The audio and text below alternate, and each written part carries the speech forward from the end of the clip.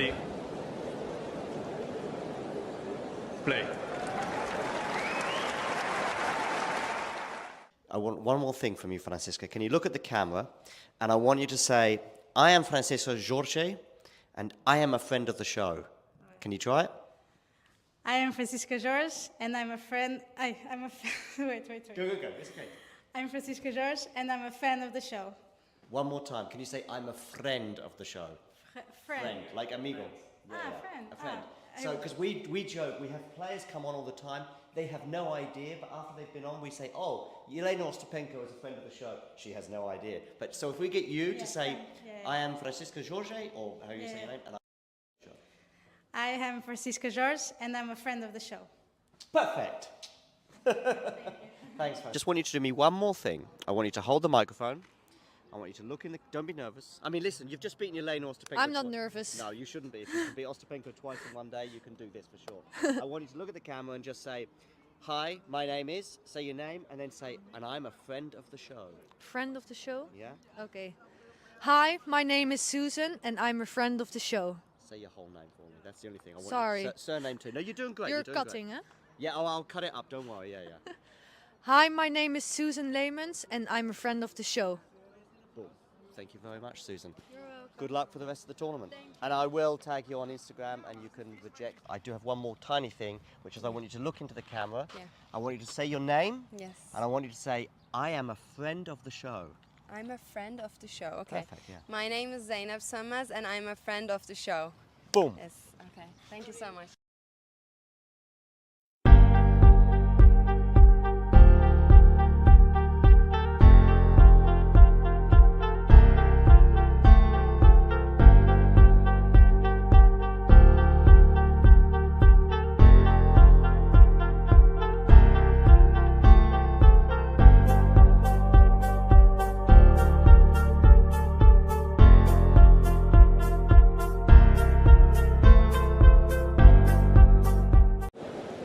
Ready? Play.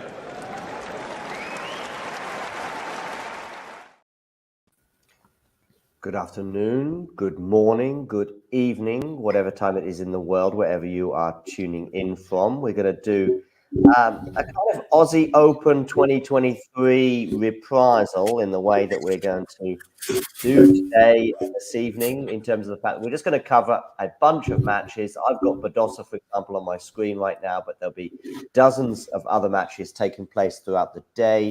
I know I've got Matt for a few hours. I've got Damien as well.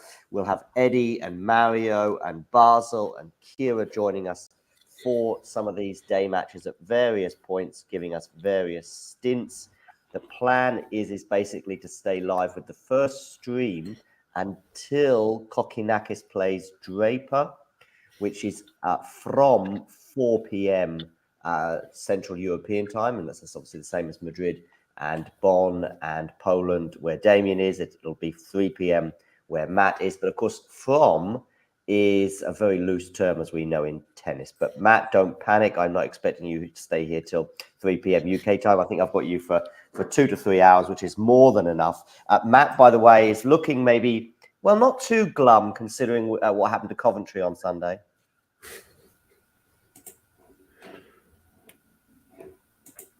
Yeah, it is. Still hurts a bit, but we're playing again tonight, so I can kind of move on a little bit. Yeah, so we'll move on to the tennis very quickly. Damien, what is the first match of the day that you are keen to keep an eye on, or is there not one particular standout match? To be honest with you, I'm just looking around, and I'm not sure yet. There's just 3 men's matches starting right now, and probably Navone Poperinis, I guess, what I have to watch. But definitely the more interesting ones will come later in the day. Although it is a bit of a thing as well with these ATP thousands, right? The 2-week ones, that the first 2 days tend to be a little bit slower. I also think the top half in the men's singles is a little more interesting than the bottom one. I have to say also one thing after watching the video that you just played for us, that while I do not envy your tennis skills, there is one thing that I actually kind of wish I had that you do, and it's the apparent ability to avoid being cringed, and that's a good one. I've got more as well. I've got to add Clara Towson to that, and Paulini and Vickery as well. So there's a few more that need to be tweaked into that friend of the show coercion. Matt, I've got, as I say, Paolo Badosa on my screen. I don't know who is playing on your screen right now. I think I'm going to give Stevens Trevisan a go. I think both pretty good clay players. Both have made at least the semi-finals at the French Open, so it could be intriguing. Yeah, I think that's a fair shout. It's probably, at least in terms of names, let's say, probably of all the matches that are starting right now, it is the one that probably is most eye-catching. I see that Davis and Sharif have got underway. We're still waiting for Zhu and Cassie Saver. So I think it's 6 singles matches happening right now. Let's see how they pan out. I guess Stevens, having just won in Rouen, Matt, is a good sign for her for the clay season. Yeah, definitely. She does seem to always sneak a title, a smaller title every year, and then usually on the clay, and always seems a bit of a contender, but she's just very hard to predict. She doesn't tend to string too many results together throughout the season. Badosa, by the way, is already facing 2 break points. Badosa is somebody that only she knows her body, better than anyone else. But what I will say is that her injury, when she announced it a year ago after her loss to Ostapenko in Rome, and she has been broken, by the way, so she goes quickly down 1-love to her compatriot. When she announced that injury in Rome, I thought, okay, this is going to be a lengthy spell on the sidelines. I couldn't believe it when 4 or 5 weeks later, I saw her on the practice courts in London ahead of Wimbledon. And I was thinking, what is going on here? And it was no surprise that did she play a match at Wimbledon and lose and then not play again for 6 months? I think she did, but did she play against Kostyuk in the second round, or maybe she withdrew? I mean, either she retired or she withdrew before the match. Yeah, exactly. And I just couldn't believe that someone with a back injury that she diagnosed, or she said that she had. On top of that, I actually remember the back thing occurring, if you like, during her match with Ostapenko. I was fortunate enough to be in the stadium for that encounter. I think it was a 3-setter. And it was a humdinger, and both players were really pushing each other to the limits. So much so, I remember seeing Badosa keeling over into the flower bed after one particular rally. And I thought, oh, okay, she's just exhausted. But I think the next day, she then announced she had this big back issue, which obviously explained why she was keeling over into the flower beds. I can see she's got some strapping on her leg as well. But she's also been talking about taking cortisone injections to ease the inflammation, I believe. But anyway, whatever. She's on the court and she's 1-love and 15-love down.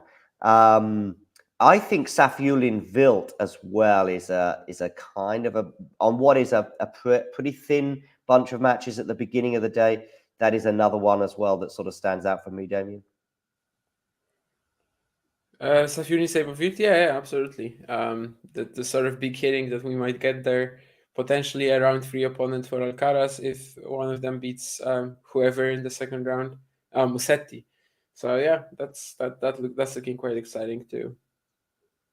Indeed. Munar is also up a break on Borges already. So that's one to keep an eye on. The Spanish pusher against the Portuguese hard done by Borges after his unfortunate incident, or the incident he was involved in Estoril just a few weeks ago. How is Stevens starting in her match, Matt?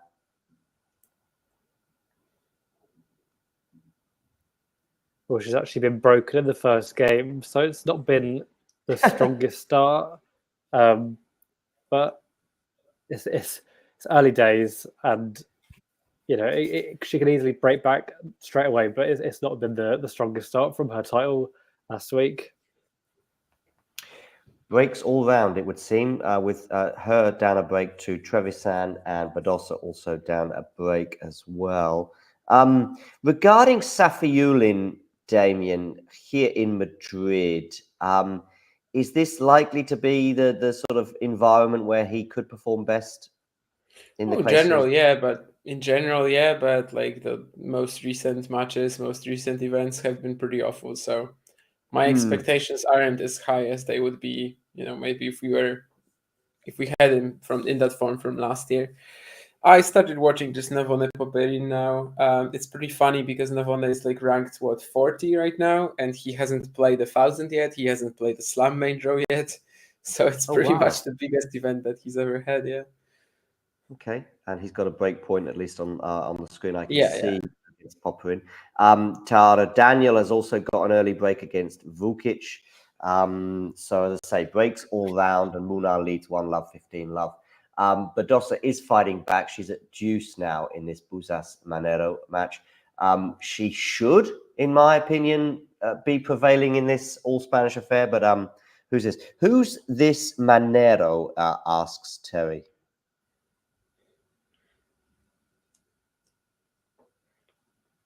Isn't she like 24 or something like that? And I think last year just had some enormous ITF results and eventually snuck her way into the top 100.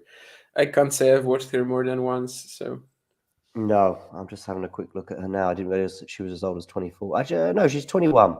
Oh, 21. Okay, yeah. Yeah, Jessica Buzas. I just knew she's like not 18, 19. Yeah, that's basically. But yeah. Any standout results that you're aware of in terms of making a second or third round at a slam? I'm just going to have a look on her. Definitely not. But like she won a 125, I think, recently. But otherwise, I don't know if she has any standout results. She like mostly got there by, winning a lot of high profile ITFs last year, I think, and this year she definitely won a 125 in like March, maybe April. Best Grand Slam result was the first round at Wimbledon last year. And the other three, she hasn't even made the first round yet. But I guess with this recent entry into the top 100, maybe she might expect to get some. She'll probably be in the French Open main draw.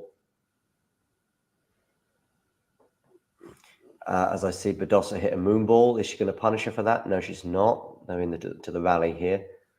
Goes for the drop shot, and it's sweet as a nut, and it's 2-love to Buzas Manero. So a little bit of work for Badosa to do to get back into this particular match. Do hit the like button and subscribe to the channel if you are new. Let's share. Didn't Badosa say like a couple of days ago that like the doctors basically told her that she can't keep playing really, or that she's gonna have to get cortisone shots if she? I knew about the cortisone shots, but I didn't know that they were basically telling her to stop playing. I mean, like I say, the Wimbledon thing was weird for me, given that basically the injury that was diagnosed suggested to me that she was going to be out for the rest of the season.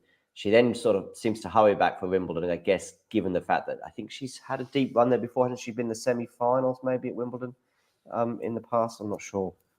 Maybe quarterfinals. Doesn't sound legit. US, I mean the French definitely, but yeah, she wasn't the quarters there.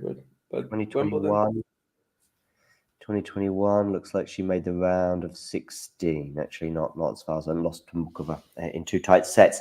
But anyway, she rushed back, and then she wasn't seen until the Billie Jean King Cup, and it looked like she didn't want to be there at all. And I think she was more there as a sort of a cheerleader to sell tickets because she never took the court, and I think was never likely to. But then we have seen a fairly lengthy period of matches from her this year. She's had some matches anyway under her belt, but yeah, it's kind of been a stop-start year in terms of results as well. We'll see how she gets on, but Taro Daniel is racing away with what seems to be the first set with 3-love and a double break.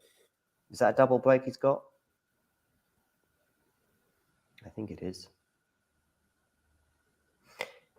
Meanwhile, Stevens has broken back and is actually at 30-love on her own serve. So back on an even keel there, whilst Sherif and Davis and Zhu and Kazantseva all remain on serve.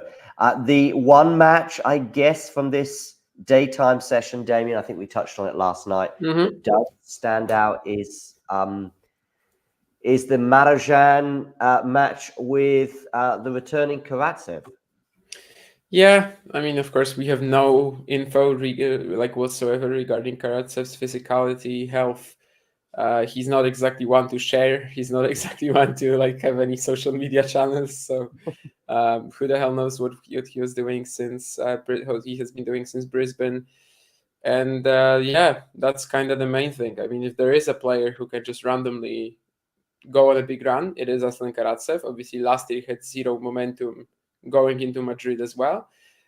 It was a little different though, because at least he was playing. I remember him, for example, trying Sanremo around March, losing to Kimmer Kopeats in the first round. Then in Munich, I think he qualified and made the second round, but it was still like he got blown out by Botic. And he goes into Madrid and just, qualifies, makes the semis. Typical Aslan Karatsev. And if that happens again, like no one will be shocked, but it would be more surprising than last year for sure, because yeah, he just hasn't been even on the court. So yeah, we just have zero info. And he's facing an opponent who's kind of similarly up and down, but has such a ridiculous record at ATP 1000 events that, well, I don't think it's a big deal, obviously, because, well, to the players, it probably doesn't matter if they're playing 1,000 or 500. But yeah, it would be fun if this stat continued. Badosa gets on the board. She holds serve, so she's 2-1 down with a break after an unforced error from Manero into the net. Yeah, we are now though. I mean, Marozsan had some good results on the hard courts, didn't he? Of Miami and Indian Wells. No, yeah, quarter in the forefront. Yeah, I mean that's pretty solid, and I think he finally did lose his perfect record to top 10 players. Was it he had like an unbeaten record against them until I think was it Miami where he lost to someone in the top 10? Indian Wells, he lost to Alcaraz, but yeah, was it unbeaten? I guess maybe. I mean, he definitely beat Alcaraz in Rome, and he definitely beat De Minaur in Shanghai. But was Hurkacz already in the top 10 in Shanghai? Maybe not. Maybe he wasn't. Yeah. So yeah, so Marozsan, and now we're on his. This is his preferred surface, though. I would have thought, right? Yeah, pretty much. But I mean, I don't think it matters a great deal. Like if it's slower, he's just gonna add in 100 drop shots. If it's faster, he's just gonna kill you with his early ball striking. So I never really got why he was such a clay specialist in the coming up onto the tour. I mean, he basically played like 95% of his matches on clay, but it's not like he wasn't getting results when he was like having these sporadic challenger appearances. 2021 Bergamo, he made the semis. That was a big one. And also Bratislava 2022, he made the final. So like whenever he would sporadically play something, indoors especially, he would actually do well. Yeah, when you look at his game, I mean, trying to end the point in 3-4 shots always, there's no reason why he would be a clay specialist. Although obviously we are seeing that when it's faster, he can't really go to the drop shot that much, and it is a trademark for him for sure. So it's like a bit of a different game, I guess, that he has to play, but he's good at everything now, really. And yeah, Marton Fucsovics is shaking in his boots because the youngster is probably going to break a lot of his records. Okay, for example?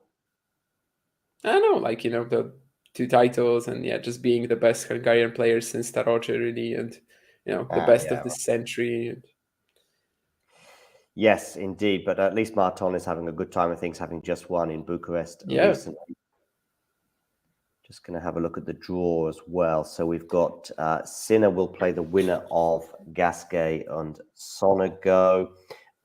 We've got Ramos Finola. So this is the top half, which I think you were suggesting happens tomorrow. Yeah. Right? Yeah. So let's go down to the players that actually are involved today in the bottom half. Just having a quick look. Who's Fonseca? Oh, yeah, he's got Mickelson. I know it's top half, and then potentially Cam Norris. Yeah. So maybe a couple of wins for Fonseca on the horizon. We'll see about that.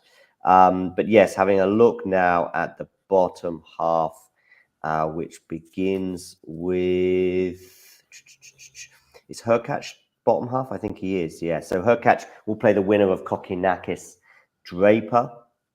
Yeah, Hurkacz is the first player in the bottom half. Yeah. Yeah.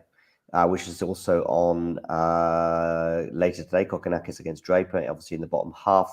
And also in that little mini section, we've got Altmaier Landalusa being a a Rafa Nadal Academy guy, I think, and he's also got a wild card here, being Spanish, etc. And Artifice lies in. IMG more important though. Yes, I think being indeed. Spanish gets you in here. I was thinking about that just before we started the show, and just thinking, how wrong is it? I don't know. I mean, if the organizer is giving you a lot of money, sort of, and like keeping the event alive, and part of the deal you sign up with them is to give out that they can give out all the wild cards. Isn't that kind of what the wildcard system can also be for? Yeah, pretty much. I mean, I don't think it's inherently wrong. I mean, United bought the Champions League. no, but like the whole wildcard system is so arbitrary. So, like, what's the big difference between this and the other systems? I think a lot of them seem a bit. I mean, I'm not particularly a fan of the fact that always the slams sort of look after each other, and that French, British, American, and Australian players benefit from that hugely in terms of the wildcards. I think it's all.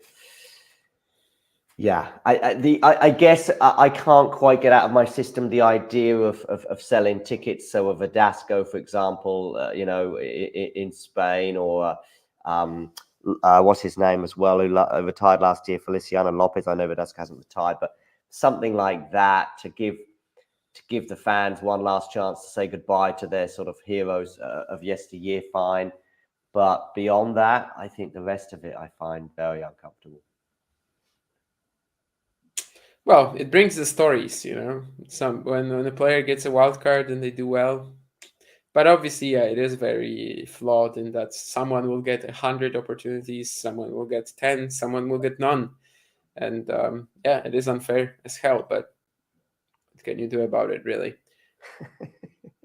Petros Tsitsipas will get 100 wildcards in his career, and it is what it is. So, Van Asch against Bergs later on. Bergs is a wild card player. Is Bergs also IMG? Yeah. Oh, goodness me. I mean, I like Bergs, but come on. Right. Every single wild card at this event is, in the main draw at least, is IMG. They should put IMG in brackets instead of WC. Pretty much, yeah. At this event and in Miami, they could, yeah. Yeah. Darderi against Monfils is also today. That had actually slipped me by. I don't think we spoke about that before. And Taylor Fritz lies in wait for the winner there. Again, somebody like Taylor Fritz, is this likely to be the clay event where he has more success throughout his career? Somewhat. Tommy Paul lying in wait for Klein, Llamas Ruiz, and Cerundolo lying in wait for Karatsev or Marozsan. So a tricky second round for the winner there. Are you tipping Marozsan to win that one, by the way? Against whom? Karatsev or Cerundolo? Karatsev. We haven't seen Karatsev in 3.5 months. What can you say, really? I mean, obviously one player has a lot more match rhythm, and that's kind of the main advantage. Yeah. I think Marozsan should therefore prevail, but against Cerundolo, things will get much more difficult and probably a bit more of a 50-50 one. That, although a nice, interesting difference of styles between the two players. Echeverri will play the winner of Diaz Acosta and Shapovalov. So a bunch of Argentinians here in this little section. And Coric Hassan is on later today. What do you know about Hassan? Well, I mean, he's actually okay. Him confidently, I can say he's like 28 or something, but he's having the best time of his career. He actually was an alternate here. Constant Lestienne withdrew, and that's how he got in. He's Lebanese, but he on the Pro Tour, he right now represents Germany, but he still plays for Lebanon in Davis Cup. They actually have a very solid team with him and Khali Habib. And over the years, like, he's been always regarded as a player who's like fairly talented, but he himself says he wasn't putting in the work. Okay. Like, he actually says that he wasn't practicing that hard and he wasn't, playing for it so much. And then I think before last year, maybe he had like 2 challenger semis in his career. Last year he goes for 5, makes it to Grand Slam qualifying. So yeah, basically having this like super late career surge. I think in the qualies he beat Mochizuki and Miller, maybe. So, it was a fairly easy draw. But given where Coric is at the moment, I wouldn't be super confident that Coric wins. However, like, if Coric loses, it's mostly because, yeah, he's just in a weird spot right now, and he's been in a weird spot for a couple of years now, it seems, where like he has this random 2-3 events every single season, which of course last year it was Madrid and it was Rome as well. Like he actually had 2 very strong performances in this exact part of the year, but otherwise does nothing for most of the season. So yeah, I mean, he doesn't exactly scream out confidence at the moment, but Hassan, as much as I don't think he's gonna rock the world or anything at this stage of his career, he definitely is in peaking. He's definitely having one of these late career surges that we sometimes see from players.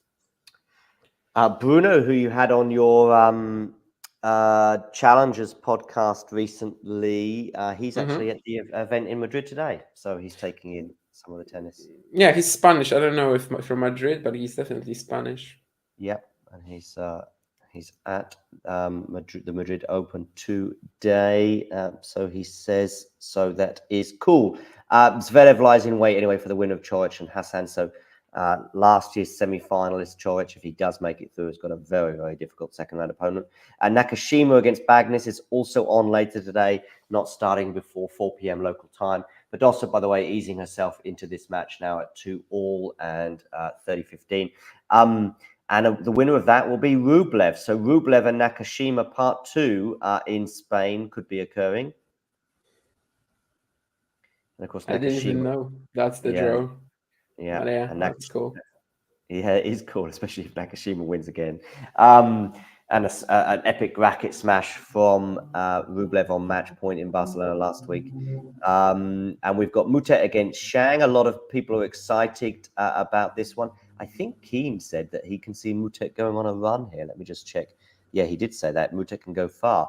But of course, he's going to have to beat the wild card Shang, a.k.a. IMG. Guys, so yes, so that's there. Will Basel be with you? Yes, he is going to be joining us for an hour. I'm allured. He is going to be joining us, so you've got him to look forward to at around about, in about half an hour from now, I think. So yeah, David Fekina there lying in wait for the winner of Mutet and Shang. Do you see Mutet going far like Keane does? I mean, he's involved in like a 50-50 match today, right? So that's kind of where I have to stop it already and just say, if he goes through, why not?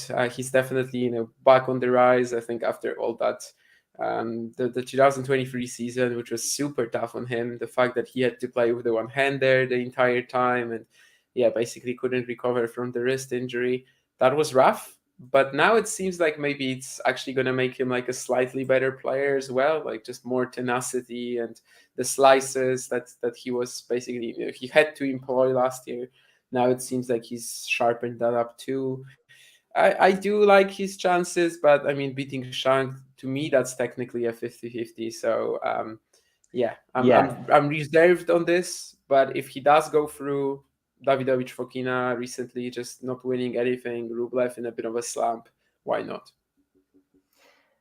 Indeed. And so rolling our way through the draw, Greek ball lying in wait for Vukic or Daniel. Vukic and Daniel, of course, playing as we speak. Let me just have a quick look to see what the scores are at the moment in that particular encounter.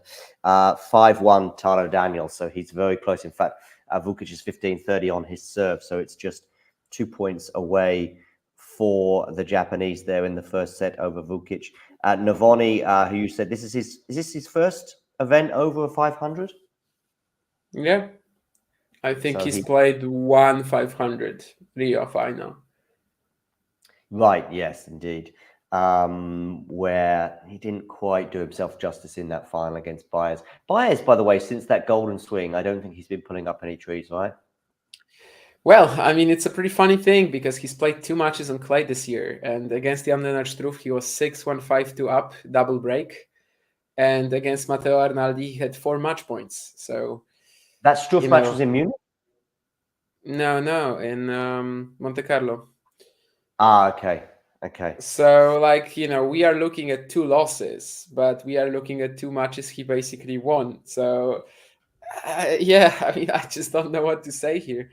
One of my friends actually was kind of calling out Baez after that Arnaldi loss, and saying that, like, he was so good in the Golden Swing, but it's getting much tougher to sort of like defend Baez because he just can't pick up a win in Europe. But I don't think it was the right match to criticize Baez after. I mean, first of all, he played Arnaldi.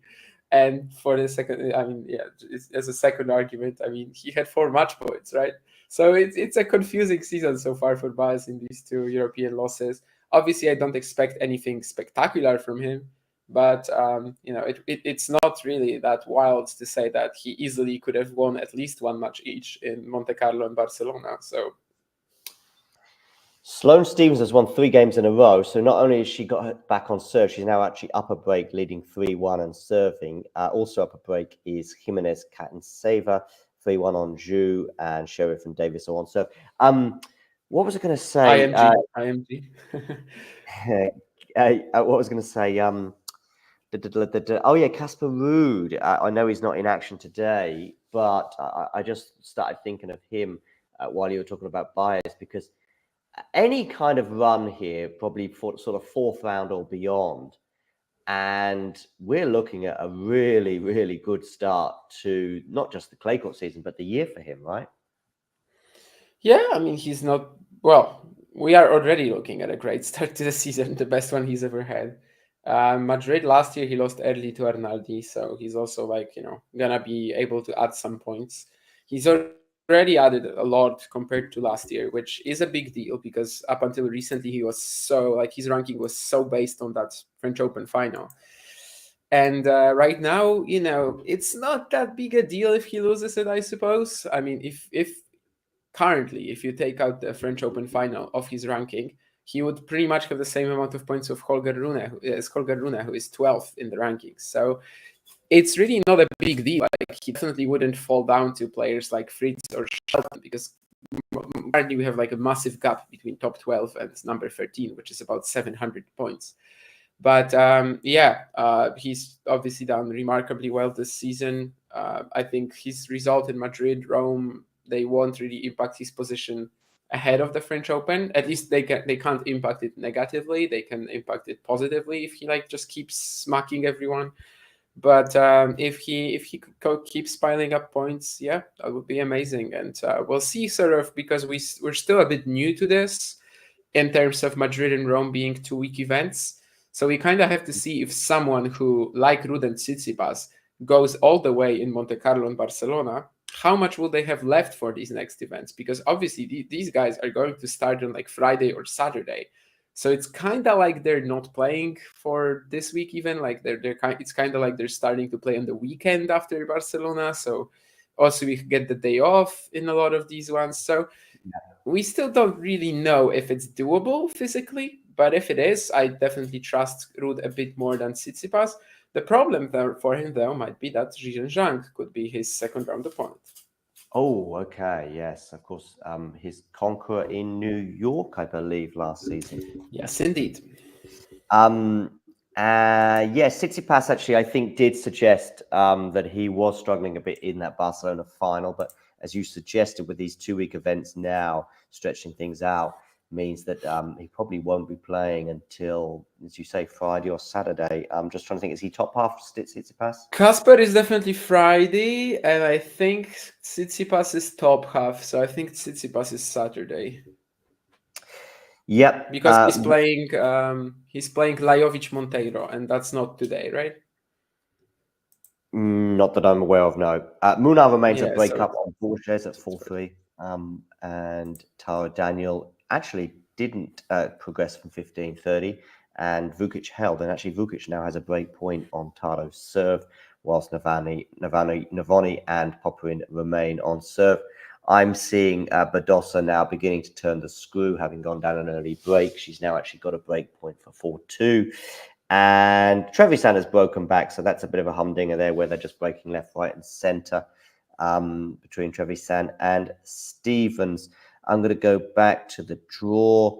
Holger Rune, yes, lying in wait for Navoni or Popyrin. And Humbert, who's obviously won 2 tournaments this year, has he? I think he's won every final he's been involved with as well, right? I think he's won 2 tournaments already this year. Dubai and Marseille. Marseille. I was going to say Montpellier, but yes. He will Montpellier play the was winner. public. Yeah. Yeah, he'll play the winner of Botic, Van der Sandschulp, and Christopher Eubanks. Munar and Borges, as I say, who are in action right now. The winner of that will play Jan Struff. So a Borges-Struff match would be intriguing, I would suggest. Or Munar Struff. I mean, yeah, Struff, the finalist from last year, but do we Munar, actually expect do consistency we really from get him? intrigued by Munar? In a good matchup, like in a matchup against an aggressive player, yeah, sure. Musetti will play the winner of Safiullin Sabov. So again, that's an intriguing second round event. And then Alcaraz playing the winner of Rinderknecht or Shevchenko. So Alcaraz has at least a few matches to sort of ease himself into the tournament before playing one of Safiullin, Sabov, and Musetti in round 3. I'm probably going to guess at Musetti, but it really isn't much more than a guess amongst those 3 players. They're probably fairly. He's obviously the one with a slightly bigger pedigree, but between Safiullin, Wild, and Musetti, is there one of those 3 players that you'd be leaning towards making it as far as the 3rd round? Maybe Sabov Wild, but it's tough. Depends. Just because it's Madrid. Just because it's Madrid, maybe Sabov Wild, but yeah, we'll see. Okay, back to this, and Badosa has indeed broken 4-4-2. So very much one-way traffic in that event now, because obviously she lost the first 2 games before taking the next 4. How are we getting on regarding, which is the match you said you're watching? Is it Vukic Daniel? Navone Popyrin. Yeah, very tight so far. I think when it comes to the odds, like the last few days, this match has experienced a slight change. In that first it was Navone who was the favorite, and then actually Popyrin, which I don't mind at all given the conditions. But so far Navone is holding up okay. Obviously he's on this like ridiculous streak: Rio final, Marrakesh semis, Bucharest final. I am glad because even in this match, he is once again playing the sort of tennis that he got us used to in the latter half of 2023 when he won 5 challengers, lost the 6th final to Darderi. Like Rio, it feels weird to say this because it was a breakthrough event for him. It was a 500 final, but I was actually disappointed with how he played. Like it just didn't feel like the same sort of intensity, the same fantastic ball striking compared to along with just excellent counter punching, the expertise in clay rallies, angles. Like it just wasn't it really. It felt like he made that final, but was like kind of lucky to get there too. And actually, the last 2 events, I have no words. Yes, this is the sort of tennis that I was expecting from him, and he's continuing this here. I mean, it's definitely not a match where like Popyrin has just all the freedom to dictate and everything. Like Navone is just clearly fighting back and cracking a lot of shots himself. Of course, in the Bucharest final, he did have, a couple of weaker games right at the end with Fucsovics. I kind of felt like experience was a big part of that loss. But yeah, this is exactly the level that I was hoping for from him this year. So win or lose here so far, he's holding up very, very well. In terms of looking towards the French Open on the men's side, is it basically tier 1 Djokovic, Alcaraz, Sinner, and then tier 2 would? Am I missing someone from tier 1? Not really, but I'm just wondering if the order which you gave is accidental or not. Like, is it just a random order? Yeah. I was just okay. Because I would say Djokovic is clearly not one. I would say Djokovic is clearly not one at the moment. No. But these 3. I mean, still, I don't think there's anything really that could have happened in Monte Carlo or Barcelona that would have told us, okay, someone else is on par with these guys. Like, they still deserve the benefit of the doubt. They still deserve it because if we get Casper Ruud or Stefanos Tsitsipas against them in a best-of-5 match, it would still be a massive hill to climb for either of these 2. So, yeah, tier 1 is probably self-explanatory. Yeah. No, I wasn't putting them in particular order. But yeah, you're right. I think the doubts around Djokovic in terms of his form, at least, or I know form is temporary, class is permanent, so I'm not getting wild with these predictions. But at least his form at the moment is not suggesting that he would be the top of that trio. But of course, things can change if he sort of gets to the quarters, for example, without dropping a set and looks amazing. Mind you, he can also get to the quarterfinals and come back from 2 sets down on occasion and still go on to win the title, as we saw. And I can see Matt as well back. Hey, Matt. Hi, sorry about that. The Wi-Fi seemed to be all over the place, so I've relocated and hopefully should be back Don't worry. We were just talking about sort of tiers for the French Open in terms of who we sort of fancy. I basically suggested, not exactly controversially, that in tier 1 would be Djokovic, Alcaraz, and Sinner. Which order you put those 3 in is probably a little bit more open to debate. I don't know if you've got a particular one of those 3 that you think is the favorite right now for the French Open, Matt. I feel like it's very dependent on Alcaraz's injury, because if Alcaraz is fit, then it's hard. It completely changes the landscape of it. Djokovic is a tricky one as well, because he hasn't had the best year by his standards, but he's still having a decent year, and it's hard to bet against him at any Grand Slam. But Sinner is the best player this year, but maybe is the least suited to clay, but he does seem to be finding his feet on it. So I feel like I've given a bit of a nothing answer there and not really put my neck out on the line for any of them. I would probably put Djokovic at number 1 just because of the Grand Slam best of 5 set of it all. Yeah, I think, but you did lay out the sort of pros and cons quite well to each of those 3 candidates, because Djokovic has the pedigree, and doesn't really matter what form he's going into a Grand Slam. I remember 2021 and 2023, really, the 2 French Open titles he's had in recent years. Neither year I was that convinced. Probably last year a little bit more, but he'd just come off a loss to Holger Rune. I felt that going into the French Open last year, there were more players than most years that could beat him at the French Open, i.e. Rune and Alcaraz at least. And yet he goes on to win the title, and pretty comfortably. I'm just trying to think. Of course, he had the Alcaraz semi-final, but that aside for 2 sets. And I know he was down to Khachanov, but the result was probably never really in doubt. So, yeah, that's the Djokovic case. But, yeah, you laid it out with Sinner as well. Sinner's the best player in the world and has been probably since October of last year. Post-puke Sinner, of course, we have to call him now. And yet this is the sort of probably the surface where we've had maybe the most doubts about him. Although, Damien, are you becoming convinced now about Sinner on clay? I mean, I was expecting him to have a very good clay season, definitely better than before. We still don't know if it will be just totally phenomenal, but it was clear that he was the best player in Monte Carlo to me. He didn't win the title, he didn't even make the final, but I do consider that mostly that fitness/injury thing in the 3rd set against Steph. I mean, all the momentum was on his side, and he would have been the favorite against Ruud in the final too. I think maybe this event also tells us that he's going to be slightly more vulnerable at Roland Garros in the best of 5 format.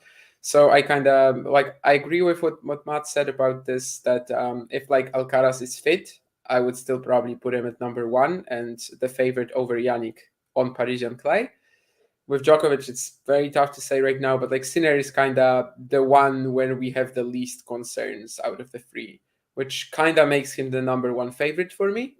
But if they play against one another, if Alcaraz is fit, if Djokovic is ready for it, I don't know if I actually would favor Jannik. So yeah, for now it's just a very tricky answer between all 3. But it's clear that Jannik will be continuing, some strong form on clay. I think he's the main favorite to win Madrid. But I'm not sure yet if he will be the main favorite to win Paris. I see that Badosa as well getting a bit fortunate there, which is why I pulled a funny face, because there was a drive volley from her opponent that went into the tram lines. Jordan asking, have we all got Thiago winning? And does he mean Thiago Montero? I'm just trying to think who else. Thiago winning. Is there any other Thiago? Sejbovic, I guess, against okay, yeah, probably. Well, then that's today. Yeah. So that would make more sense. I guess you didn't have Lajovic Monteiro on the screen there for. I did share it in intentionally, yeah, just because. But when? Just now. Just now, yeah. Sabov, yeah, he's asking about Sabov. He's definitely in better form, but both players are streaky enough where anything can happen in that match, right? Yeah, I'm just going to go Sabot Wilt, but with very little conviction. But yes, I will just towards him.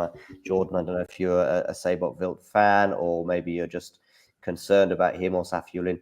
But yeah, that is a super tight one. It's not only tight in terms of who I would call.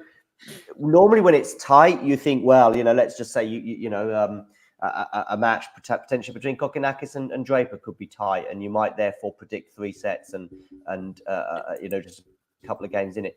But this one is tight, but it's also random. So, it could be 2-1 for either player. Oh yeah. Like that's the main problem with predicting a match like this. Yeah, Sabov and Safiullin, you just never know. But yeah, there's a clear form advantage anyway. By the way, your internet issues, Matt, coincided with a recovery from Sloane Stevens. I think when you left, she was a breakdown, may even have been 2-love. I'm not sure. I think it was actually. I think she's won 5 games in a row. I think there's. I can't give you too much on the actual how the play's been, but there's been a lot of breaks. But Stevens has now started to pull away, and Trevisan 7 to stay in the set. It's currently 30-all on my screen. Yeah, exactly. So, so things not looking quite so good for the Italians. They were at the beginning of the match.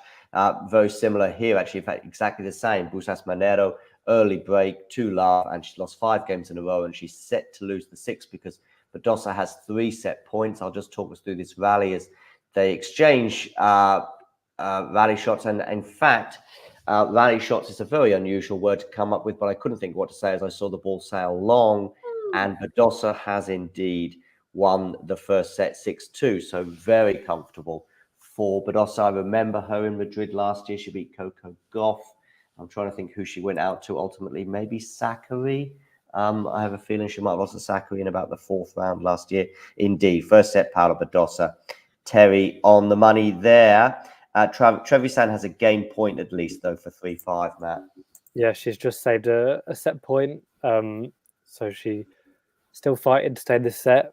But obviously, even if she does hold, Stevens will be serving for it. But with the amount of breaks that's been in this first set, it's tricky to say if she will actually hold to serve it out. Indeed, yes, it's not done yet. And Davis is serving for the first set against Sharif, and Zhu and Kazintseva are on serve. I feel like Kazintseva was leading 4-1 in that particular encounter, so Zhu's got the break back. And regarding Taro Daniel, he did indeed win the first set, and Navoni and Popperin remain on serve. And Borges, I think he was down a break and has got that break back. Navoni, Popperin, I don't even recall too many break points in this particular encounter. I don't know if there were any actually. Yeah, maybe at the beginning wasn't there like an exchange of breaks quickly? But yeah, I mean, I chose well. I have to say, I chose well. You like serve holds, right? I don't mind serve holds. I don't mind serve breaks, but just the quality of play has been very high. I mean, does it usually mean that if you have more serve holds that the quality is higher? Maybe a little. It's obviously not applicable to every case, but everything about this match has been excellent. I mean, the aggression from both players, the shot making now, Navone chasing down this dropper from Popperin, then finishing the point with a great volley too. I just felt like I chose a match that's both tight and very high quality so far. I see Basel backstage. Basel, give me a thumbs up whenever you're ready, and I'll bring you forward. He's giving me a thumbs up now. He's in a very sunny place, at least, unlike most of us in Europe. Hey, Basel. I mean, I have a lot of sun here, by the way. You can probably see it, but it's the problem that it's like very misleading, because you go out and then it's like 3 Celsius, but there's a lot of sun. Yeah, indeed. Hello, hey, guys. Basel. Hi. You hearing me good or the sound is good? You sound great. You sound great, Basel. How are you doing? All right? Okay. Right, I'm good. Today and tomorrow we have over 35. It's too hot. Oh, 50. But you mean 55 degrees? No, 35. Oh, 30. 35. Okay. 55 would be like the world record territory, right? I think it Yeah, would no, be, yeah. 35. Yeah, 35. 35. Is that Oh, too hot for you, Jesus. Basil? For me, living in the mountain, yes, it's too hot. Okay. All right, cool. Anyway, Basil, what is the match today that you are most excited about on either the men's or the women's side? Mayal Sharif, of course. Yeah, she's losing though right now, I believe. Yeah, she's 5-1. Yeah. Last year she. I think Basil is frozen, but yes, he's excited about Maya Sharif, but unfortunately, she is on the verge of losing the first set. Matt, I see Sloane Stephens is going to be made to serve it out. She didn't quite convert, I think, one of those set points, or at least a set point she had. So we'll see if she does manage to do that. I think it's 15 all, right? Yep, that's the score at the moment. Trevisan won the first point, but Stephens has leveled the game. So it'll be interesting to see if she can steady her nerves, and she's obviously got a lot of experience on the tour, so she should have enough. If Djokovic, Sinner, and Alcaraz are tier 1, tier 2 is Tsitsipas, Ruud, Zverev. Am I missing anyone, Damien? Cautiously Zverev, cautiously Rune. Rune, okay. Yeah. Cautiously. I would be less like cautious about uber Zverev. cautiously Daniel Medvedev, but that's like, that might be a little much even. Medvedev has to be in a tier of his own. I don't know whether it's tier 3 or tier 4, but I think whatever Medvedev does, he's in a tier of his own. That's even true, on yeah. even on hard court in a way. But yeah, I would be less cautious about Zverev. That's not me saying that I think Zverev is going to win the French Open or do anything crazy, but I'd be more optimistic about Zverev, making the semis, for example, if the draw falls right for him, than Holger Rune.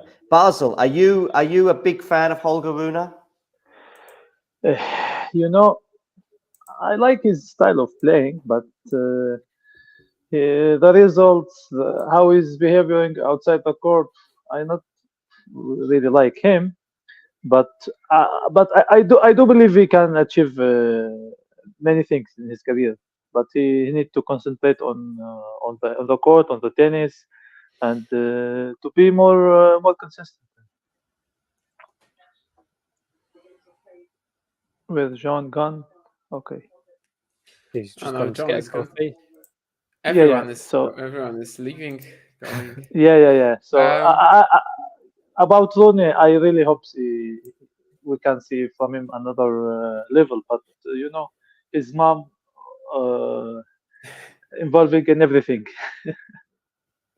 Yeah, I mean, obviously, there's quite a lot of mess regarding his team, regarding his coaching situation, even personal life. But in general, I mean, people often forget that, I don't know, 2 years ago, Yannick Sinner wasn't exactly, firing that much himself, right? Like, and now look where he is. Like, this is the sort of talents we're talking about. I do think maybe Sinner's game is a little more applicable. Like, it's just gonna be a little more effective at the top. Once back in the day, I maybe was actually of the other opinion, but now it's actually kind of looking to me a little impossible for Rune maybe to like dominate the tour like this. But ATP tennis would be a better place if Rune was at least on occasion able to threaten these two guys, and by these two guys, and Karas Sinner. I hope that he's gonna be able to get there. Obviously, he still has quite a lot of time, but and let's say an ATP 1000 final this year or something like that, like just something to get back on track. Another big run at the Slam, and by big run at the Slam, of course, I mean like at least quarterfinal onwards, because he's already done that a couple of times, 3 times, I guess. Like he kind of needs a result like this pretty soon. I have zero confidence in him right now. Like I think he could literally lose round 2 in Madrid, but he could also win the title. So it's just a complete enigma. I have said about Tony, he's like Zverev and Tsitsipas with the family, the parents who's involving in the coaching team, let's say.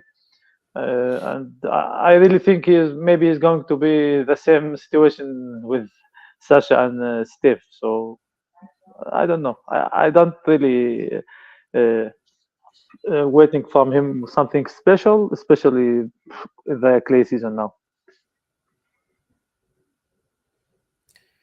I mean, for some players, it can work out, right? I mean, it's not a given that if your parent is very involved in your day-to-day life as a tennis player, it must be wrong. Like that's not something that is there for every individual. Yeah, but you know, I have a feeling like that. Okay. So he, Well, yeah, sure. I do want him to be more aggressive and to do more in the court and to have really good results to see another really new guys in the tour. But sometimes the balance really the problem. That's it. Jordan is asking about Echeverry going to the quarters in Paris again, potentially. Won't be easy, but like, is he among the best 30 clay players in the world? Probably. Like, if he gets a nice draw, it's not impossible. But you know, without the draw, I think it's impossible to really answer this question because, yeah, you can get if you're seated where Echeverry will be, you can get Alcaraz in the third round, for example. You can get Sinner in the third round, and then does he really have a shot at the quarters? Probably not. But last year, of course, he got like who? Well, maybe Medvedev was in his section. He beat like the Minor. Medvedev, of course, didn't get that far. So if it opens up again, Yeah, it's very draw dependent. I feel like he tends to be on the same bit of Djokovic's draw in a lot of tournaments. So if he's in that section, I can't see him coming through again. what can we say about the Reda Benani? Is that part of your expertise, Basil? You know, I'm not really involved in his career, and I didn't read many about him. But in Marrakesh, last 2 weeks, he didn't get a wild card to play in his own country. That was really strange. The federation in Morocco, I don't know, didn't give him this chance to play. But in Madrid, he got 2 years in a row to wildcard to play in the qualifiers. So he's really good, but I don't know so much about him because it's too hard to watch him to see his matches. It's not so easy like other guys, but I hope he can achieve really good things. I always just assumed that Marrakesh wildcard, the fact that he didn't get it this year, is just the fact that he was injured, probably. Like that's just a No, guess, no, really. no. He even posted a video saying that the federation didn't giving me any Really? help. Yeah. So it was so confusing to hear this from him and the federation. It's a really good player in such a sport that Morocco especially don't have so many players. So you need to help him. So I don't know. Maybe they have really problems. Maybe the sponsors. I don't know. But it was really sorry to didn't have a World Cup in Marrakesh. Yeah, that's so weird. I even remember tweeting last year because, of course, he beat Vitko Priva in Marrakesh qualifying last year. Then he lost to Vavasori. And I remember tweeting something like, this is a guy who's going to get this wild card every single year and probably do some damage with it on a lot of occasions. Yeah. I mean, sort of be the new Lamine Wahab in the Moroccan ATP event. But, I didn't know that there was this backstory to it. So actually, I'm very glad that we got this question and you were able to tell me that it wasn't an injury, illness, or anything, that he was actually confused. Karim Benani got a wild card for FFS and not Reda Benani. But yeah, I mean, I watched this match against Nakashima here. Got a set, but it was a bit of an ugly affair. Like, he was really scrambling hard to get it, and kudos to him for the fight. But it didn't seem to me like he made that much progress since last year. Of course, it's just one match, really. in 2023, I think I watched 3 matches from him, which was Marrakesh qualifying and Madrid qualifying, and this year just the one against Nakashima. So my sample isn't too high either.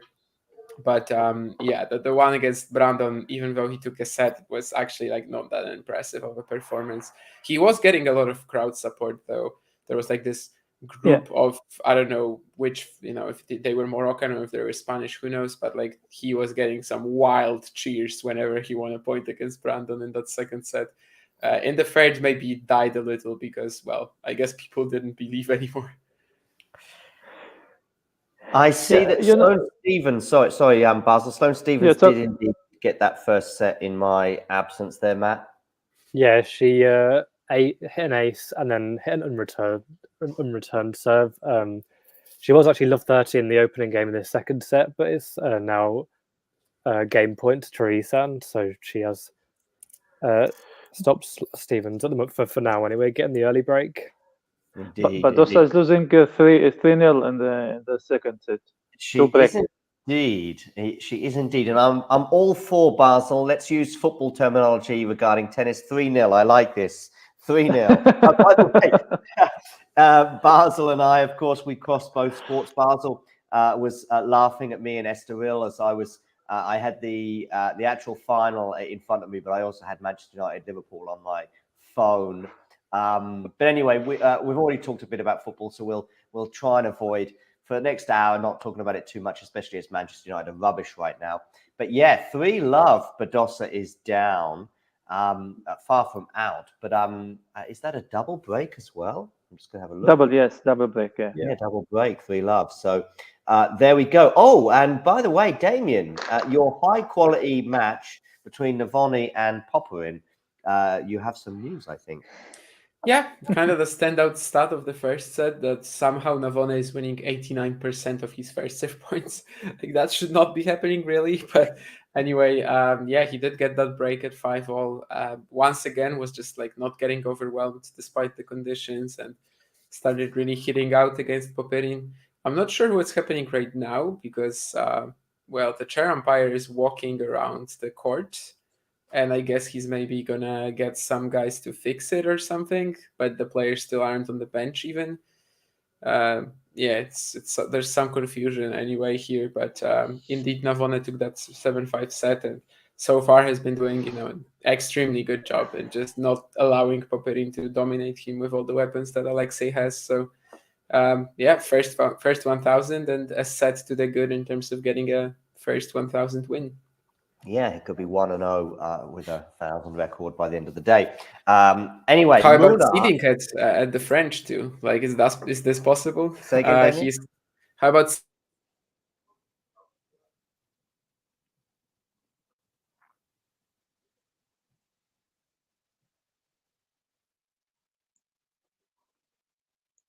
What did you say, Damien? Okay, I think we've lost Damien for a second, but hopefully he'll be back. I wasn't sure if it was my internet. But anyway, back to the tennis. Basil, I did interrupt you. I forget what you were talking about a couple of minutes ago. I forgot to. It was not really something important. It's okay. Sean wants to know, when does Radu... Oh yeah, Maya Sharif, go on. Yeah, Maya Sharif back in the game. She was 5-2 and now she's good. Coming back to she lost the set. Okay. Just lost the set because I'm on the phone and I can't see the notification outside the program. So I saw that she was 5-4 and advantage, but she lost the serve. She was 5-2, so I thought she would come back in the set, but sorry, she lost. Let's go to the question. Yes, Raducanu. When does her draw start getting tough? I mean, she's got a lucky loser in the first round, so I guess most of us would expect her, particularly given her recent form, to prevail. I have a feeling that her round of 64, though, might be tricky, but I'm just going to have a look right now. The second round is Kudermetova, which is tricky on clay. Yeah. I think it's tricky. I'm still not. I know Kudermetova's had some good clay results, in Stuttgart recently, and also get to the semis in Madrid last year. but I've got in my head regarding Kudermetova a comment that Iga Swiatek gave me a year ago on the eve of that quarterfinal.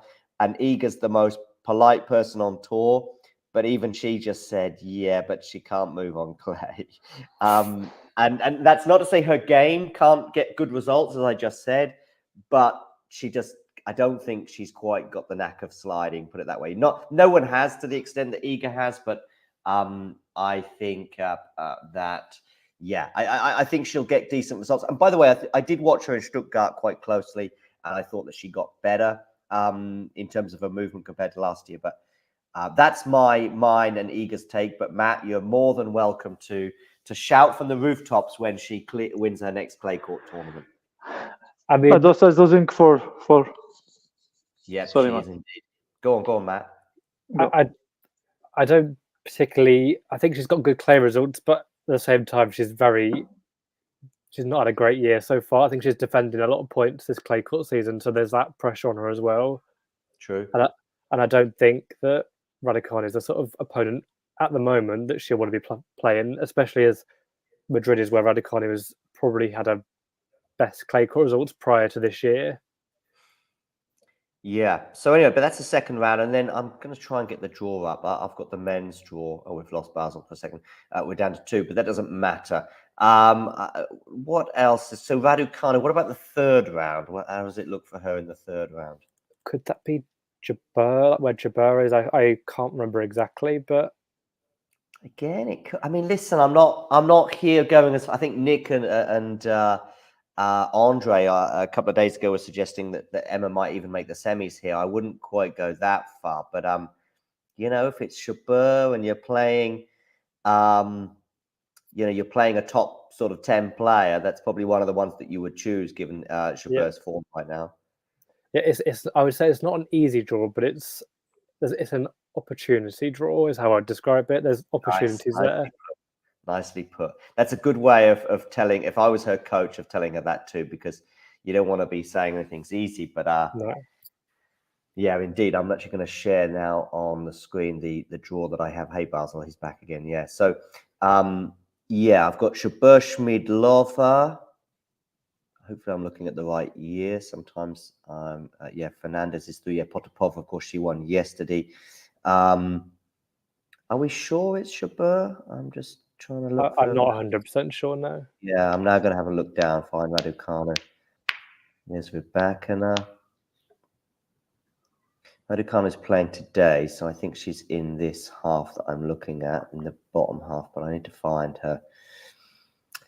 Where are you, Emma? Maya Sharif has a break point, I think, on Davis in the first game of the second set.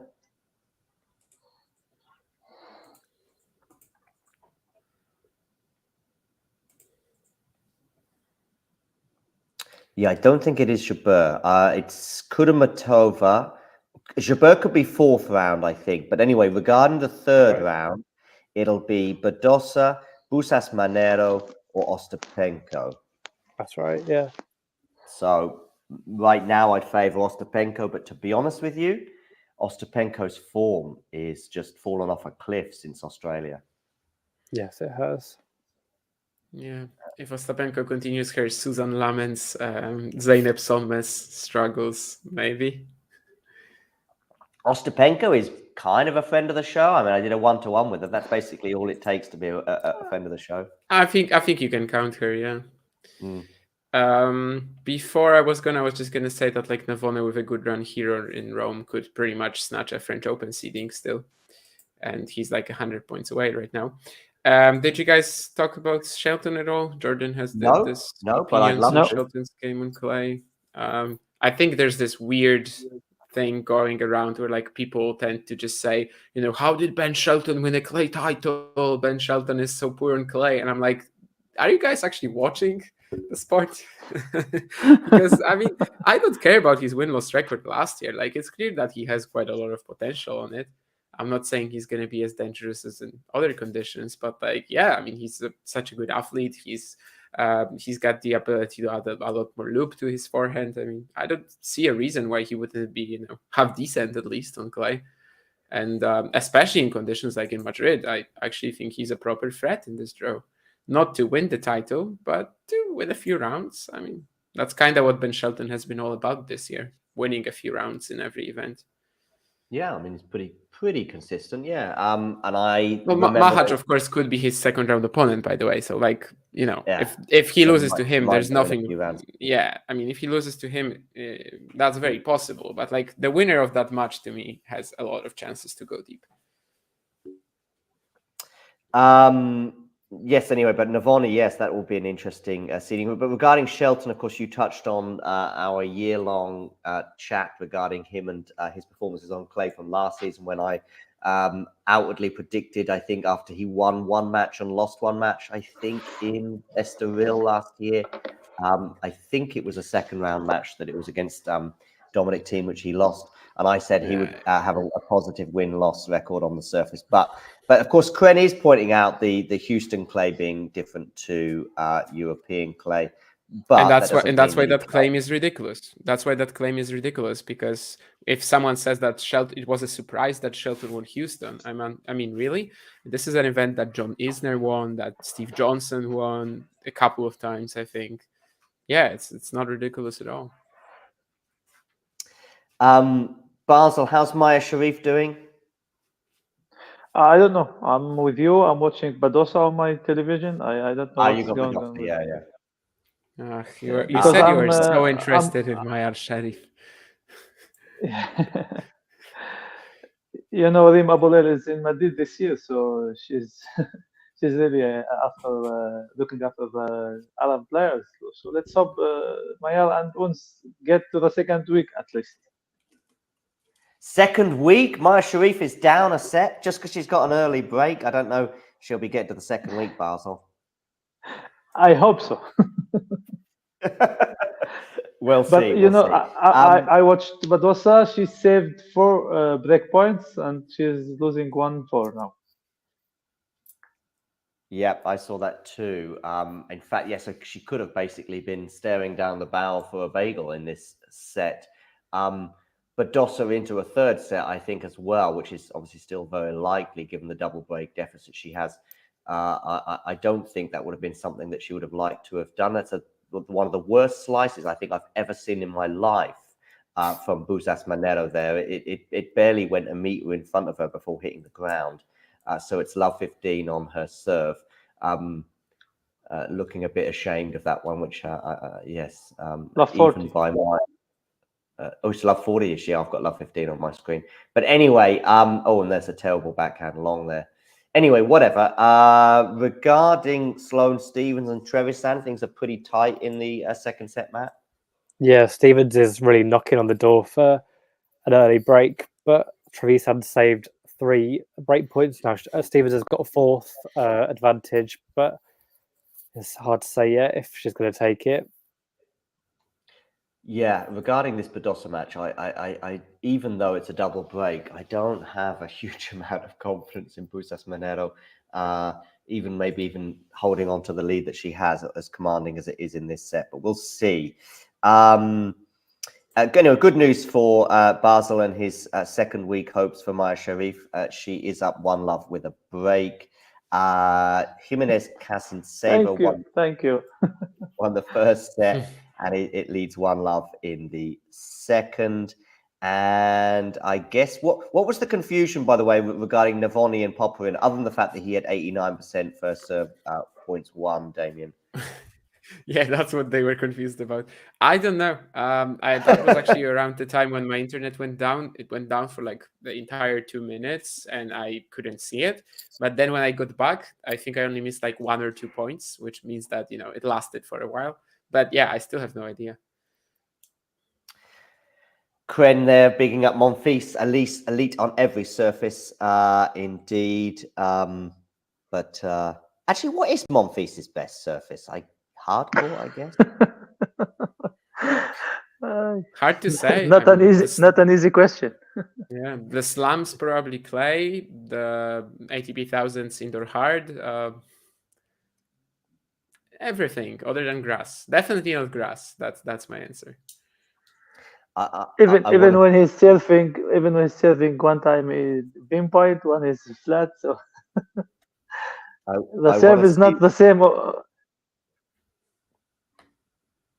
Go on, Basil.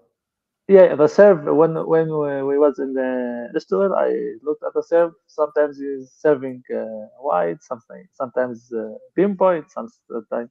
So it was not the exact serve all the time. So it's the same on the service. You don't know which service is best for him.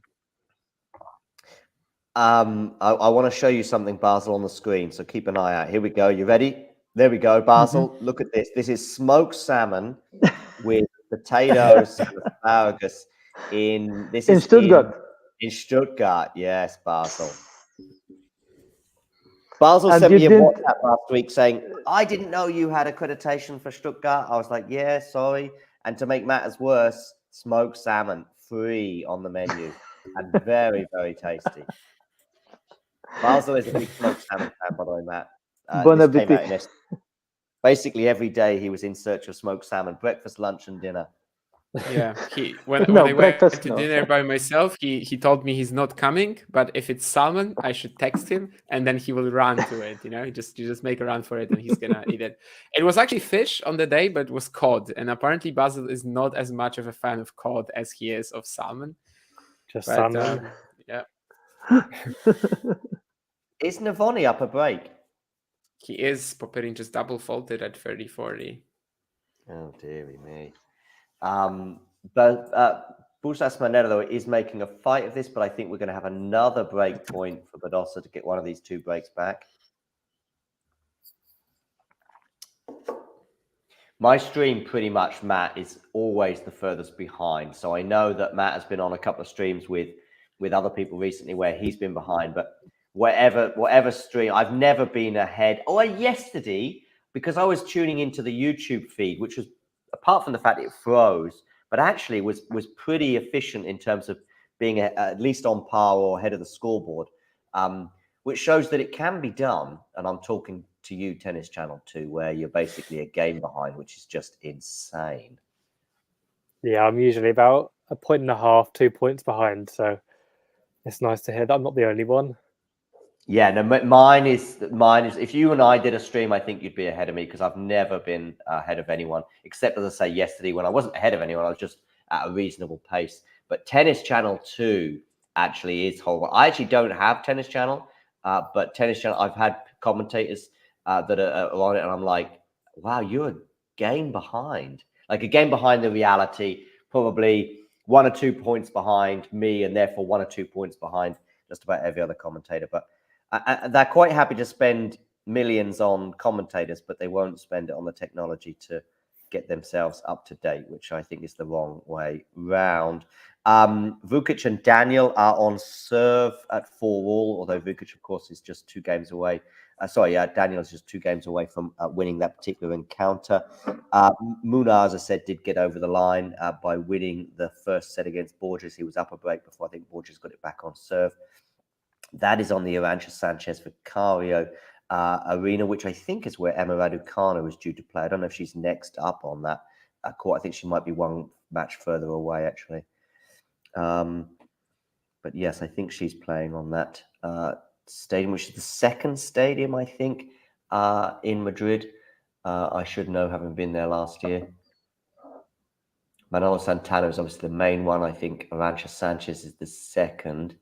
And I'm not sure if there's like a third show court. I'm not sure. I think it's there court is. number 3. Yeah. Court 3. And is it showy, Damien? I don't know. I think it is. Again, I was there last year. I mean, Basel, you were in. Actually, I met Basel in Madrid last year. Yes. And I think what court was it? 3 is a bit showy. I think Runa might have beaten Bublik on that particular court. Or did Bublik beat Runa? I think Runa beat Bublik. It was a super tight affair. I think it went to a 3rd set tiebreak. Yeah, because Rune lost to Davidovich Fokina later. Yeah. So I think that was on court 3. No, that was on Arantxa Sanchez. Okay. It was a good match. Bublik was typically funny, particularly with his return position, which was super aggressive at times. But I got the impression it was just to put Runa off, and occasionally he did double fault. But he took it all in good spirits. But it does help when you win the match. By the way, Fonseca, Damien, I think it's not a bad draw. He could get 2 wins here in Madrid. There is that possibility. I mean, I definitely think of Fonseca right now as someone who like has a chance to win almost every match he plays, but also he's probably not the most reliable favorite. So like, I'm very cautious with expecting him to do something. So yeah, I mean, I'll take a first round loss. I'll take a third round loss, but yeah, Mikkelsen and Nori, that's nothing ungettable for him. Exactly. Yeah. Yeah, I think that's 2 winnable matches for him in Madrid. Badosa has got one of the breaks back, although she's now facing a break point after double faulting to lose that advantage. Although they lost. Oh, okay. Yeah, quite possibly.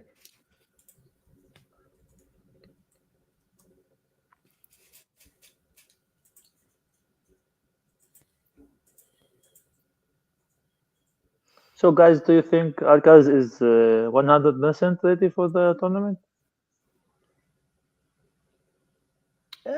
Juan Carlos Ferrero seemed pretty confident in an interview I saw with him yesterday. And I don't think they take the risk. Does my answer matter? Right? I mean, I don't think they take the risk, Basel. I don't think there's any need to. It's not like it's a slam. I don't think there's any need to take a risk. Okay, he's defending a lot of points, but it's a long career, let's say. So, no, I think he's whether he'll be match ready to perform at his absolute best throughout this tournament. That's another question. But I think they see this as being, you know, an opportunity to obviously win some tennis matches and prepare himself for Rome and potentially obviously the French Open. And I do agree with that point that Matt made actually about 5 or 10 minutes ago, that actually the running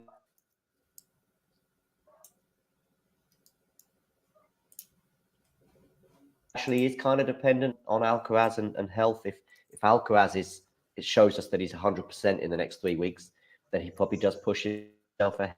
Even if he doesn't win Rome or Madrid, if he just sort of gets to the semis or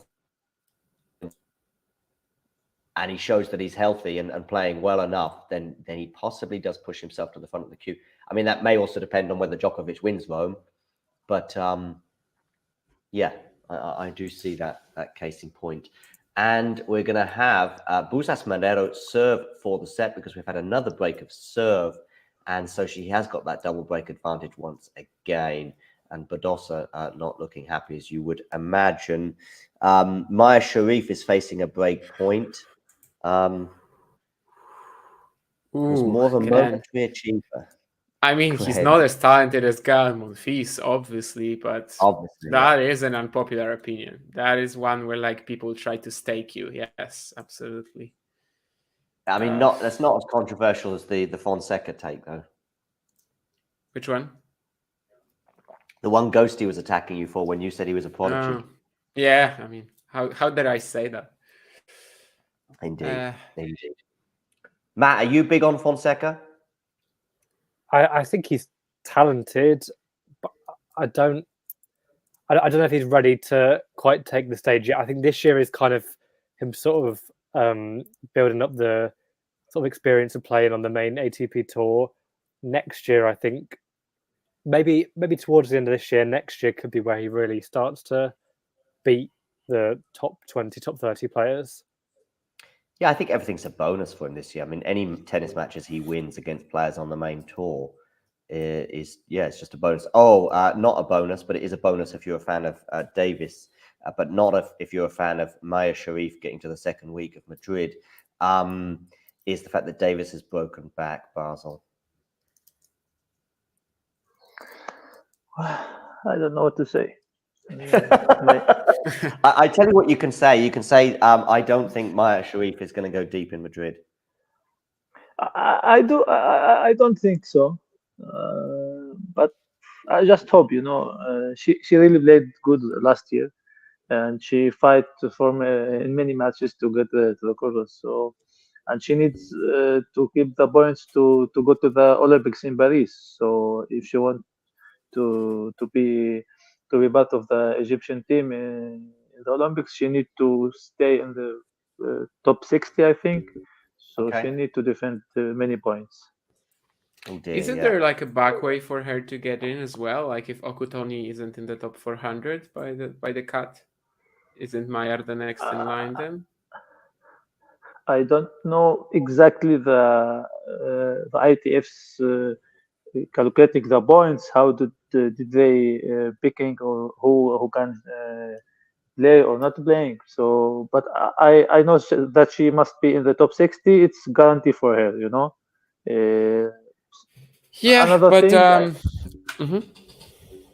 No, that's it. Go ahead.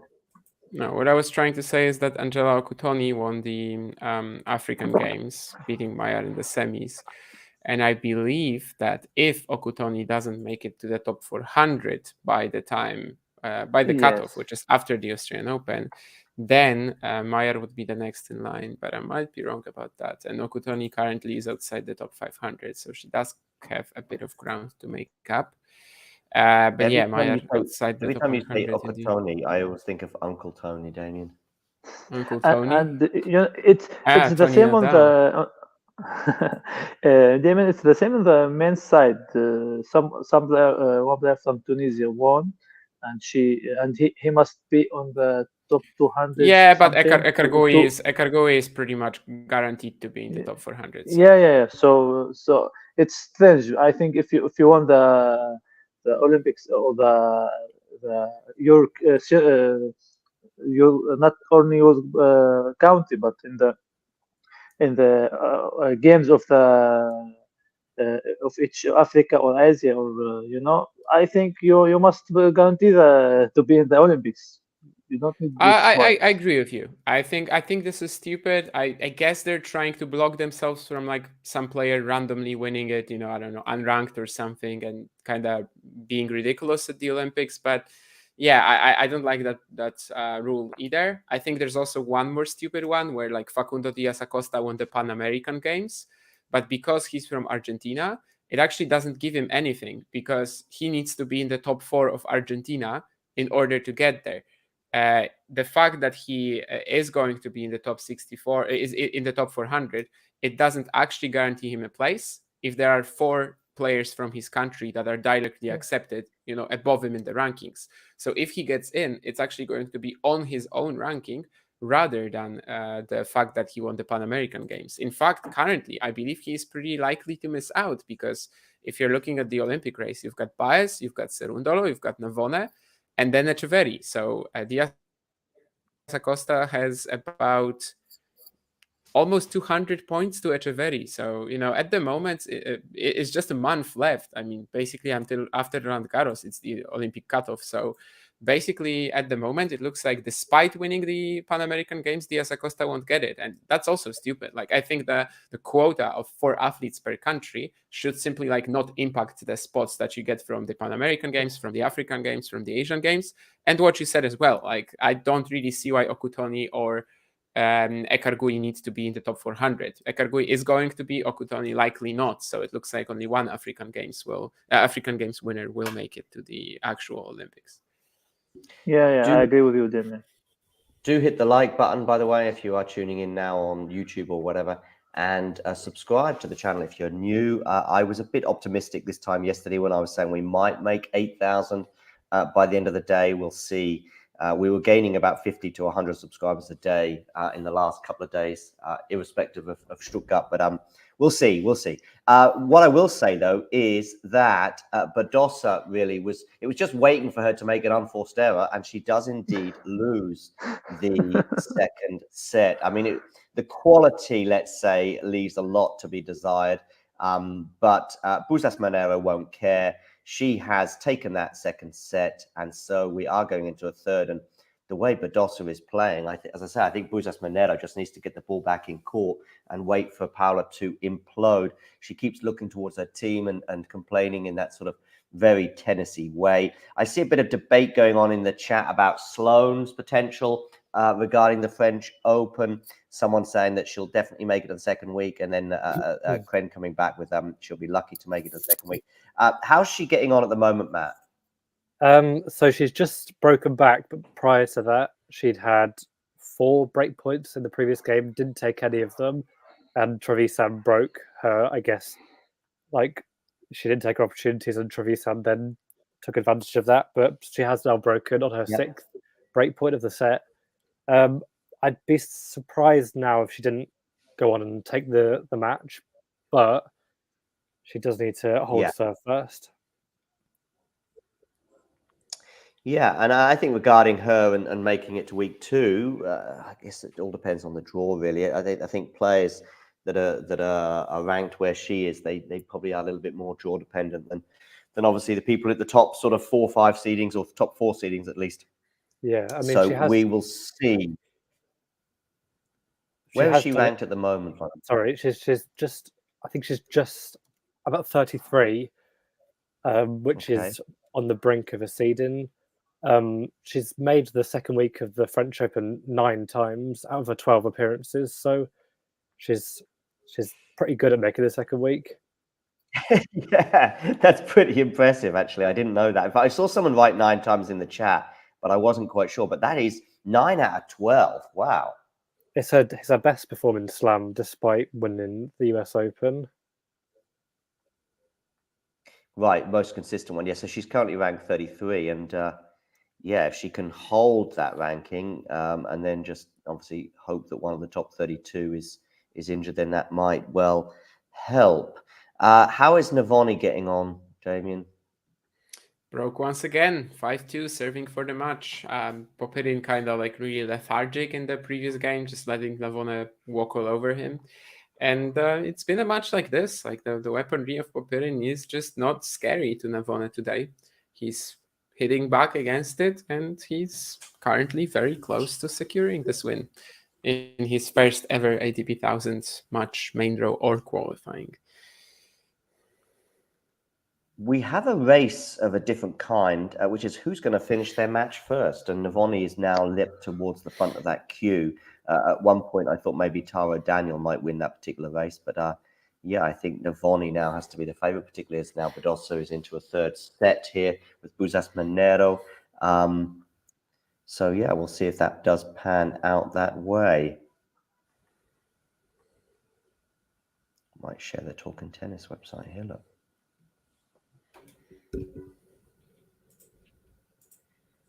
Sharif is now under pressure at 2-3 in the second set, but Putintseva won the race, I guess. If we're looking at both draws, Putintseva just won the race. Oh, okay. Putintseva's got over the line, has she? Yeah. She's won it in straight sets. Okay. I'll just wait for that screen to update. Yeah, somebody disagreeing with the take on Alcaraz, unsurprisingly. Millhouse is looking forward to an Anisimova resurgence. I don't know if anybody's on the Anisimova train. Are you a fan of Anisimova, Matt? I think she's very talented. She's got a fantastic backhand, and she has done well at the French Open before. I think semi-finalist. I can't remember what year. Yes, 2019. Yes, there you go. But it's fitness dependent. How much drive she has. Obviously, she took a break because she was drained from playing on the tour. So I think there's potential, but I don't think it'll be this year. I think this year is probably more about getting a ranking back up, getting back into the flow of the tour. Indeed, yes. Anyone know anything about Darderi? Asks Karen. As in what? I mean, you have to be more specific. Strengths and weaknesses. I mean, that's all Kren is giving us. But he's Argentinian.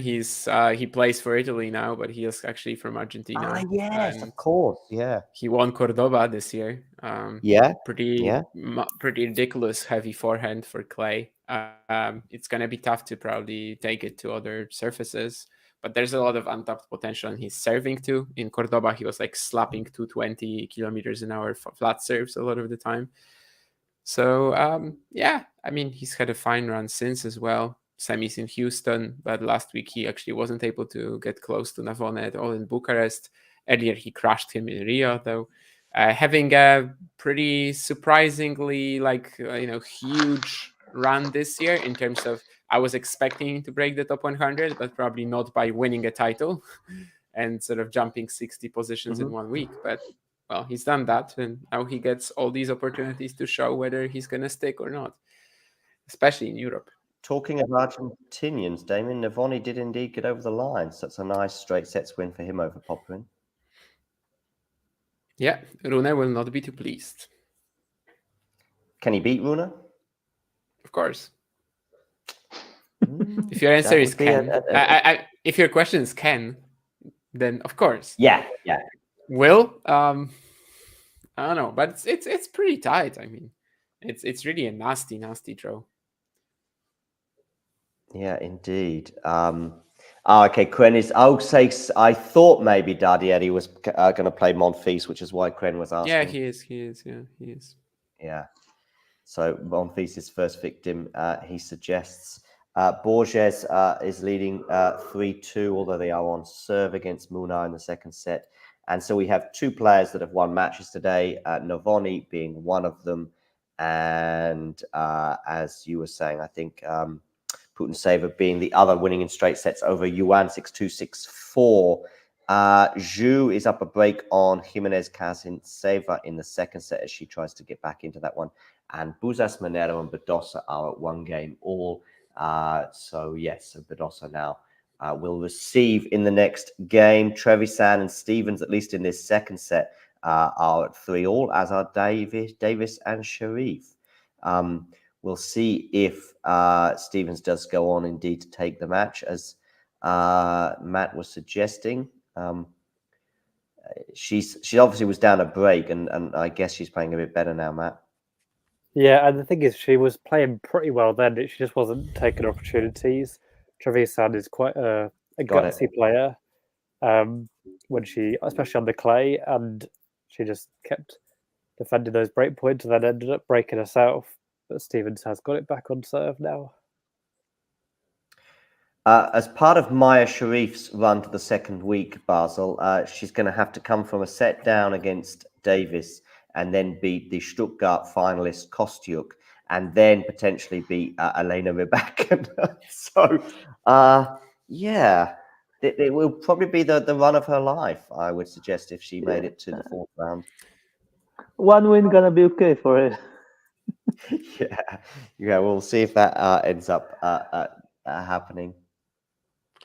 You're really, John, you're really nasty today.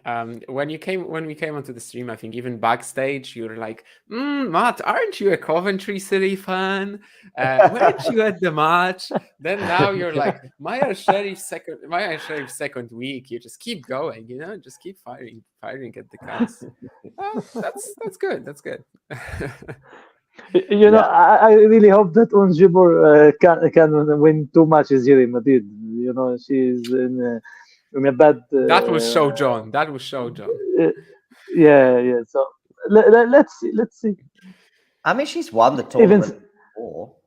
Yeah, even Sabalenka. I don't know if Sabalenka is going to the quarters.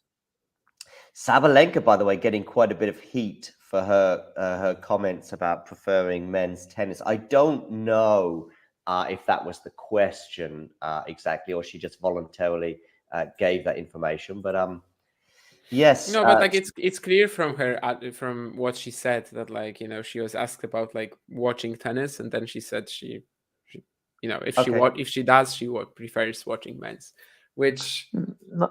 I mean, nothing bad with this. Your opinion, it's right? Okay. I mean, your preference, it's okay. Right?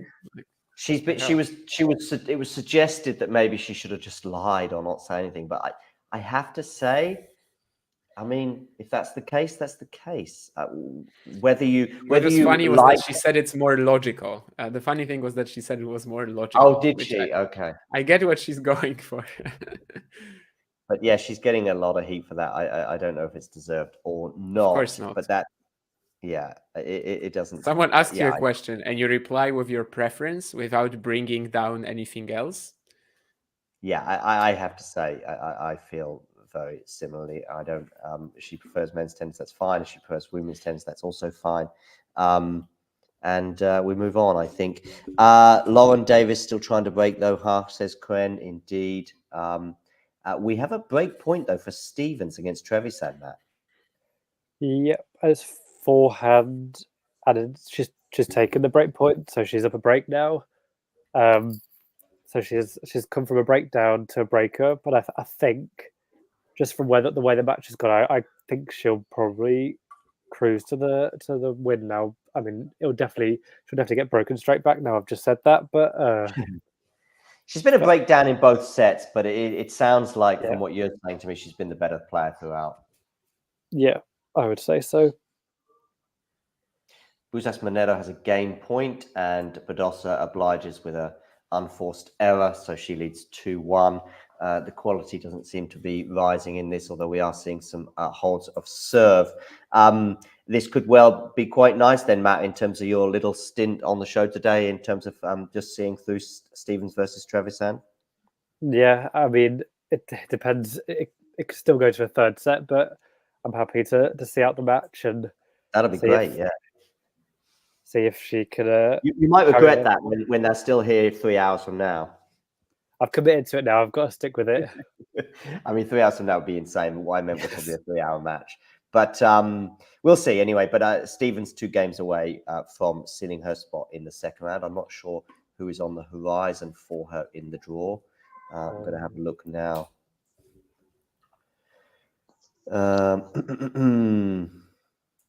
I've gone for Raducanu to win the title, by the way, in Madrid. So have I. I wasn't sure whether to go. Yeah, it was Raducanu or Swiatek, really. And yeah, Swiatek never won Madrid, of course. Because there's that fun stat going around about Sabalenka. Either when she wins a match in Madrid, she goes on to win the title. So she either loses straight away or wins the title. Of course, I saw a tweet, I think, from Mario where it was like exactly the same with Medvedev in Rome. Basically, he loses every time except once when he won a match and he went on to win the title. Most people what about Collins, guys? I made a big Collins prediction last night, which was basically he was not winning Madrid, despite the confidence from some of the people in the chat. She's not winning Madrid. Agreed, I think. I'm rooting for her now, just for John to be wrong, because obviously with a prediction like this, you're like 99% certain to be right.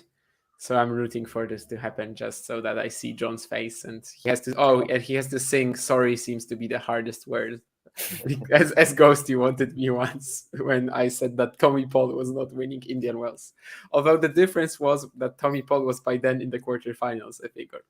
And of course, John is saying that as Daniel Collins is still in round 2? Is she seeded? I guess she should be. I was going to say, is she seeded? I think so. She must be. Yeah, she is. Number 13. Number 13. Okay. Oh wow! Her ranking was that high. Wow. Yeah, with the Miami title, but I don't know. For some reason, for a moment, I was just like, does that count? But of course, it counts. The seeding is the ranking from last week. So with Charleston as well, right? I mean, she basically gained 1,500 points in 3 weeks. Who is she due to play in her? Burrell or Danilovic, I think. Okay, that's not a bad early match for her, I would suggest. No. Oh, Fernandez Potapova. That's an interesting one in the second round. Fernandez as well, 32 seed. Yeah, so she's on the cusp, if you like, or just inside the ranking scenario, or the seeding scenario for the French Open. We've already touched on Kudermetova waiting potentially to play Raducanu in the second round, as she can beat the Argentinian Carle later today. And yeah, but also and Monero at 2 games all. Daniel Collins, I was going to have a look at her route before. I mean, I made that prediction without even seeing her draw, and now I'm going to see that she's basically got a cakewalk to the semi-finals. Świątek's got an okay first couple of rounds. First couple, what was it? Yeah, Wang against Bogdan in the second round. And then Nurlan the was in winner the of chat Yala yesterday. Yeah, Nurlan was in the chat yesterday saying that Wang is gonna give a lot of issues to Świątek. Well, Nurlan said it, but I mean, I can imagine, that being relatively close. I guess if Wang just has a stupidly good day. Although that's already done. Okay, I didn't realize that match was yesterday. So she is gonna play Wang indeed. Yeah. Ala Kirstea, yeah, that sounds good. I mean, Kirstea is I think has had an amazing run in Madrid in the past, but the last time she played Świątek, it was a beatdown. Ala has nothing to hurt Iga with, and yeah, I mean, it's definitely an easier opening draw than what Iga has had in most events this year.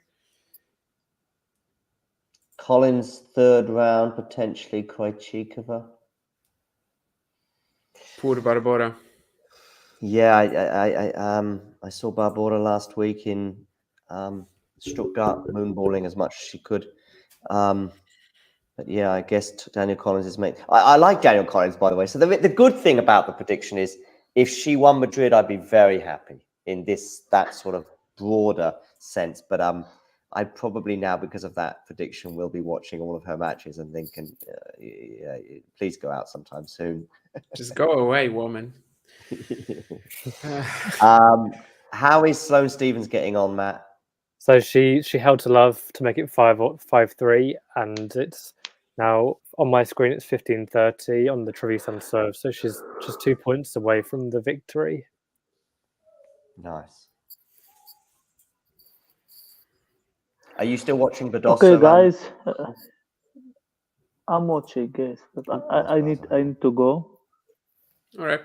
Yeah, I'm here. Okay, I need to call John. No Matt, problem, Basil. Damien. Thank you. Let's see. Maybe I can join. Maybe on the night session. All right. See you, Basil. Okay, Yeah. Basil. No worries. Take care. Bye-bye. Thank you for joining. Let's hope Sheriff gonna win today. Bye bye.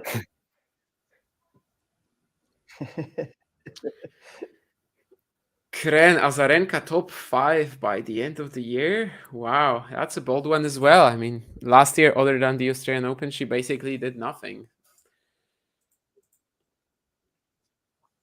I was kind of big on her. When was that? Indian Yeah, Wells, and I don't as think a lot of has she people ever were, had a good run in Madrid?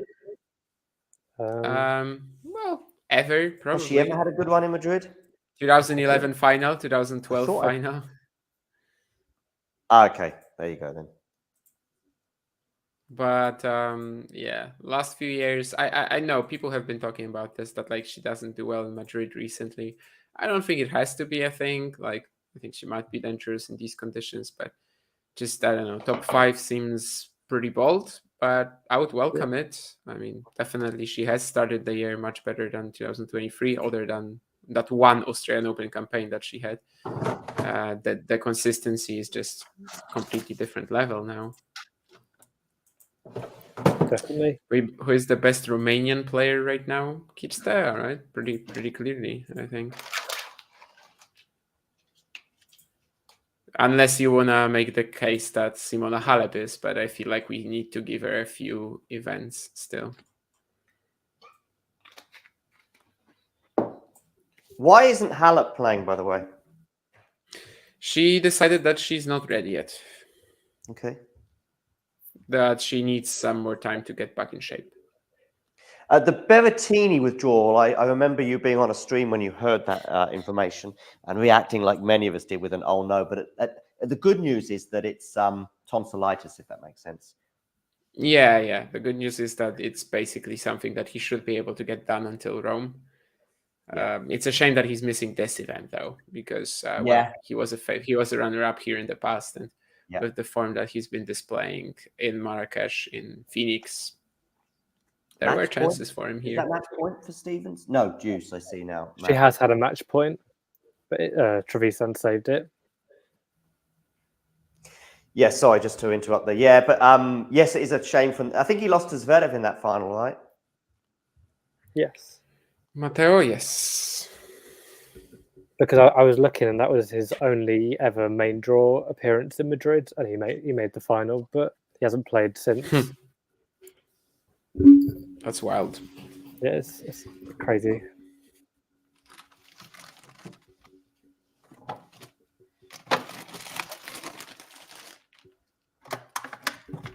Just making some lunch. If you're wondering why I'm not on the stream. Okay. What are you making? I'm gonna do a wrap. Gonna have a wrap, but I wanted to wait until after bars have left because there's no salmon in this particular dish. It's a chicken wrap.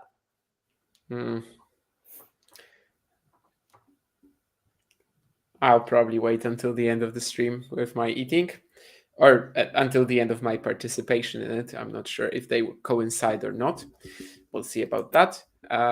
But yeah, basically, I still haven't chosen what I'm going to watch now after Navon and Popperin have wrapped up. I mean, Safiurin Shape of Field is kind of like a very nice pick on the horizon, unless I want to go for some WTA. And looking at the slate, probably I will stick to Shape of Field Safiurin.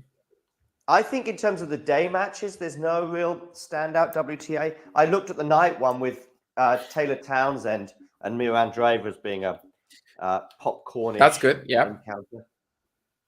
But don't you think? Well, I mean, Osaka, is it? I don't know.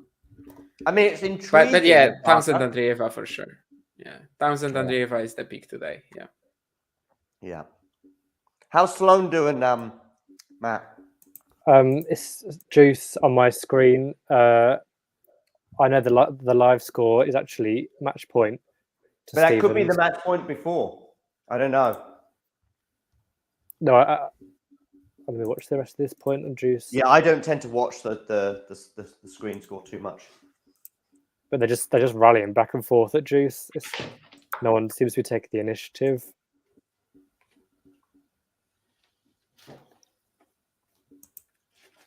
Marinated chicken, by the way, for those of you wondering.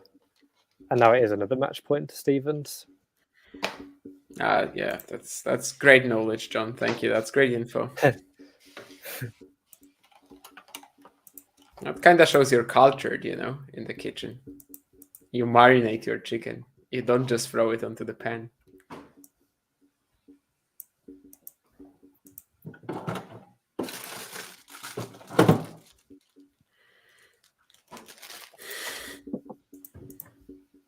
Is Monfils really in a few minutes?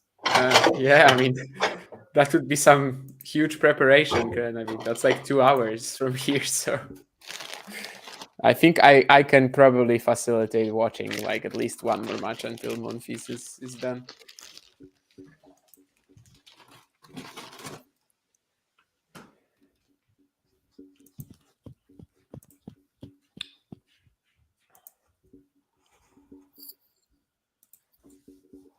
Back at Juice, I see. Oh, look who's in the chat. Paula looks in agony. I don't know if that's because of the way she's playing rather than a physical thing. Although I can see her, just hobbling a bit. I know she's got some strapping on the leg. Jimenez Casensavers just beat Linju. Okay. Yeah, we don't like telling players to retire, but Paula Badosa, it's not looking good. No. But it's quite close to the finish line in that it's, 3-2.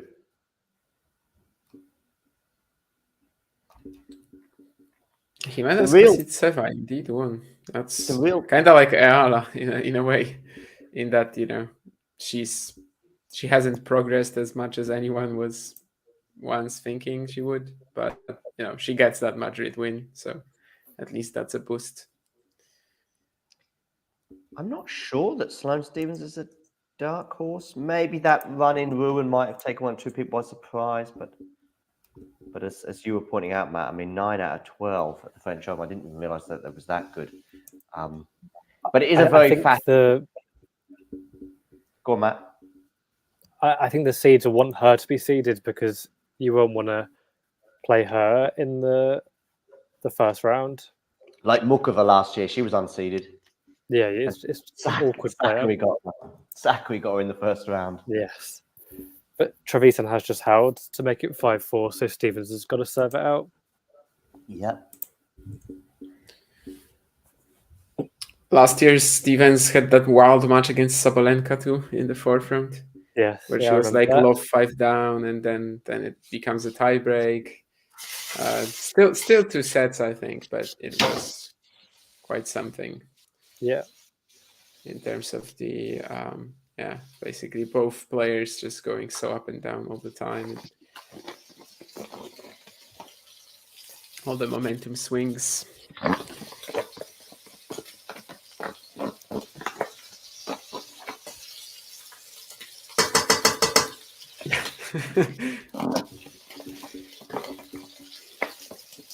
Talking kitchen.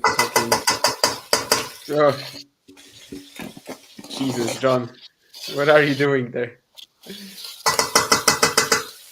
John, stop it. Oh my goodness.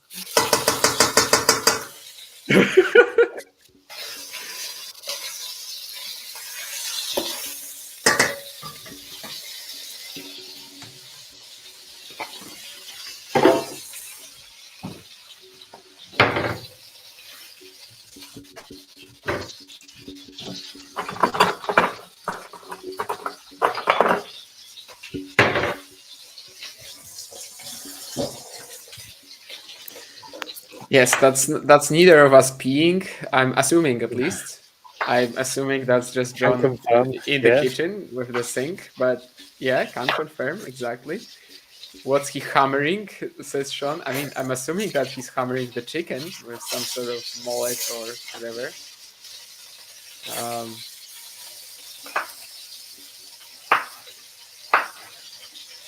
Now he's probably cutting something on the cutting board.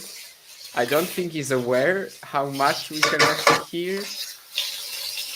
I don't think he can hear us anyway, either. But, yeah.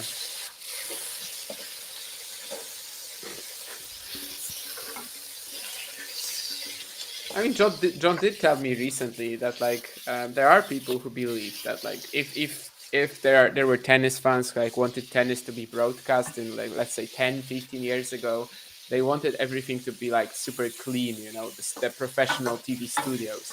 And now they might kind of go back to the caveman like broadcasting. And I guess that's kind of what John is going for here. Like, you know, things going wrong, we're fine. I mean, we're just gonna cut some chicken. We're just gonna break some eggs, and that sink has been working for quite a while now. So he's definitely not peeing, that I can tell you.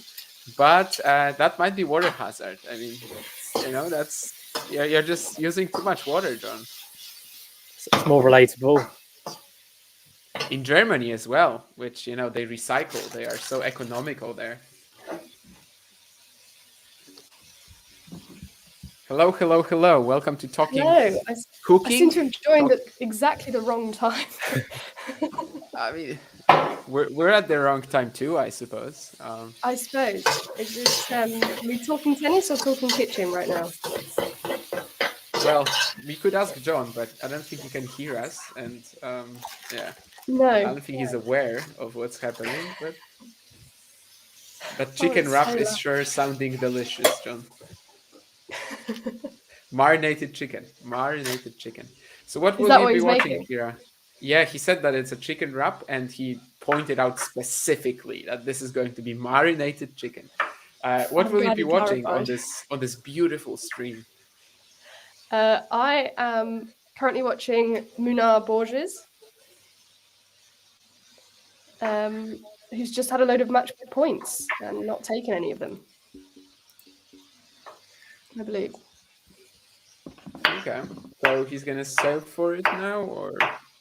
He's going to serve for it now. He had quite a few match points on the Borges serve, but he's going to serve for it now.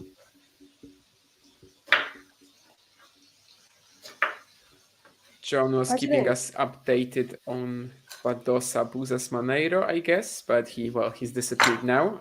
Whereas Matt is watching Stevens and Trevisan, and some wild things happening there, right? Yes, Trevisan has just broken back to get it back on serve, despite Stevens having a 2-match point.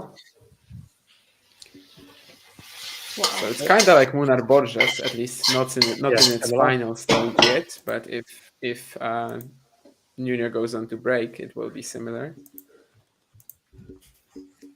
I can switch to any match that needs covering if you want me to switch to Badosa while John's very, very busy. Then I don't think it's needed. I mean, Cool. just watch whatever we're doing. This like kind of sitting down. Everyone is watching different stuff. I don't think it matters a great Cool. deal. But basically, we would ask the CEO, we would ask the founder, but he's unavailable at the moment. Oh, he's back, and he has just muted himself. So I guess that's done. Yeah, Dexter said, "Tell John to mute his bloody mic," and I guess maybe John read that comment. I don't know, but well, that's how we got this done. Yeah. I've started on. Go ahead. It's probably for the best. I was just going to say, Munar's just about to serve for the match. There's an awful shadow across the court on this one. Might make it slightly tricky. I've started on the potentially wild match between Serbofield and Safiurin, which will have some ridiculous aggressive shots, but will also, I believe, contain a boatload of errors. So far, the errors are mostly coming of the Russians' racket, which maybe shouldn't be too surprising, given he's not had a great time on the tour recently, and it's an early break for Serbofield. One of these could potentially be a third round for Carlos Alcaraz. However, of course, they would also have to beat Lorenzo Musetti, so it's not that crystal clear. Yeah, it seems a bit tough to beat Musetti at the moment, but I don't know. Savoc Wild has looked very good on the clay. So yeah, Musetti also lost in round 2 in Madrid last year to Hanfmann. There's definitely a bit more vulnerability given the conditions. So yeah, I would not count out a Savofield third round appearance either. Would he actually be more dangerous to Alcaraz than Musetti? Maybe. I mean, recently we've had these 2 events where like everyone is okay, so Musetti is playing so well. Maybe this time he actually troubles Alcaraz.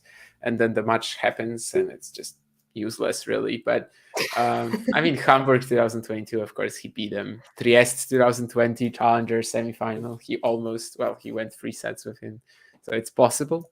But I would actually be more excited about a potential Alcaraz-Savofield match probably than Alcaraz-Musetti. But, well, that's still far from... Thiago has to win against Safiurin first. And Alcaraz has to be also, like, show up. Yeah, that's probably the most likely way that match doesn't happen in a way, is that he's not there. Hopefully that's not the case. Hopefully we're done with that withdrawing saga, but who knows. And I guess Sloane Stevens is still fighting at that 5-0 game, Matt? Yes, it's 30-all, so it's going toe-to-toe. It's kind of tricky to... I thought Stevens would run away with it at 5-3, but it's tricky to predict now.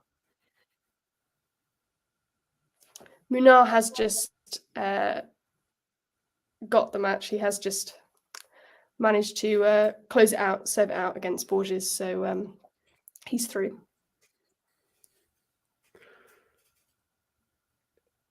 Is that a real question? Nah. I said yesterday that Nurlan actually always has serious questions, and it might be a serious question actually, but yeah, I don't know if we should treat it as such. She's very talented, and she probably has more potential than she's maybe utilized. But I think Serena Williams might say hi. Yeah, Steffi Graf might say hi. Although, yeah, I agree with that. I mean, she's definitely a weird player to like understand. Obviously, she has a Grand Slam, so in a way, it would be weird to say that she has like a lot more to achieve because, well, she has a Grand Slam already, and I don't think she has like a lot more in them, like a lot more slams or like big titles in her, really. However, yeah, you would just expect more consistency, I guess, between that Grand Slam and where we are right now, or even the first huge slam run when she beat Serena Williams. Yeah, just you would expect more, I suppose, over the years, and just for her focus and motivation to be at a higher level every day.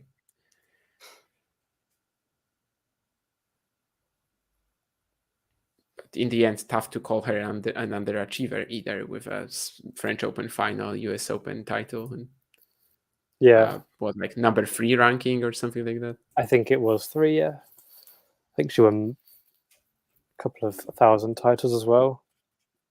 At least one. Definitely at least one. I was thinking about, like, did she go far at some WTA finals too, maybe? But no, that I might just be totally creating these results. Well, she did make the final at the Tour finals. Okay, so I was not that far off. But yeah, when it comes to ranking number 3, and when it comes to the WTA thousands, does she have a title? I think she won Miami. Yeah, she won Miami, and she lost in the Canada final to Halep. That was all 1 year as well. The WTA finals, Miami, Canada, French Open, and of course the US Open was just before then. So it's kind of clear that she had like a hour and 3 months peak, and since then, well, things have gone downhill. Definitely. I do agree, though, that, like you say, it's hard to say she's sort of underachieved. I definitely think she's underrated in a certain way, just because of the recent form. I feel like people have forgotten the talent that she does have. But hopefully, she's just won a title, hasn't she? Maybe people will start remembering that, she does have talent. It's just that maybe it's not been the greatest few years since her success. Some massive opinions today in the chat, like Mr. Ye saying that Steffi Graf would not hold a candle today. In a way, she is robotic. Sloan is even more smoother than her. And Sean as well, with this interesting one, that he finds it weird that some WTA players, they get a slam and they seem satisfied and less motivated. Who would it be, for example? Who is your idea about a player like this? Because like Andreescu is always injured, Raducanu is always injured. Is Krejcikova less motivated? Is Krejcikova satisfied? Probably not. Is there any other example than Sloan? Kenin, maybe, but then Kenin's been injured as well. Yeah. Maybe. But yeah, she's also like trying very hard to come back, I guess. Yeah. She lost yesterday. I can't remember who to, but... Oh, wow, yeah. I don't remember by now either. But it was like a pretty brutal one in that... Oh, it was Schmiedlova, I think. Oh, yeah, Anna Karolina Schmiedlova, yeah, you're right. Lucas Klein, girlfriend, making it through, I suppose, in the Oh, no, that wasn't the qualifying, right? That was just the main draw. So she's in the second round already, and Lucas Klein will have to beat Pablo Llamas Ruiz to match her. Yeah, I just figured that Schmiedlova could be the qualifying, but not Kenin. Not with where she is ranked at the moment. Of course, a massive win in Rome last year, for example, of Aryna Sabalenka. San Diego run, which Vansh, if he was here, he would be very glad that I mentioned. Sloan is a puzzle. She doesn't move well on clay, but seems to do well. Can you guys elaborate? Isn't just like good for her, slow things down kind of tennis? I don't think she's a bad mover. I wouldn't say it's like a natural clay movement, but I wouldn't say she's bad. I just don't think... I think, like you said, it just slows it down for her. It allows her to utilize her weapons. Yeah, I agree. I think like bad mover seems a bit strong. I think she can move around the clay enough to get what she wants to do done, if that makes sense. Yeah, I don't know about that. Doesn't move well, but certainly it suits her a lot of her like defensive qualities. There's also a lot about Kenin here. And I do agree in a way, at least with you guys, that like, yeah, she's probably an example of a player who like couldn't really maintain her results from 2020. So I also don't think she really counts in that possible less motivation, satisfaction group, which I'm not sure it's even a group, honestly, but yeah, I mean, for Sloane, maybe. She's definitely struggling with her intensity a bit. And Paula Badosa is out after losing in 3 sets to Busas Manero. Busas Manero actually producing a sweet winner that has landed plumb in the corner of the court. And yeah, Badosa, as you can imagine, is not looking a happy bunny, but her compatriot had the biggest smile in Madrid, at least for a short period of time. And yeah, it's a real shame for Badosa. Obviously, she played so well last week against Sabalenka and looked like she was returning to some of her best form before obviously having to retire in that particular encounter through injury. And today she didn't really look comfortable. I know she won the first set, but she didn't really look comfortable throughout, mentally or physically. And yeah, she was limping a little bit towards the end of the match as well. So a sorry, forlorn figure Badosa is right now. Fingers crossed she can get healthy and we can see her return. Talking of returning or appearing at least, Kira, how are you? Hello, I'm very good, thank you. How are you? Not bad. I just had a very messy lunch, which our audience and you guys will be very pleased that I turned the camera off for, because in fact, I think there may be still some remnants on my face. I need to make sure that's not the case. Anyway, Trevisan, by the way, Matt, you were sort of saying, yeah, and I know what you mean, Matt, in terms of like things that she would get over the line, but she didn't serve it out. Yeah, commentator's curse.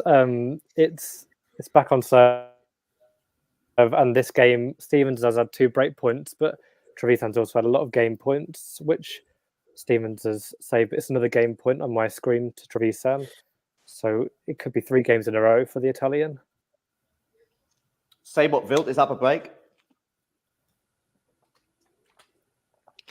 I see, Damien. We heard it all, Terry. Yeah, you heard me cooking. I apologize. I didn't put myself on mute, but I thought it might give a bit of ambience as well. You might think you're tuning into a cookery program or something.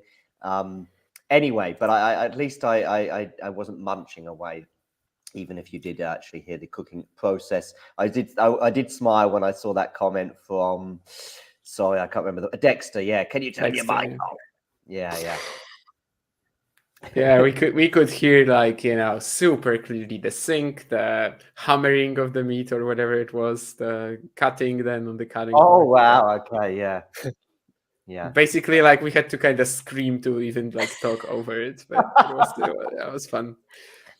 Yeah, I mean, the question from Kren about Badosa, I mean, of course she was good, and the fact that she's losing right now is just, you know, her body is wrecked. But like, even if you maybe go through her results last year, when she was healthy, she instantly showed a lot of quality. But the problem is that I think she was only able to play like 1 slam, and she withdrew at that slam as well. And when she got back into shape around March, she played Rybakina in 2 very tight matches in Miami and Indian Wells. And yeah, by now it's going to be pretty tough for her to recover, especially as now, well, the doctors are telling her that like without cortisone shots, she basically can't play at the moment. Yeah. Anyway, she only lost 3 points less than her opponent, so it was a super tight affair. But she is out, and Busas Manero, the Spaniard, goes through at her expense. Trevisan did indeed hold, so now it's Stevens' turn to hold serve to force the tie break, Matt. Yep.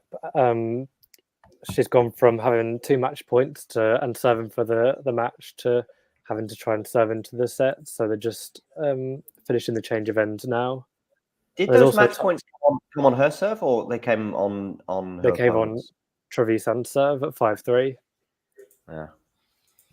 Yeah, Terry, and I just exactly. wanted to say to this Matt in the chat that, like, yeah, you might be right. Like, it's very possible that simply after a few years, we've just gotten kind of used to saying that like Sloane is all over the place. Sloane is all over the place with her mentality, focus, and that maybe this year it's changing, and we just haven't updated our opinions yet. It's, you know, it's a legit opinion, yeah. Yeah, I did think it was an interesting point, but if only just to get a bit of debate going about the one slam and then switching off suggestion regarding WTA players. I don't think it's any more likely on the WTA side. I'm thinking of Dominic Thiem on the men's side. I know Dominic Thiem's travails now are But very, he didn't switch off though, right? Like he was still for a a couple of top months. player until an injury. Yeah, I don't know. I think he said himself that he did maybe at the beginning of the following year find it a little bit difficult to get going. I mean, he got to the semis of the Australian Open, right? Or the final even, maybe. No, that's not. Which year is that? No, that's so that's he 2020, right? So yeah. He that's then had a really 2020. good ATP finals, beating Nadal. But yeah, ATP finals, yeah. But it was the and then following basically it's year. the injury already, yeah.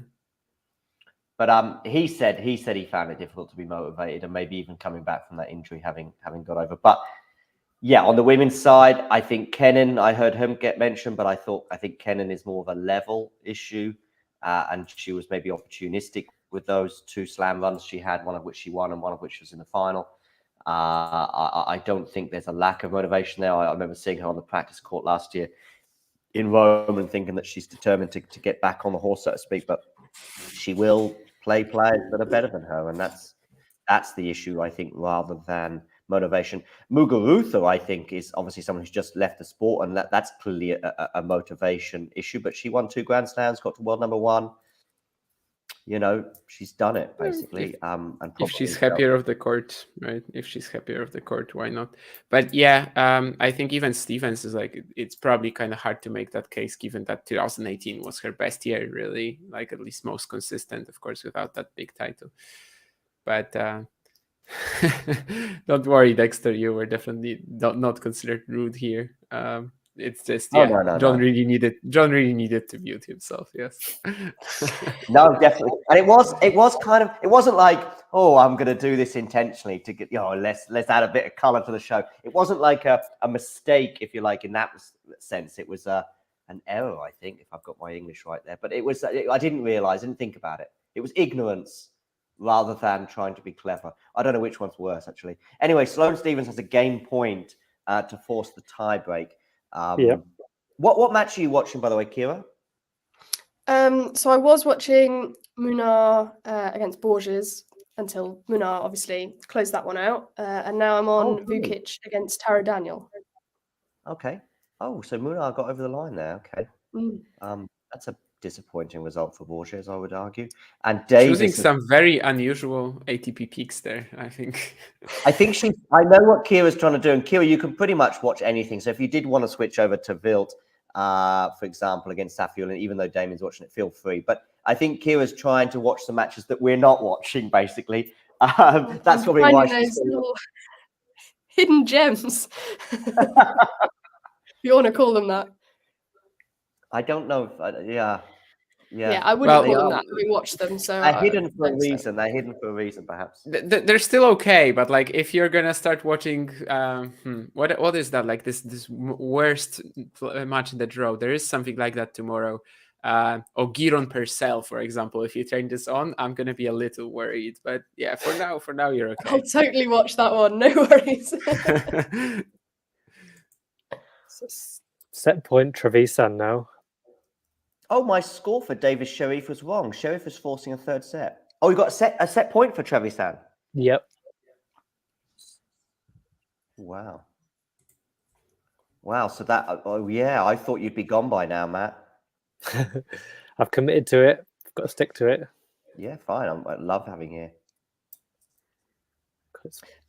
Drop shot from Trevisan and volley. She's loved her. She's taken the set 4 games in a row. Wow. All that Sloane stuff. I mean, what was it? 5 minutes ago, Nurlan, is she the best player since Billie Jean King? Billie Jean King. Yeah. At least Basel will be happy because Sharif's come from 5-3 down to take the second set. Yeah, he will be. He will be. I'm sure he'll be reminding us if she does go on and win that match. By the way, I've got a poll on the screen there, Kira. I have gone for Raducanu to win this title, and I don't know how you feel about these sort of 3 or 4 contenders. I find it really. I think Raducanu is looking really good, and I would agree that if I had to pick right now who's winning Madrid, I would also say Raducanu. But I feel like it's one of those where she's just won a tournament with all the best WTA players, or a lot of them in it, and so we all suddenly think she's the best player in the world. I don't know. I feel like it's a little bit. A lot of the stuff I'm seeing at the moment about Raducanu is true. She was incredible in Stuttgart, don't get me wrong. But it feels a little bit like recency bias. Yeah. A little bit. Yeah, maybe. No, I'm not backing Iga Świątek to win it. That's not my reasoning behind what I'm saying. It's just, I think, to just immediately see her win Stuttgart and think, right, well, she's the automatic, obvious favourite for Madrid feels a little bit. Yeah, for me, It's one it's of the main favorites, though. It's about the conditions as well. Just thinking that, I don't know. I just think that she's going to be stronger at 2 of the 4 clay court events. I think over the years it will be the first 2 rather than the latter 2. I know she won Rome, but as we've mentioned on this show a few times in the last few days, there is a sort of slight asterisk over her win over Iga. I know that she did have the momentum at least at the time, but those momentum swings can come and go between those 2. I've now got Vekic against Siegemund on my screen. Sabot Wild Safiullin, how's that one turning out, Damien? Well, I mean, so far it's definitely the one player that we were expecting to sort of have a little less rhythm, showing more cracks. But now he had a bit of an opportunity that he really worked for. But Sabot Wild covers up for it so far with this forehand drop shot on the +1 shot. Now also the forehand winner, kind of like really dominant on serve so far, the Brazilian, and it's helping him keep going here. Who did Raducanu lose to in Dubai? I think she didn't. Withdrew against she didn't, Paolini.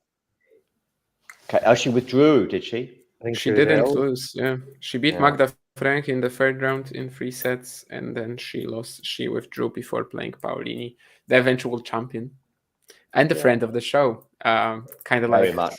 3 times. Yeah, She's been on the show more than Jethro.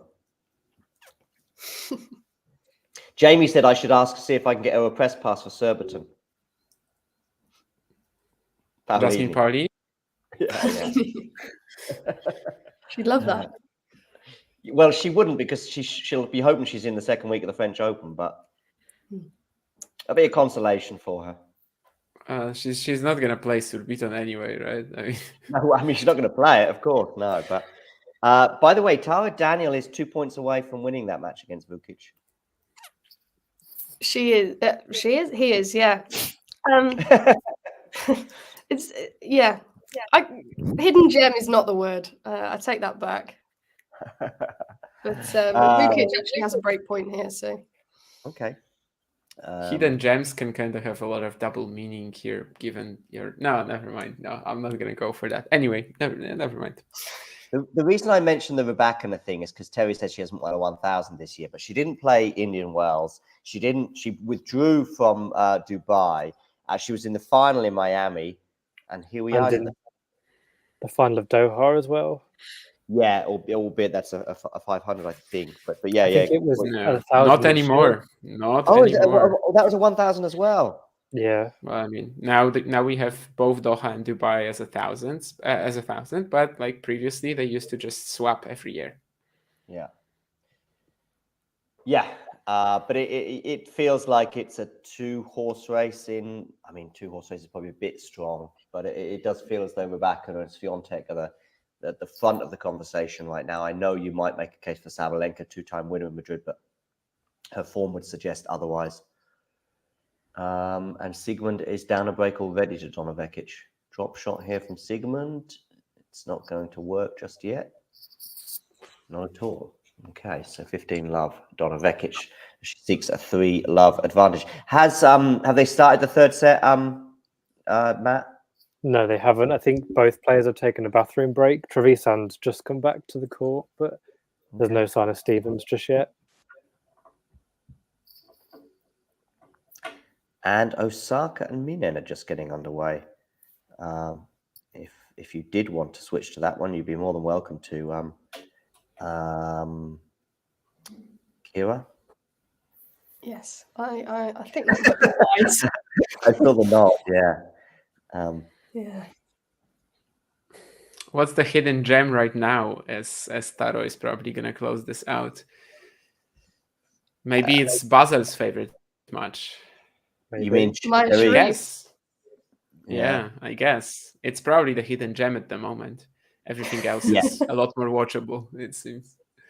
It's also because, you know, there's either Safula and Saberfield, which I think is the hipster's choice, possibly of the day. There's also big names such as Osaka and Sloane Stephens, so you could never say that they were hidden.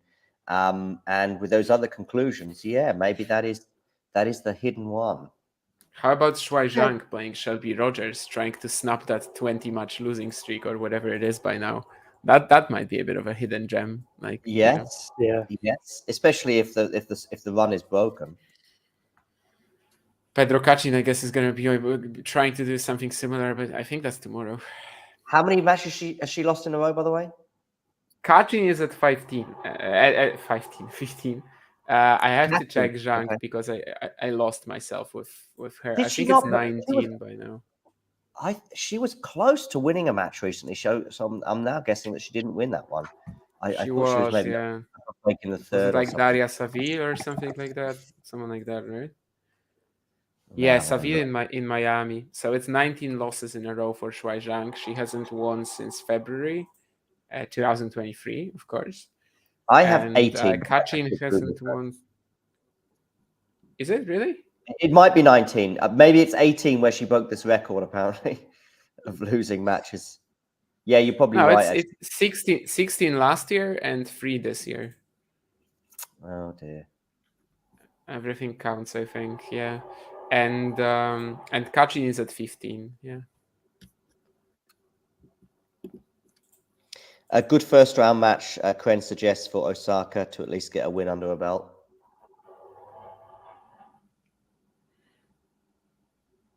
I mean, it's very winnable. It's winnable, which, I mean, she could be playing Sloane Stephens. Yeah, I suppose I know it could be worse. I still think it's not as straightforward as I suppose what is straightforward, but I don't think it's necessarily as straightforward as it could be as well. If Minen was in slightly better form, I really think she would have a good shot here. They're just kind of going to go at each other, which might be good for Osaka because there might not be that much like in terms of her footwork really being a thing here because they're just going to go after the ball and like try to be as aggressive as possible, both of them. A lot good serving obviously from both Minen and Osaka, and it might be like a bit of a hard hitting contest, and in that usually Osaka is king or queen. I should probably change the gender here.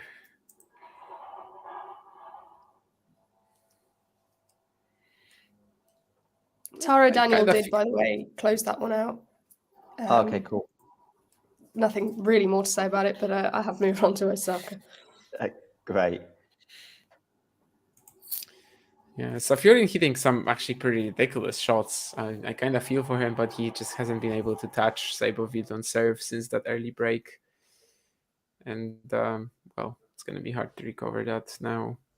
He might just soon, Saibovit will serve for the set after the changeover.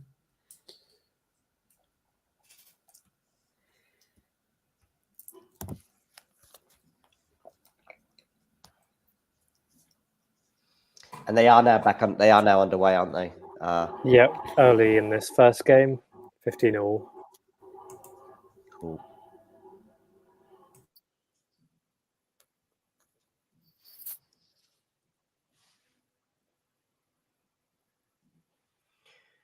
And so Vekic is up on Laura Siegemund, who became a friend of the show this time last year.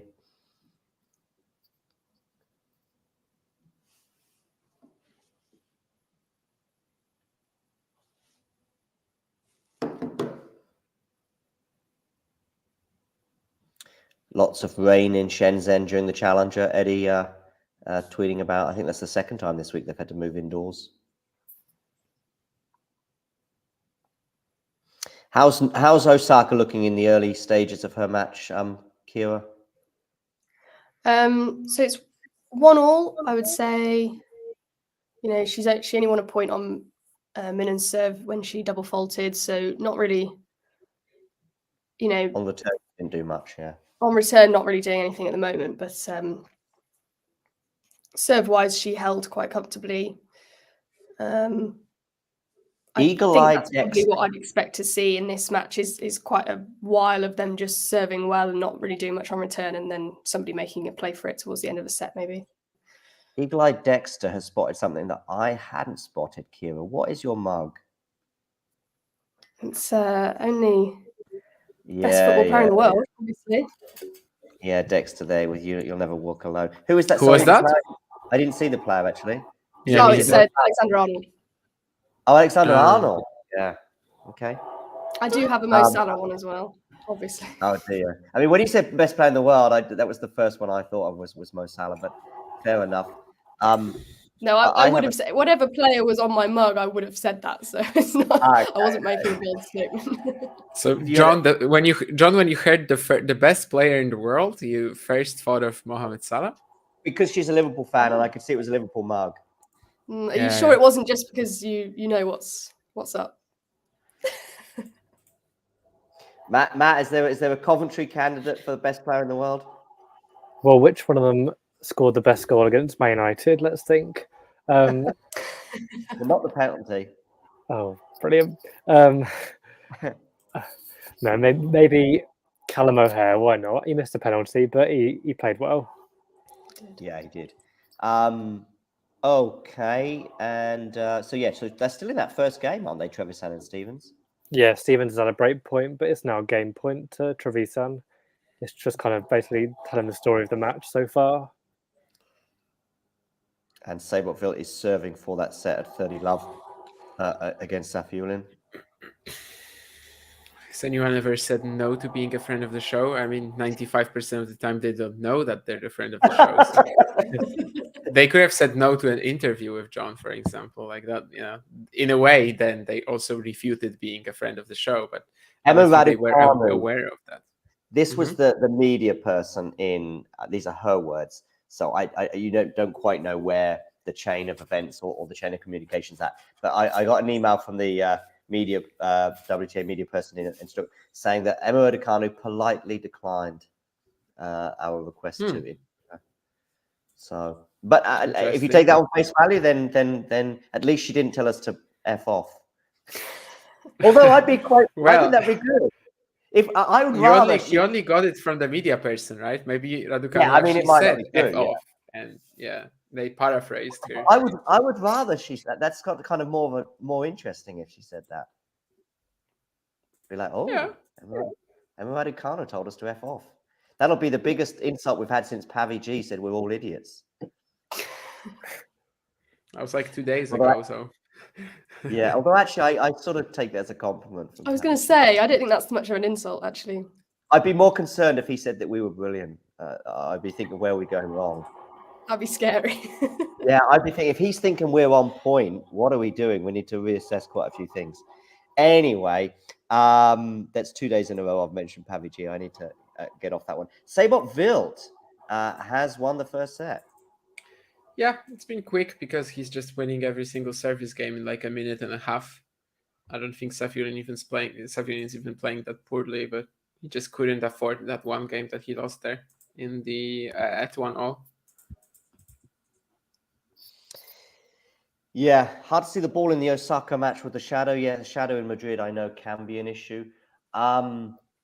I'm not sure if I'm quite on with this Ben Rothenberg issue with seeing the yellow ball on clay. I've never really had an issue in the past. Sometimes if the stream is a bit dodgy or I'm watching on my phone, as I was the Monte Carlo final, I actually had both issues during that final. I remember finding it a little tricky, but I think in general, when I'm watching on a normal TV, I've never had a problem seeing the ball on clay. I don't know. I'm used to horrible quality of streaming, and I'm absolutely fine with that. Like when people are talking about that Monte Carlo thing, for example, that with the new camera angle, it's very hard to see the ball. I'm like, really? What? But you're used to the challenges where they basically just stick a mobile phone on a. Well, not anymore. Not anymore. Oh, they've upped the ante, have they? Oh my god! I mean, this year Challenger streaming has gone up in quality-wise 10 times. Kren not happy about them pushing back Monfils, but I think Kren, you're in the US, so it's not like you're having to stay up late at night to see these matches. At least as far as I'm aware, although you may have other priorities. Although I can't imagine you having any priority that comes ahead of Gael Monfils. How are Stevens and Trevisan getting on, Matt? It's quite messy at the moment. At that point was horrible, to put it nicely. Stevens she did end up winning the point, but she should have put it away ages before with a volley. But she did end up forcing an error out of Trevisan.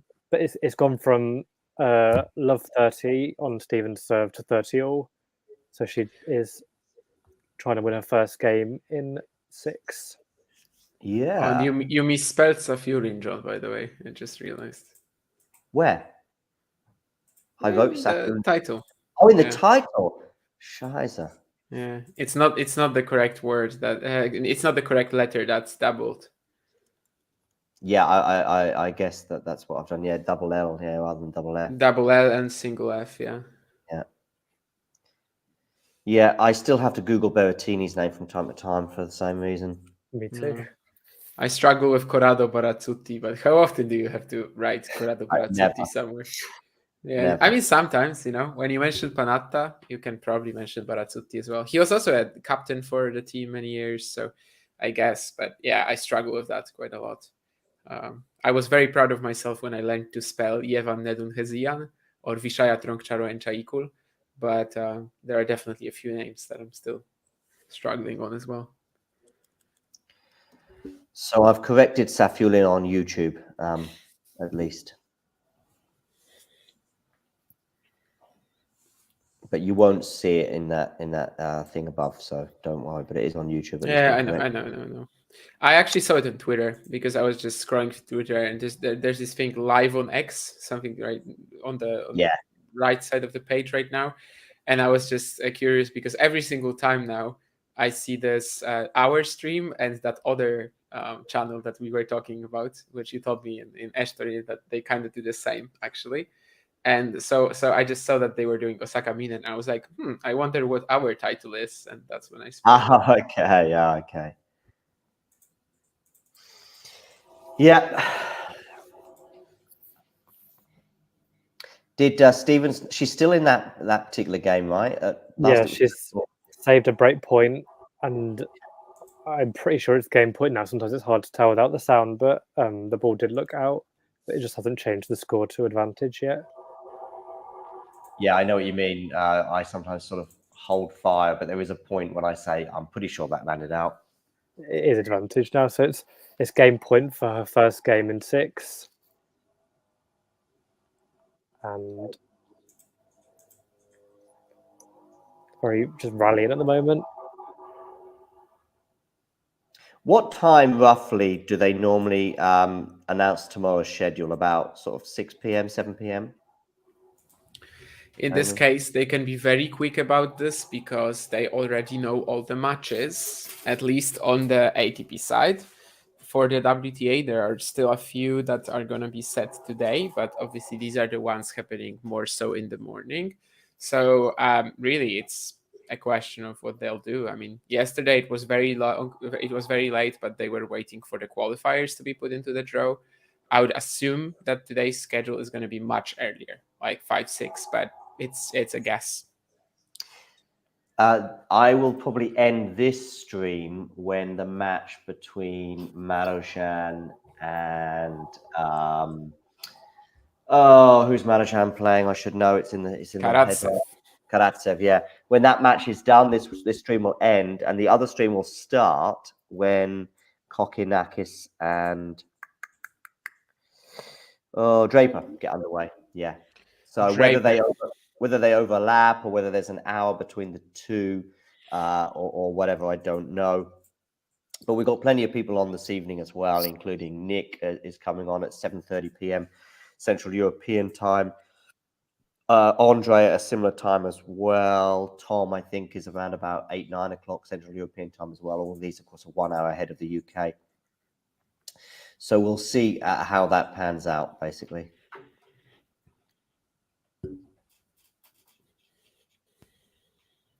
Oh, Kieran is suggesting that maybe his eyesight isn't great and therefore he does have issues seeing the ball on clay. Exciting men's doubles pairings. Keen to find out. No pun intended. I guess that's for you, Damien. Do we have all the draw already? Because actually yesterday I think it was just a few of these on-site singles, whatever signups.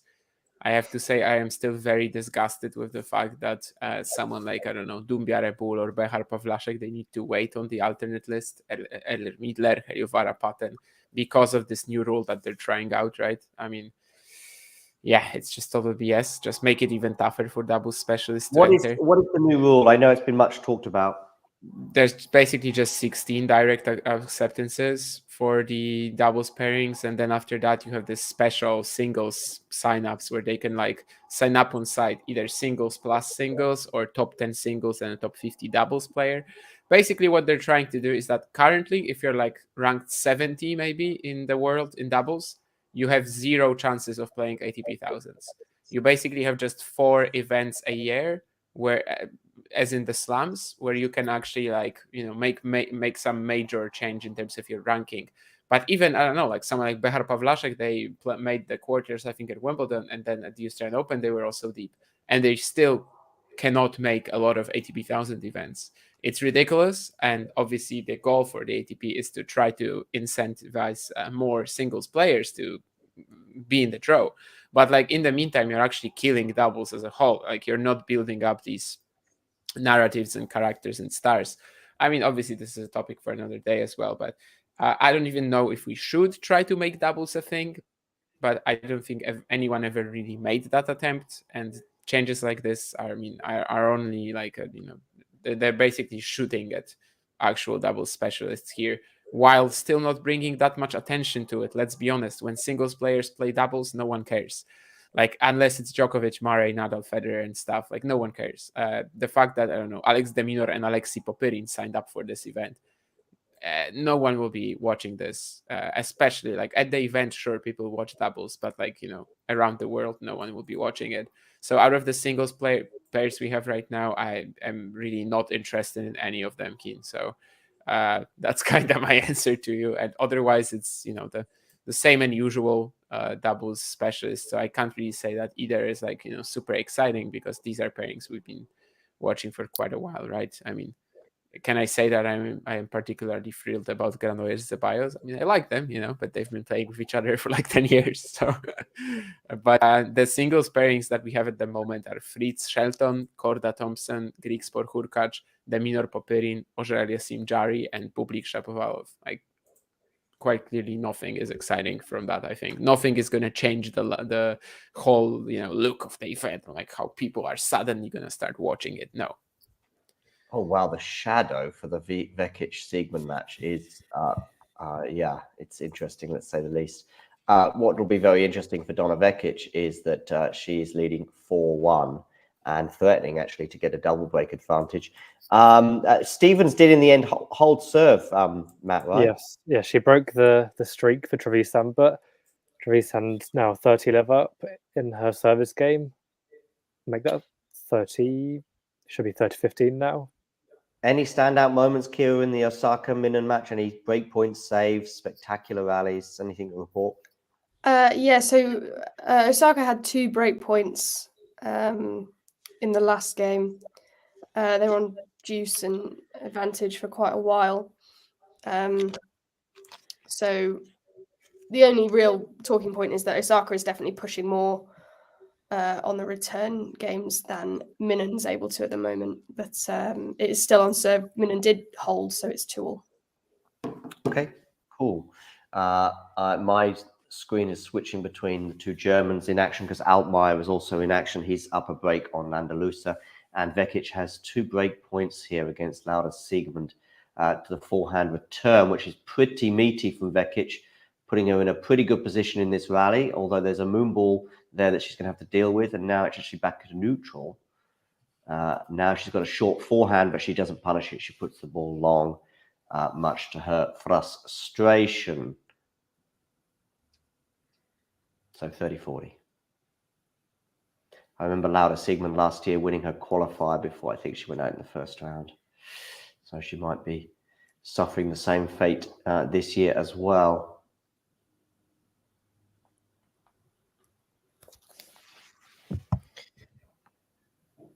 Oh, thank you very much, Ozan.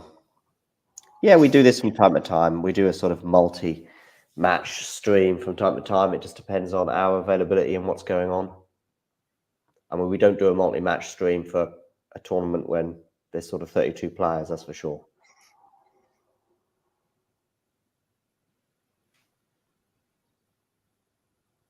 There usually wouldn't be much to do a multi-stream of then, unless on like Tuesday. But after that, they mostly go for all matches on center, really, and all singles matches on center, which I'm not going to start again. But, you know, we talked about how that could be improved. Siegemund has saved both of those break points, so it's back to deuce.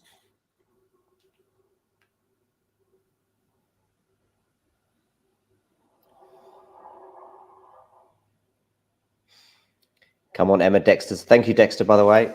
Much appreciated. Well, my little praise for Roman Safiullin after the first set, saying, you know, he's not playing as poorly as maybe you would think. Yeah, it's all kind of falling apart for him right now. Getting a bit dominated in the serve return game, especially by Sejbovit. But, well, he's just saved the break point to avoid going down a double break in the second set. But, yeah, we are basically on the verge of Sejbovit just completely taking over. Yeah, right. Yeah, very much one-way traffic there. Question here. A prodigy we're looking forward to in Madrid. I guess someone other than João Fonseca? Is that a ghosty question? No, I would love it. But maybe he asked it because Ghosty showed up in the chat. Oh, and Dexter, wow, thank you. I thought that was just a comment, and apparently it's a donation as well. What prodigy are you looking forward to watching in Madrid? Yeah, probably best not to respond to it. I mean, I want to watch Ayala's next match because I didn't see her win yesterday. Probably the best win of hers on my. You're not enthusiastic about it, Damien. I mean, you know, are we supposed to be enthusiastic just because she won a junior slam and is not doing much since and doesn't really have a, you know, that caliber type of game? I think, Ghosty, you can use the word guys in a sort of loose term to cross both genders. I think in a largish group. Oh yeah, you definitely can. Yeah. Yeah, I think so. But I think as an individual, you know, you guy, although you don't really ever say that, but yeah, so and so is a guy, then you would obviously realize it's masculine. But I think in a group scenario, I think we can get away with that one. Ayala needs to learn to put matches away. She gets tentative when she's up, but at least she managed to get over the line against Zurdenko. Over the line, what is going on with Trevisan right now, Matt? She's just held again, so it's 2-1 on serve in the second set.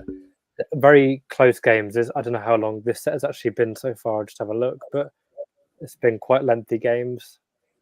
Yeah, I remember when that Stevens, the hold at least from her seemed to be pretty lengthy.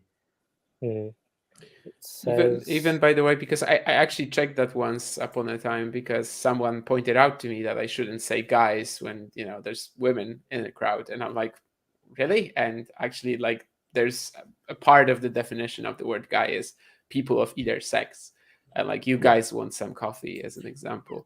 I actually think that even if you said it to like let's imagine you go out, let's use that coffee example. Let's imagine you go out to a coffee shop with 3 ladies. You could literally say to them, you guys want some coffee, and it wouldn't be a mistake. So yeah, I say that all the time to anyone. Certainly not gendered to me. language evolving and all the other stuff. Although coffee shop, Damien, is something that you don't frequent too often, I would imagine. Bearing in mind your aversion to the. I don't know if I've ever been into a coffee shop. I mean, I definitely I like. don't mean. I actually, don't mean the Amsterdam variety. I mean, the regular coffee no, shop. no. I actually got to a coffee shop this year because I needed to charge my phone, and I looked at the menu, but I was like, no. And then I just hid in the corner and charged my phone and left. What Matt is learning about the delicacies that we all enjoy, from me cooking in the kitchen to what's his name? Basil's smoked salmon. Yeah, his smoked salmon addiction, and Damien has an aversion to coffee, basically, which is. I'm not a coffee guy. You're not a coffee guy either. Wow. No. I've had one, and I'm thinking about having another. It's not my drink. What about tea? You English tea? I wouldn't say I'm like a massive tea drinker, but I do like it. I just have like. Do you always drink tea at 5 p.m.? This is a cliche, Damien, that the British people are not aware of, or many are not aware of, especially until you live in a foreign country, and then you realise that the rest of the world thinks that the British have tea at 5 o'clock, whereas actually we just have tea all the time. All the time, yeah.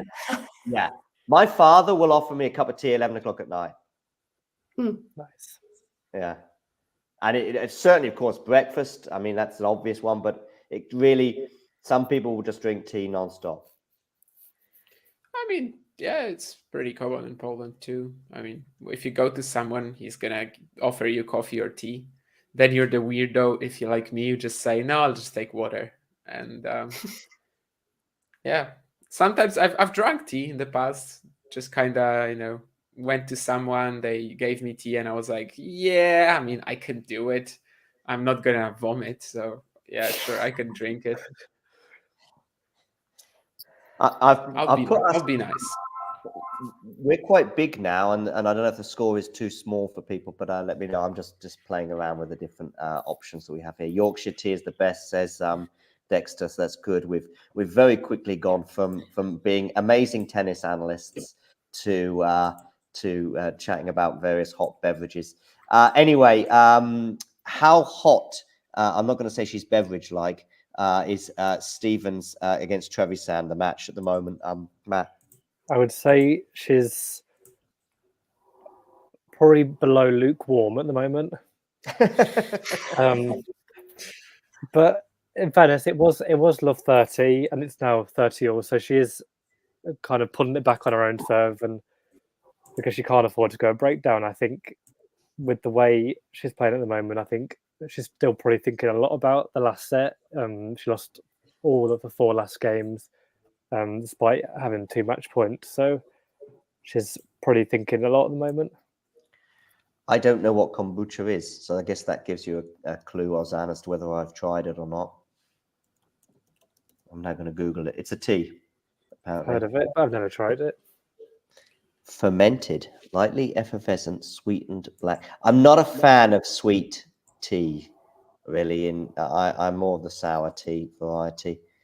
Well, cold iced tea is all right, it can obviously be sweet, but the hot variety, no. By the way, you said how big we are right now, and are we that big in terms of the channel? Did we get to that 8K already? No, I mean in terms of the score. I know, but it just got me thinking. No, it just got me thinking about it. My optimism about we were adding like 50 odd, and I'm not talking about Stuttgart here. I'm even talking about sort of Sunday, Monday, Tuesday. We were still adding like 50 subscribers a day. So I was thinking, if we do a mega stream today, we'll add the 55 that you can see right now. We're short of the 8,000, but no, we're still 55 short. Nevertheless, I think we'll get very close to it, and at some point this week, maybe today, maybe tomorrow, we'll break that 8,000. Maybe we just need Nick and his energy this evening to propel us to the 8K mark. Nick will be joining us. He'll be sure to mention that, that he hopes that they don't regret subscribing. Yeah. Hey, we have a cat on stream. Sorry.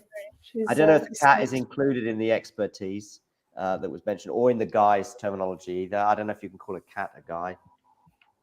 Yeah, totally. I call her all sorts. Kren is saying that the matches are pretty tedious at the moment, so he's more interested in conversations about tea. Anyway, let's try and therefore get back. Osaka and Minan remain on serve. Stevens did hold serve as she's sort of trying to stop the rot, so to speak, in terms of losing a lot of games. I think that she'd lost 6 out of the previous 7 before that hold. And Sharif has really turned things around against Davis, and she's up 4-1 in the 3rd set. Pena and Sorribes Tormo are in a tiebreak. Bearing in mind it's Sorribes Tormo, I have no idea how long ago that match began.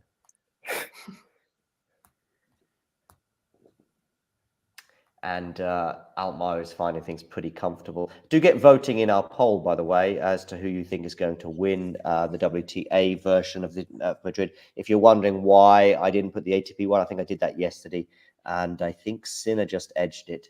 The poll I had on YouTube for last night, at least. Results from earlier, Badosa is out, losing to her compatriot in 3 sets, Busas Monero. She was looking like she was physically struggling in the 3rd set as well. What would I like the surface to be on for the rematch versus Damien? I wouldn't mind it being on clay again. Of course you wouldn't. I wouldn't mind it being on clay. No, of course you wouldn't. That actually gives you some sort of a chance. No, maybe actually a faster surface. I would just lose it and just start throwing out balls, and maybe that would actually be better for you. Carpet. I'd be okay. I think we should go indoor carpet if we get the chance, because that would simply be like the most, just the most different from what we played on, and that would be kind of fun. But I don't mind clay either. Sure. I don't like playing on the surface, but I mean, I won 6-2, 6-2 on it, so I'm confident ahead of the potential rematch. I've never played on green clay, and I'm guessing no one here has played on green clay or non-red clay. No.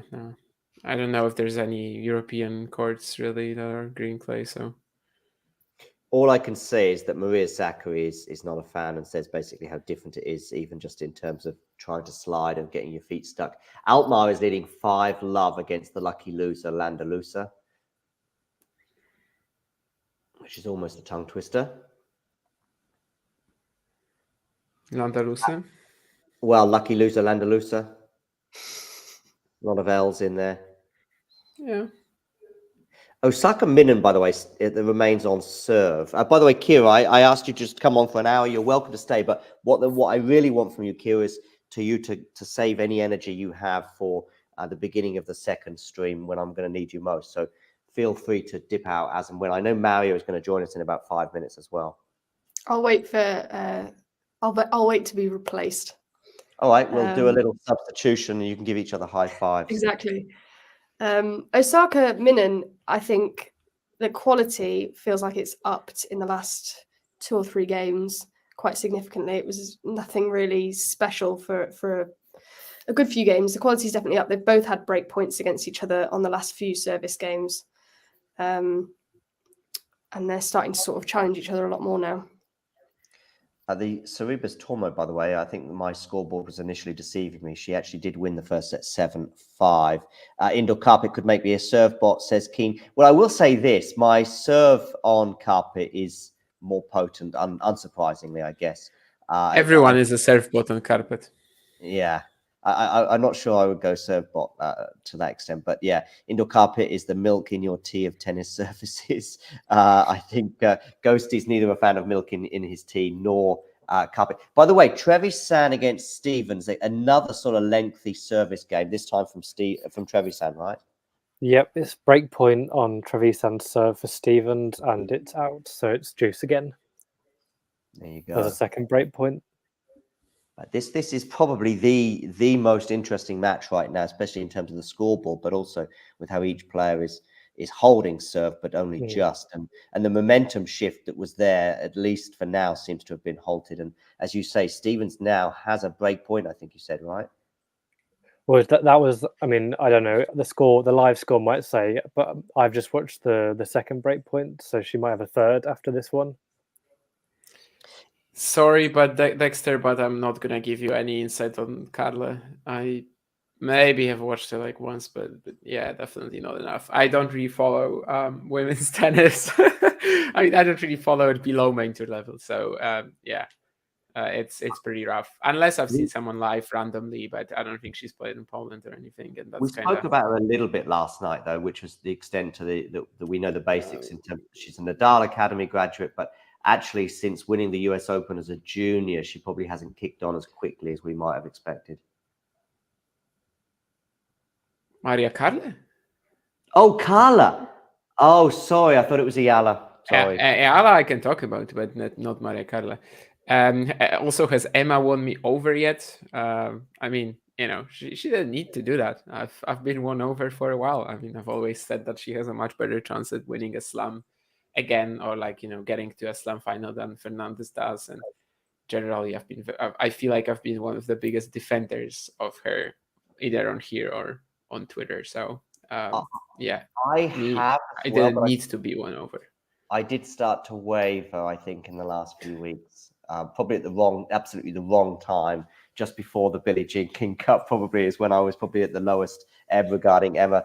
But I was certainly very much. I thought it was. I was surprised at the differing views and the evenness of the debate between her, Kenin, and Andreescu. I think was the three names who of these one slam winners who was the most likely to win another slam. I thought it was an Emma and a open and shut case. If any, I'm not saying that Emma's going to win another slam, but I just think compared to the other two and where they're at right now.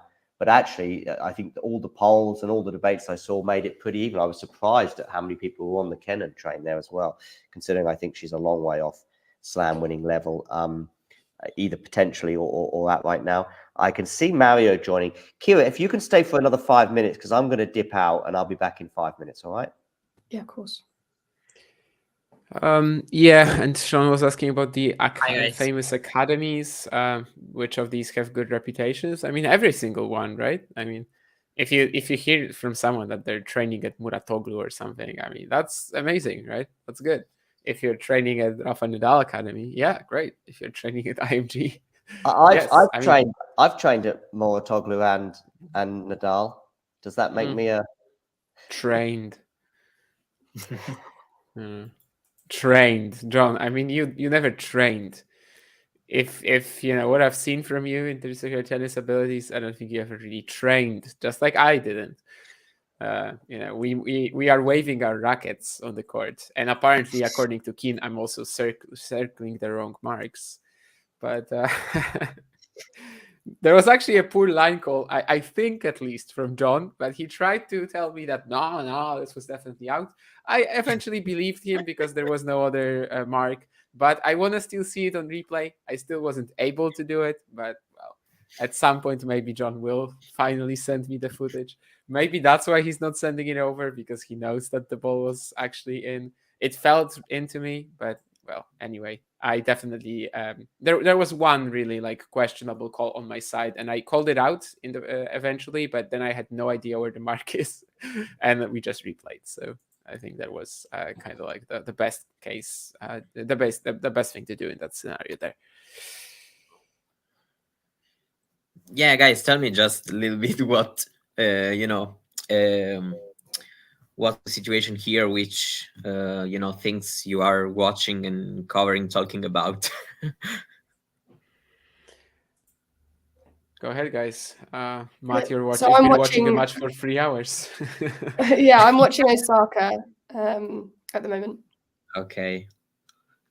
And I am watching the marathon that is Stevens and Trevisan. Every game seems to be about 5 minutes. Literally 3 hours by now. Yeah, I've been watching Saipov against Safiullin. It was 6-4 for love. Oh, and we also have Eddie in the background. Wow, now that's a mega stream. Hi guys. Yeah. First time I've seen this. Yeah, 5. Let's get John back in, right? Yeah. Yeah, John is probably going to be here in a second. So we're going to have 6 people on the stream. Is it even gonna like hold up? You know how maybe there's a different for. Oh no, that's not the format. But yeah, I guess this is the best one. Are we just gonna get even smaller when John gets in? So I'm very excited to check.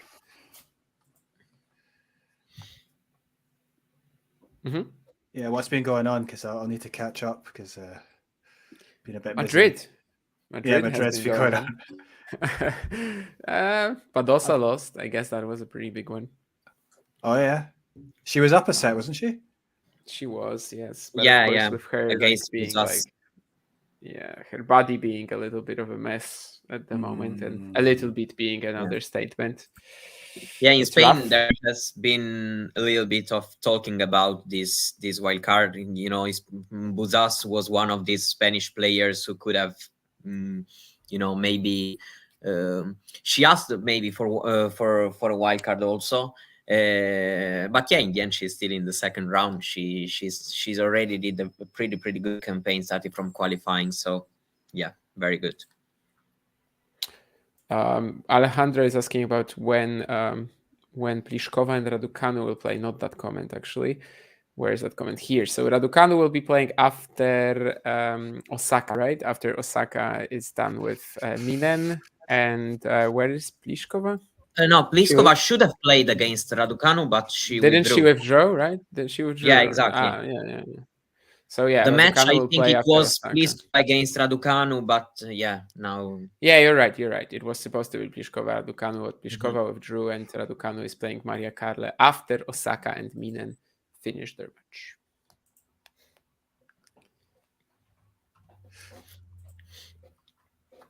So for me, on my screen, Thiago Seyboth-Wild was already 4 love up in the second set, and he actually ended up losing one of these breaks, but well, still 2 holds away.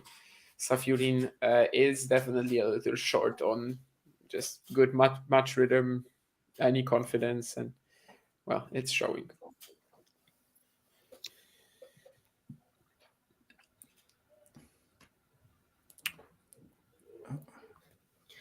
Yeah, how's the Stevens against Trevisan match been like for you, Matt, who's been watching that since 3 hours ago, since 11 o'clock probably? I don't know. It's been crazy.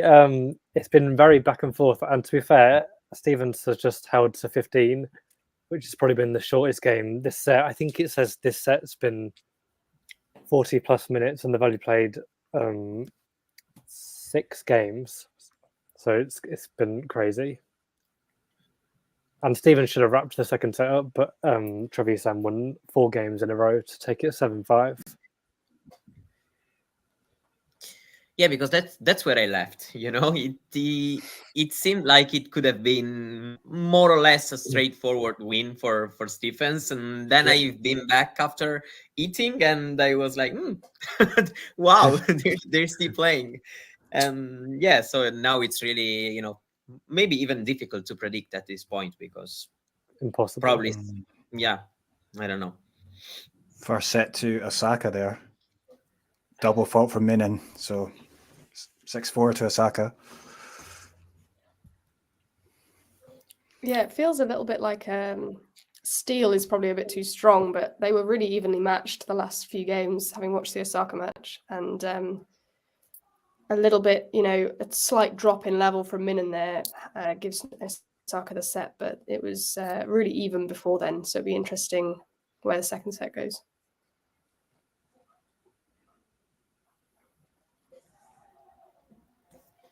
Yeah, still good in my opinion that she won the set. I mean, I know that she wasn't the happiest during her practices for the way she was, hitting. She was adapting to the conditions. So, I mean, still trying to get this win can be a very good thing for her. The more she plays on the clay, the the better for sure for her. Also, I heard that she's really caring about the clay also for the Olympics this year, where she would like to do something good. And right now it's not maybe as possible as maybe would have been on the hard court, but still if she gets to play some some more matches on this surface this year, for sure it's going to help her.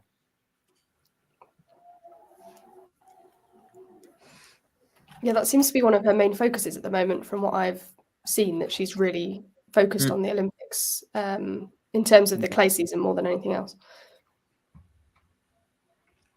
How does her situation as far as qualifying for the Olympics, like, because her ranking's like what was her ranking at 190 or something? So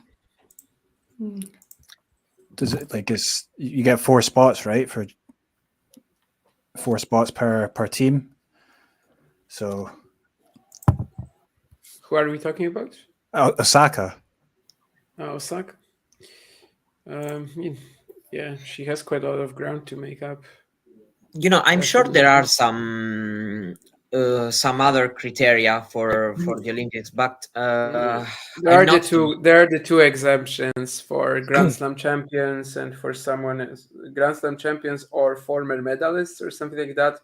It's not like explicitly stated who gets it. If there are a few players like that, Bianca Andreescu apparently might get one because she keeps saying that she's playing the Olympics, and I don't really know which other way she's gonna play it. So basically, it's a huge mess. No one knows literally like what sort of decision making is involved if there are, let's say, 5 Grand Slam champions who want to get these exemptions. Like, who do they choose then? But yeah, I mean, there are all these back ways to make your way into the Olympics, which I actually hate. Like, this is literally the worst. The fact that we don't have this clarity and the players don't have this clarity. Yeah, either. exactly.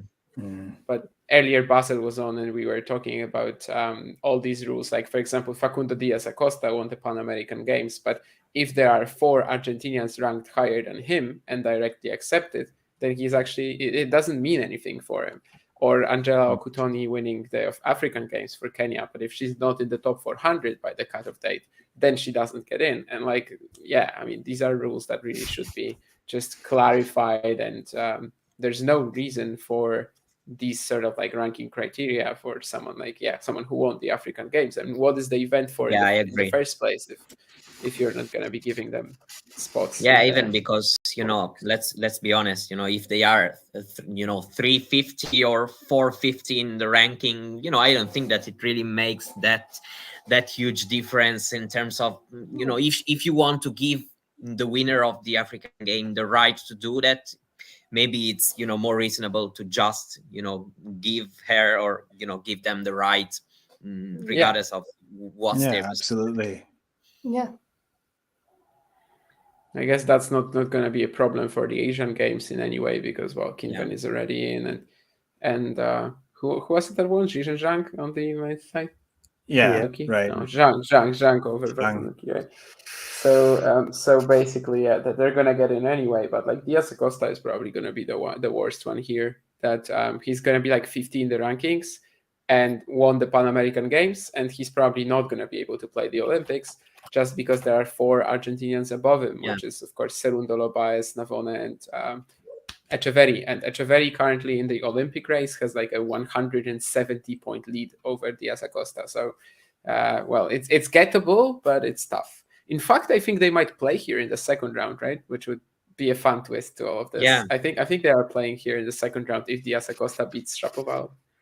Yeah. Yeah. Talking about Zhang, he's going to drop down in the rankings a bit probably because he reached the quarterfinals last year, and I see he's got to play. Was it Kecmanovic and then Casper Ruud? So yeah, not exactly an easy couple of rounds. But what do you think? Casper, he's beaten him at the US Open last year. That's true. I was thinking about that. But yeah. Casper could be a little vulnerable after Monte Carlo and Barcelona. We were talking about this earlier too, that like we still don't really like this is new that Madrid and Rome are 2-week events, and we still don't really know like if someone goes deep both in Monte Carlo and Barcelona, can they also keep going? Like, is it physically possible? So I guess we are also learning. But yeah, I mean, obviously it's not an easy draw. And there are a few players here because last year Madrid was this one big event where like everyone was getting breakthrough runs. So on a smaller scale, you had Hanfmann or Arnaldi, But for the most part, you had Struff, of course, in the final. You've had semifinals Karatsev and quarterfinals Zhang. So all of these guys are facing a lot of pressure here. I think Struff, if he doesn't defend anything, he would still be like in the top 50 after Munich. So it's really not a big deal, I think. Karatsev, of course, is, he hasn't played in ages. So like for him, it's probably the biggest one. Zhang would still be, firmly in the top 100, right? Yeah, I think he'll just drop down outside of the top 50 because he's inside the top 55 in the live rankings right now. So it's really not a big deal at all for him. I think No, even because he loses this six positions. So yeah, a lot in terms of the actual numbers. Yeah, but yeah, and Karatsev would drop down to 86. But again, who knows if he's even healthy, given that he hasn't played in forever. Yeah, for example, someone who is defending now, I'm seeing it's just ahead of him is Choric, because Madrid and also Rome was a huge, run for him. Probably the only smiles he got more or less Yes, last year. and Swarna, yes, that's the case. Maria Carle won the Pan American Games on the women's side. But the difference between her and Diaz Acosta is that basically on the women's, Argentina is pretty weak at the moment. You got Podoroska, you got Carle, actually now they have 3 players in the top 100, but let's say no one, very high. And on the men's, of course, you've got so many in the top 50 even. So that's the difference, yeah. Okay, Kira, just before you go, because as I said, I want you to keep your powder dry for bigger assignments ahead. Osaka Minen, give us your final appraisal. I see Osaka sealed the first set. Yeah, I said at the time, I think it felt like a little bit of a steal. It was a brief drop in level from Minen in that final game to sort of give Osaka the set, but she's using the momentum in the second set, definitely. It's 30-all, and she's hitting the ball really well, I think, today. So she's actually just got a break point now to go 2-love up. Okay, nice. Kira, big thanks, and we'll speak to you later. If you can start the second stream with Kokinakis Draper, I have no idea what the rough time will be, but I wouldn't be surprised if it would be about 5-6 o'clock for that one. That would be great. Maybe Damien can join for the beginning of that until they bring out the schedule. I guess we'll have to wait and see. No worries. I'll see you guys later. Thank you, Kira. So, Mario, what match have you got on your screen? Yeah, I was just watching the final games of the match. Damien was watching Sabot Wheel, but now I am on Altmaier against Landaluce.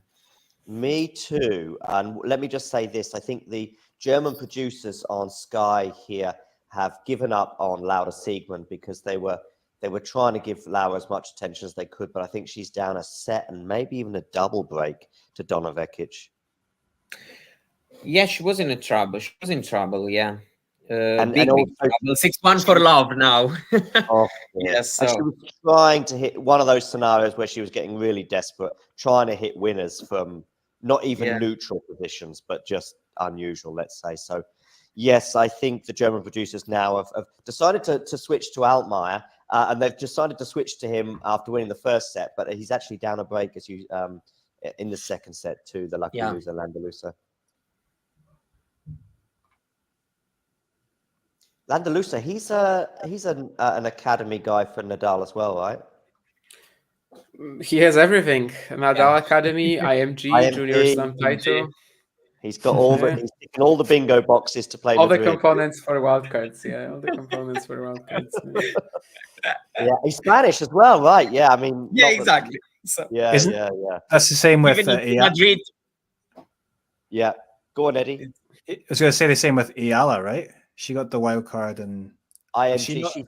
She's also Rafa. She's also Rafa. The only difference is she's not Spanish. Yeah, but otherwise Philippines it's the same. And Spain, I think there's some very it used to be a Spanish colony. Yeah, a long time ago. A little tenuous, a little bit before Ayala's time, I think.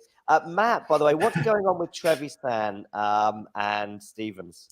So Stevens has just got the elusive break finally. Oh wow! And she'll be serving for the match for a second time. What feels about 300 hours later. It's been a long one. Yeah, and the thing is with that, I mean, I think we were saying when she was serving for it that she's been comfortably the better player throughout the match, but somehow Trevisan got the break back and then went on an incredible run of winning 6 out of the next 7 games. Yeah, she's fought really hard, Trevisan, but I think probably just the quality of players maybe brought Stevens to the win, but I'm not going to say any predictions at this point. Yeah. Yeah. Sorribes, Tormo, and Pero on serve in the second set. Sharif has not got over the line against Davis. They're on serve. Yeah, because I watched, I literally watched right now that there are 2 matches going on from, for 3 hours and 15 minutes. And then just under them, I see Sorribes Tormo. So probably 3 matches over 3 hours to start this day in Madrid. Yeah.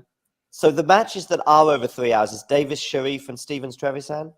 Yeah, Sharif has won 6-4 in the third. Oh, she has won in the third, 6-4. Okay. What? Okay. Really? Is it match point for Sharif? Is it? Well, Mario says that she's won. Either Mario's looking into the future or his stream is ahead. I mean, I'm not watching that. I'm watching the other match. I have the scoreboard for the other matches. My scores are different. I'm not watching the match, but my scores are different actually. No, but I've found a scoreboard where she's won. Okay.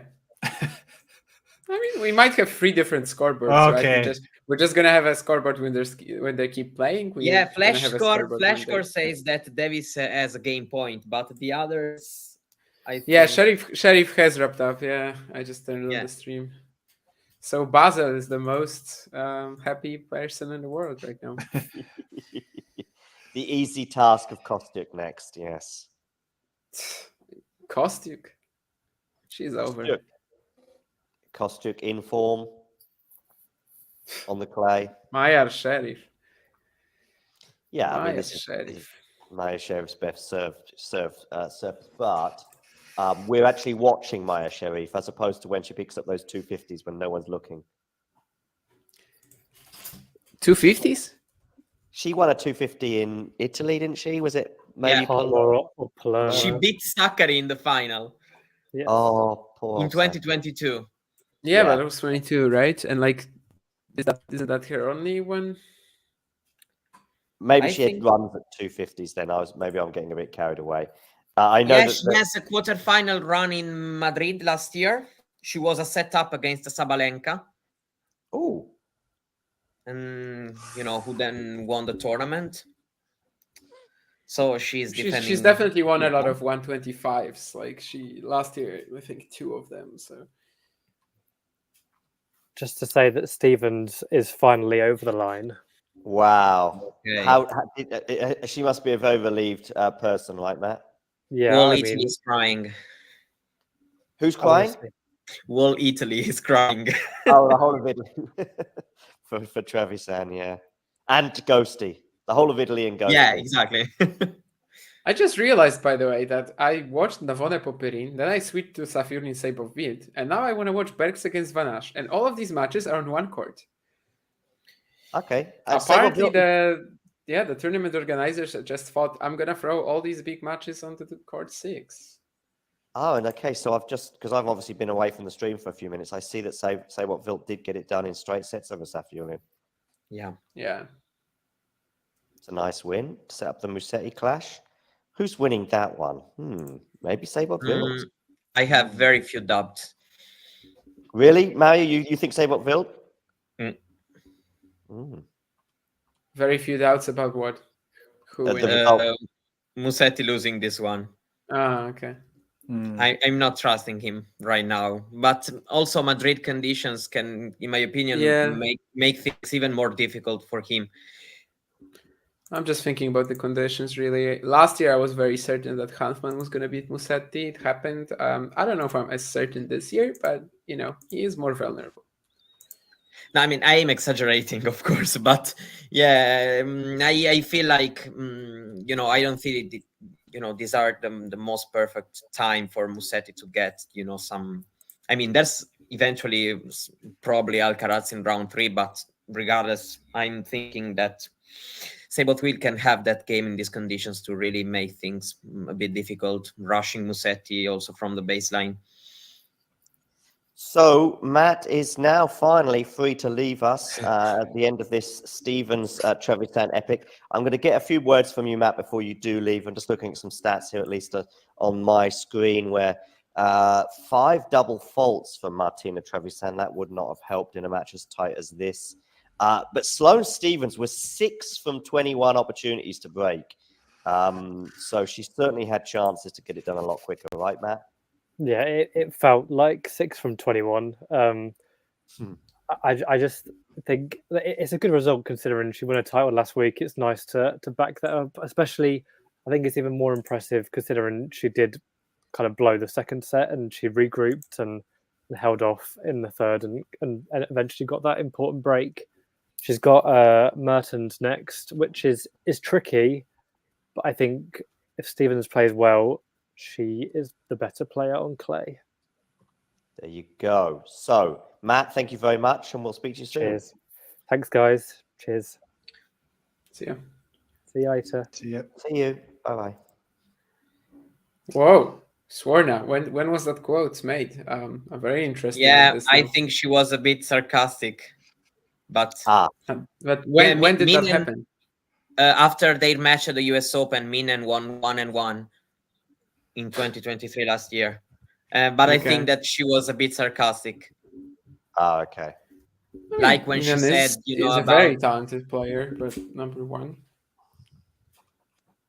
Was Venus just annoyed at her level and somebody maybe asked her in the press conference? Yeah. Okay. So Sorribes Tormo 2-all with Pera in the second set. Osaka is up a break, as I think someone was mentioning in the chat, 6-4-3 love. But I think it was also the case before even Kira left. Vekic is crushing Siegemund, 6-1, 5-1. The German looking pretty forlorn at the moment. And as we just said, Stevens getting over the line and Putin Saber also getting over the line. Without Meyer, actually. He got back on track and, you know, did he? feeling like... Okay. Yeah, he also has now 3 break points to go up a break in the second.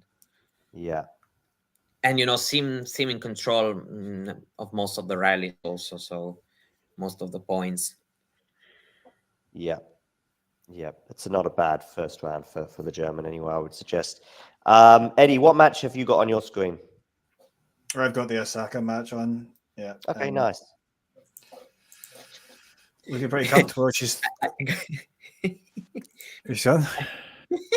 I got a question which is not related to tennis. What's your favorite Italian dish? Oh, your favorite Italian dish? Yeah, go on. My favorite Italian dish. Yeah, okay. I'm not going to be, you know, too mainstream. So I would say that I really like, nduja, which is something we have in southern Italy. How do you spell it? How do you spell spicy. it? How do you write it? How do you spell it? N, you know, J. Yeah, NJD. No, sorry, NDJ. Yeah, exactly. NDUJA. Okay. NDUJA. Yeah. It's like a meat type of meat, right? Yeah, exactly. Very spicy, and you know it is so spicy that usually you find it as a cream because, but it is actually that's one, and I really like it. I heard about this, yeah. But it's not the seen easiest thing to eat, I have to admit. I haven't eaten that, but I've seen it in like cooking videos. Damien, I would like to add, is not the most ambitious of food people. He's this is what you were telling me, Damien, and you lived up to that reputation in Estoril with certain things. You know, you're not too keen on salmon, for example, which obviously has been a large topic. I just don't eat fish at all. Really? Wow. Not even fish and chips. Not even fish and chips. Yeah. Oh my goodness. It really makes me want to puke. I don't know. Really? I am repulsed by fish, and by mushrooms too. No. Rafa is a big seafood fan, but doesn't like cheese. I don't mind seafood, by the way. Like seafood, most of it at least is fine for me. But fish, no. Okay. Altmaier did indeed get the break against Vandalus. What are you going for, Eddie? Well, Osaka had a chance to go double break up, but she hits the backhand, or she hits her shot long, so chance missed there. There we go. Veal Scalapini, says Terry. Okay. I'm not sure what Scalapini is.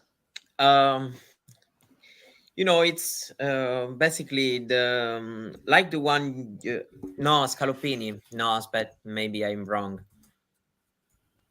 Yeah, I mean in Italy it's Scalopina. Yeah, it's that one. Okay. It's probably one of these dishes that like were made in the States based on Italian ingredients or something like that. I mean, there's a lot of stuff like that, like chicken parm or that Alfredo pasta or something like that, right? I mean, these are all American inventions that people think they are Italian, but they actually not. And go on, Osaka. Osaka's gone the double break up. Yeah, so she's looking pretty comfortable. This one's probably over. Against the future number one.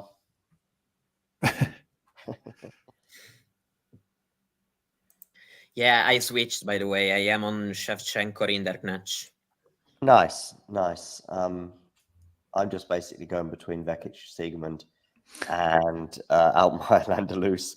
But Altmaier has 3 game points for a 4-2 lead. So things looking pretty good for that particular German, unlike Laura. Yeah. Terry is right, by the way. It is something very common. I don't know if you, Terry, have eaten it in the south or in northern Italy, because I think it's more something from the northern Italy, so I'm not very familiar. But yeah, it is something that we do. Yeah, of course. I thought you might go risotto. That's what I thought you were going to go with, Mario. It's not one of my favorites. Okay. I was expecting arancini. Very good.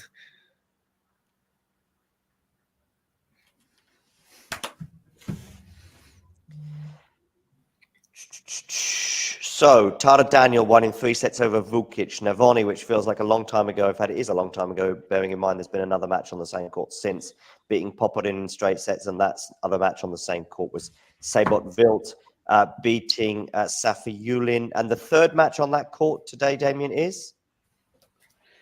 Zizou Bergs against Luka Van Asch. Zizou Bergs. Did he win a challenger last week? Yeah. Yes, he did in Tallahassee, defending his title. Earlier, he made the final in Sarasota, he was playing for a top 100 debut, and Roland Garros main draw didn't manage to do it. Tanasi got in. When he won Tallahassee, of course, he only defended his title. So, well, he's still on the verge, just like the last 3 years, basically. But 2 wins in this event, and maybe this will be the breaking point. Yeah, and, he made a clip on his Instagram profile after when he lost the final to not last week but the week before, where he was saying like the life of a tennis player. I was basically 1 match away from breaking the top 100, but I lost this final, and now I have to go there to defend my title, because if not, I will be very far again from. And it was nice because it was basically true. He would still have a lot of time. He would still have a lot of time, because basically besides the Gstaad quarterfinals, where he also could have broken the top 100 last year, he basically doesn't have much to, and also like a Surbiton semi or something like that. Besides that, he has almost nothing to defend until the end of the year, because he was injured last year. He had a wrist problem. He was playing with it and slicing his backhand, but not winning. And basically, I think he still would have done it, but the Tallahassee defense probably just means he's going to secure it like 100% over the next month or so. Obviously, any wins in Madrid would be really helpful. Who does he play in the second round here if he beats Van Asch? Which I think he should be the favorite against Van Asch, actually. I don't remember who he plays in the second round, but I remember it being winnable. He plays Sebastian Baez. Oh, exactly, yeah. There you go. One win would already put him live into the top 100, but obviously we don't get a ranking meet Madrid. And basically it would probably not, like it would 99% not be enough. With 2 wins, it's also going to be a bit of a guess for the time being because of all these challengers happening in the second week, especially the 175s. But with 2 wins, it would become a real possibility that it's enough. With 3, I think we would be talking about a safe, but obviously making the forefront here, that would be like kind of, absurd. So that's not what he's going for. But of course, it's still cool for him to play this IMG, so main draw wildcard. But he had to fly over from Tallahassee. I think flew on Monday. Yesterday he practiced, so he doesn't have the most time to get familiar with the conditions. But it's not like he's got any real problems, right? Playing on red clay, so the opportunity is there. When you draw Luka Von Asch, the opportunity is there. Yeah, yesterday the Rome wildcards have been out, and there's been a lot of debate on Twitter because anyone had his own opinion about which wildcard system was more, let's say, fair. But I think it's actually a pointless debate because wildcard system is not fair, meaning that it's like that. The organizers of the tournament gets the this invitation to make them play who they want. So I think it's a bit pointless as a debate. Of course there's a big difference because Rome is organized by the Italian Tennis Federation, so the Italian Tennis Federation uses the tournament to give their player, especially right now, for example, for the main side, there are a lot of actually players in the top 150, and so they use this way the opportunity, and the Madrid organization with the EMG, so I think it's a bit pointless. Donna Vekic has won the match with a backhand winner, hit on the rise. She was comfortably the better player, as the scoreline would suggest. So she goes through. Laura Snegerman is out. Go on, Eddie. I don't know. I'm just laughing because you put my tweet up there. Just. Oh, okay. Yeah. I remember yesterday I saw a tweet from a Donna Vekic fan who said that why does it have to be Zygmunt of all people? Clearly Vekic handled that fine anyway. And I remember reading that tweet. I was like, really? You're going to be complaining that Vekic is playing Zygmunt in the first round? Yeah. She can be a fly in the ointment, but if I was a fan of Vekic, I'd be thinking, there's worse. I'd be glad, I'd definitely be okay with it. Yeah. Osaka leading 5-love now, Eddie. Yep. Maybe there are some fans who are a bit traumatized by some memories. I don't know. Yeah. Probably, yeah. So yeah, Osaka looking very, very good right now. Yeah. Moving well and well. I felt like, well, I mean, for what little I've seen, yeah, but this set's been quite one-sided, right? But how about I share this tweet, Eddie? What about that? That's kind of not so relevant in terms of... Yeah, that's why I was laughing, because it didn't seem very relevant. Was it this one I was sharing? Oh dear, I meant to be... There was one that was... Oh dear, I was probably showing the wrong tweet, Eddie. This is the one I wanted to share. Oh, yeah. That's the one I wanted to share. But okay, I was sharing the one about the rain in Shenzhen. Jake here, very happy with Naomi playing well today. She made the quarterfinals back in 2019, apparently, in Madrid. By the way, a comment on my time on my Twitter reminded me of something. So Thiago Seyboth-Wild, when he won the 2018 US Open Junior Final, he actually played Lorenzo Musetti in it. Oh, how about that? I remember the Musetti-Nava thriller. That's kind of unforgettable. Just 3 months later, but I didn't. 4, 5. around 4-5. But I did not remember that was Musetti Saipovit, so we have that rematch. Yeah, that'll be, and the winner of that is possibly going to be playing Carlos Alcaraz in the third round. Yeah, Van Aschenberg's just getting underway. And how far are we away from Marozsan, the Marozsan match against Karatsev? On which court is that, for example? And which match do we need to finish? You'd know that if you were using any normal schedule, but it is after Rinderknecht Shevchenko. I'm using this schedule on I think it's the ATP website, but it doesn't tell me which court it is. Yeah, it is after this match. Oh, that's not a schedule. That's a draw, right? Which that's true. Which match? After Rinderknecht Shevchenko. Ah, okay.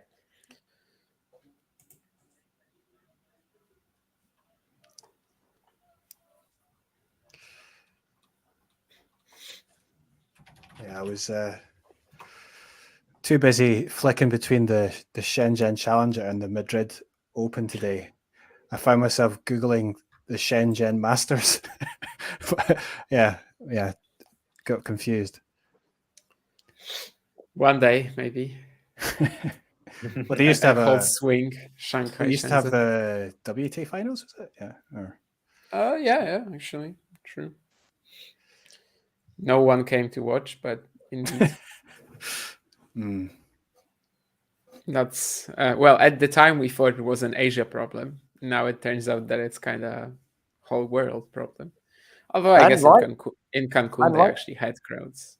Van Rijthoven has announced to come back. Well, he is on the list in Oeiras. Oeiras is happening during the first week of Rome. I thought it was the second week of Rome. It is the second week of Rome. You're right. I got confused. It is the second week of Rome. And I'm thinking about going to that. Basically, earlier he had already announced that he was going to be back in Faro in February at 25K. That never happened. So, a little cautiously optimistic with this. But yes, he is on an entry list. He used his protected ranking, which is 148. So giving him quite a lot of direct acceptance as well at every challenger, essentially, if he wants it. Who's playing that WATCH Challenger? Do we know?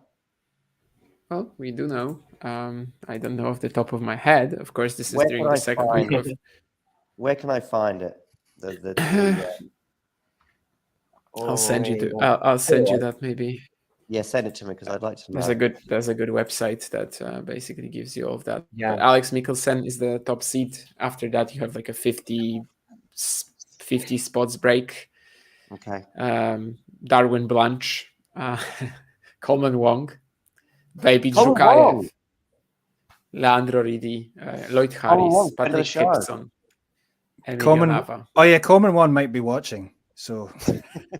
Oh yeah, Coleman, right? Because when I met him, I interviewed him, and then he was like really curious where it was going to be put on. I said like talking tennis, and he's just like straight away just went and subscribed, and he's like, oh yeah, you do watch-alongs, that's cool. So like he could be watching, who knows?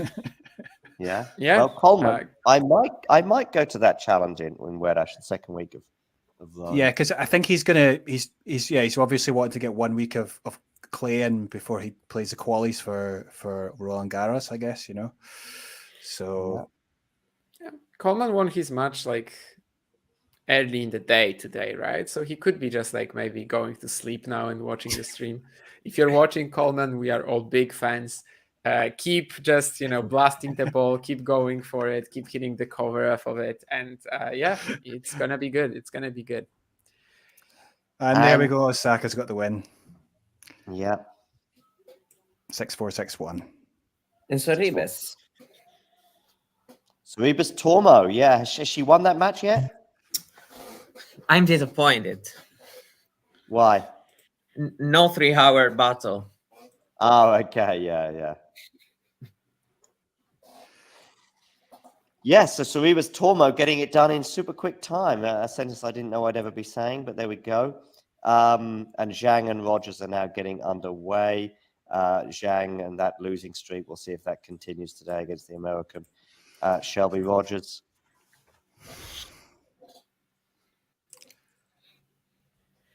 Shelby Curiouso in herself, of course, coming back from a long break. But yeah, I don't know if I like Zhang's chances to break it today. But well, at some point she has to, or does she? I mean, I'm surprised she still has PR. How many PRs has she got? Like, is it protected rank?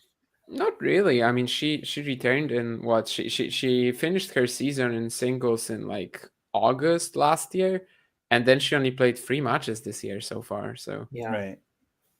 I guess this is her 4th PR usage only. She's yeah.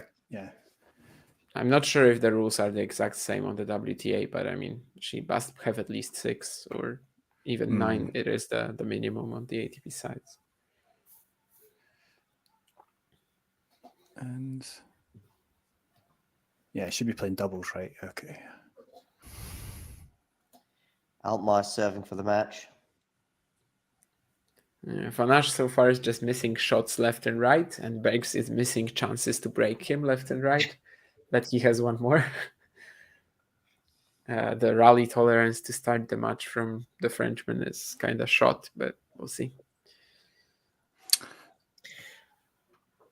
Who is it that you were talking about earlier? Billie Jean King. Oh no, Mariano. What's his name? Navone. Navona. Yeah.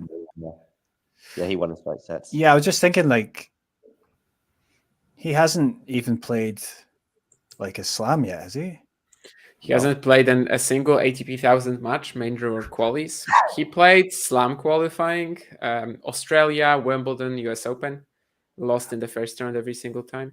But if he does like really well here, or he can be seeded, yes. He could be seeded for Roland Garros, but the first Roland Garros main draw that he plays, right? The first slam main draw that he plays, yeah. Yeah. That is very can't possible, have happened yeah. much, right? Oh, probably not, yeah. I mean, you would have to have like a truly meteoric rise. Most of the time, if you like have a very good progression, you probably qualify for a slam, or maybe you play your first when you're like 17 in the rankings. Sure, it must be very rare. I mean, Navone has been worthless of clay so far. So like Wimbledon, US Open, Australia, he was getting wrecked. Well, took a set of Prismic in Australia, but maybe didn't threaten after that. But the Wimbledon and US Open performances were tough. But yeah, even ATP 1000s, he had no appearances. ATP 500, he's played 1. Rio made the final. So yeah, basically since last June, winning 5 challengers and now all these main tour results, and that's how he got so far without actually playing the big events on the tour. Yeah, maybe a Roland Garros dark horse. With a seeding. I mean, yeah, to go on a run. You could have a run. Thomas Martin Echeverry made the quarterfinals last year. I don't think Navone See is it or not, that much weaker. It will all depend, on the drawing itself. There's gonna be a Van Asch kick in, methinks. Which way? Yeah, that's what I was wondering. Yeah, I mean, of course, most importantly is the joke itself with the Ash kicking, but yeah.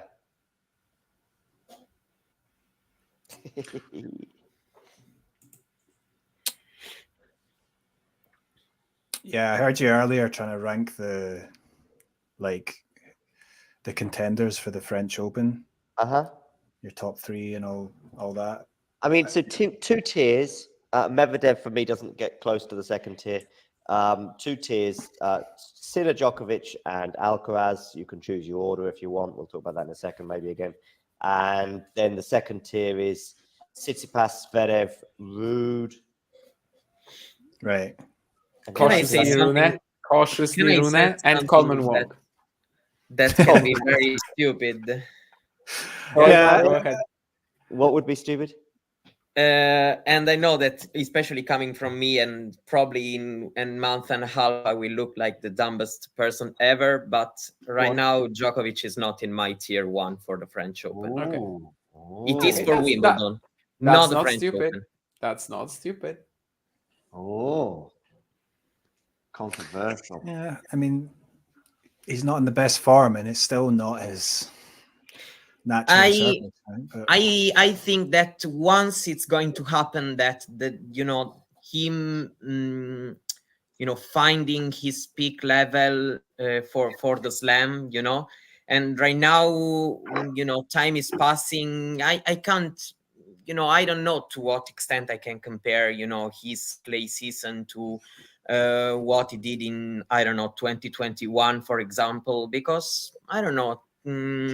Time passes, and even when you are talking about the greatest player, I don't know. I'm more doubtful this year than what I've been last year and 2 years ago. I don't agree with that, but it's not stupid. It's not stupid.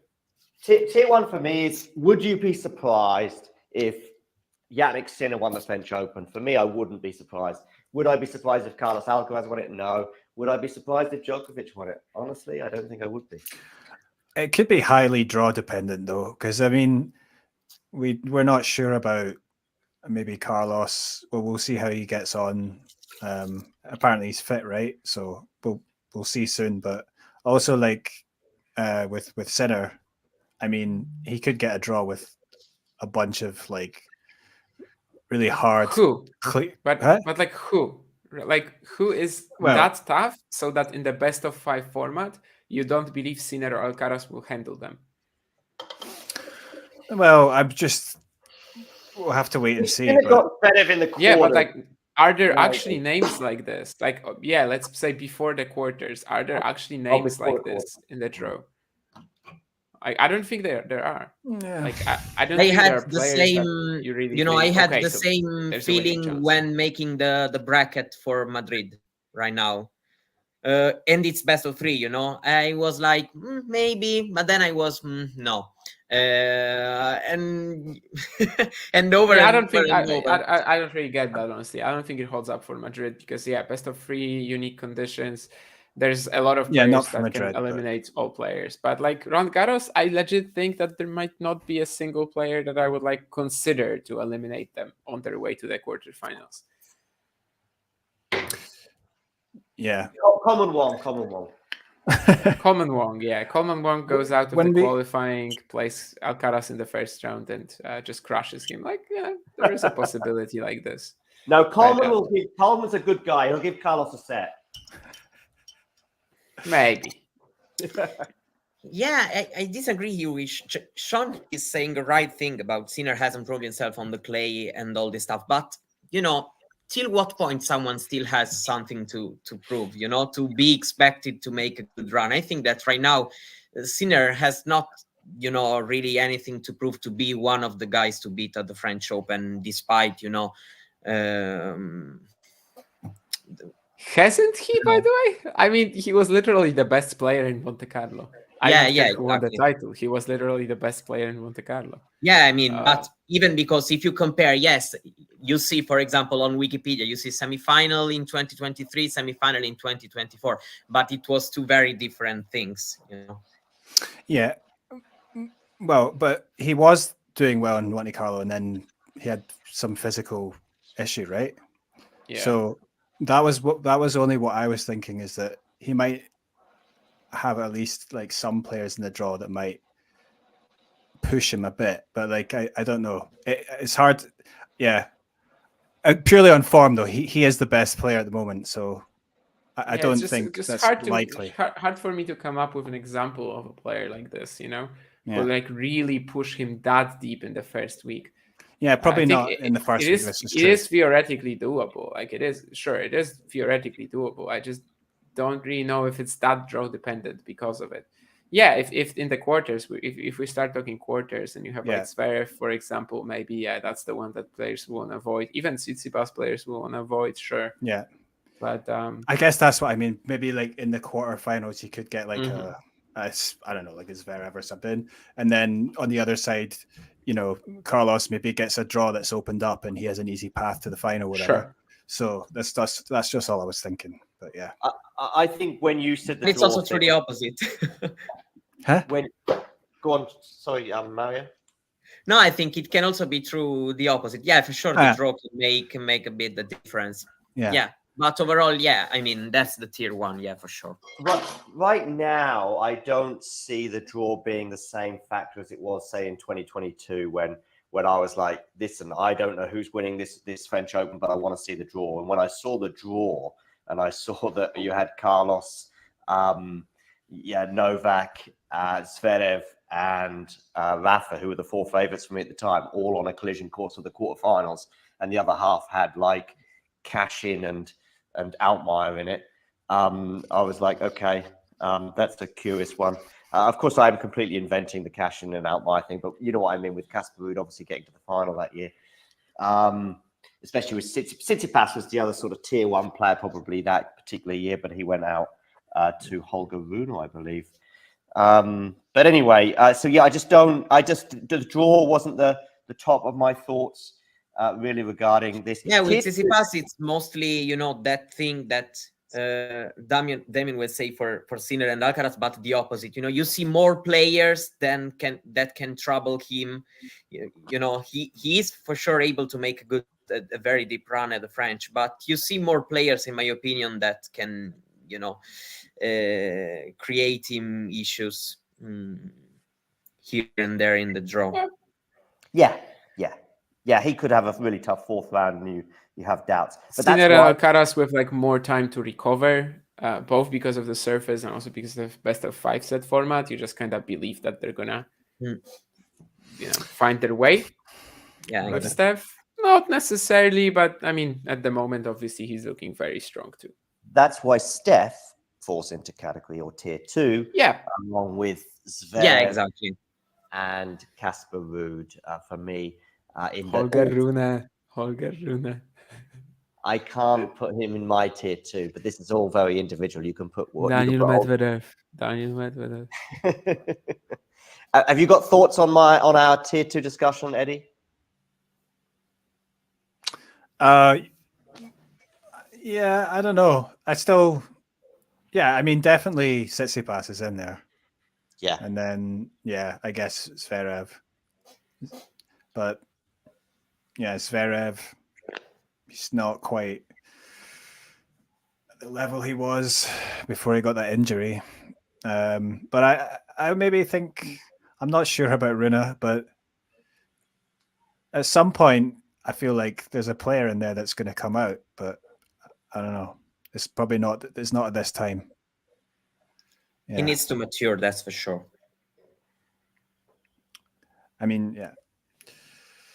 You know, it's one of the reasons I have to be honest. I haven't watched, for example, Medvedev in a while because, you know, I'm that kind of person that as soon as he starts to complain, I switch the channel.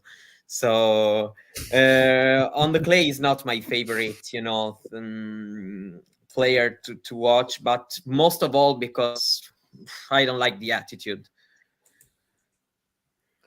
Yeah. I'm more for the robotic players. Badosa broke back. Horrible. Sorry. Raducanu's in. She's about the coin toss. What about Kwon Soon Woo, Eddie? Maybe he's in tier 2. How is he going to make it to the French? Does he still have like PRs? He has he's got PR that he's just going to use them this year for the slams and then some masters. He was supposed to play Madrid and Rome, but then he got the ankle thing. He twisted an ankle or something. So, but he'll probably still play French Open and lose in the first round. Yeah, ATPR. Yeah, he's in alongside Shapovalov, Nishikori, Nadal, Carreño Busta, and Cilic. Right. Yeah, that's a lot of PRs, eh? Screws over some of the other guys, but yeah.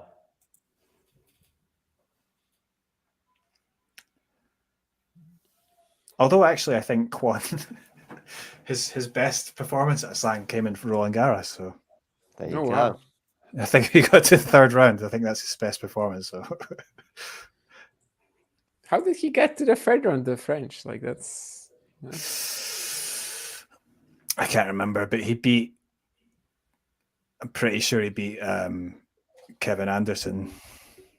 Oh wow! I can't remember who the other player was.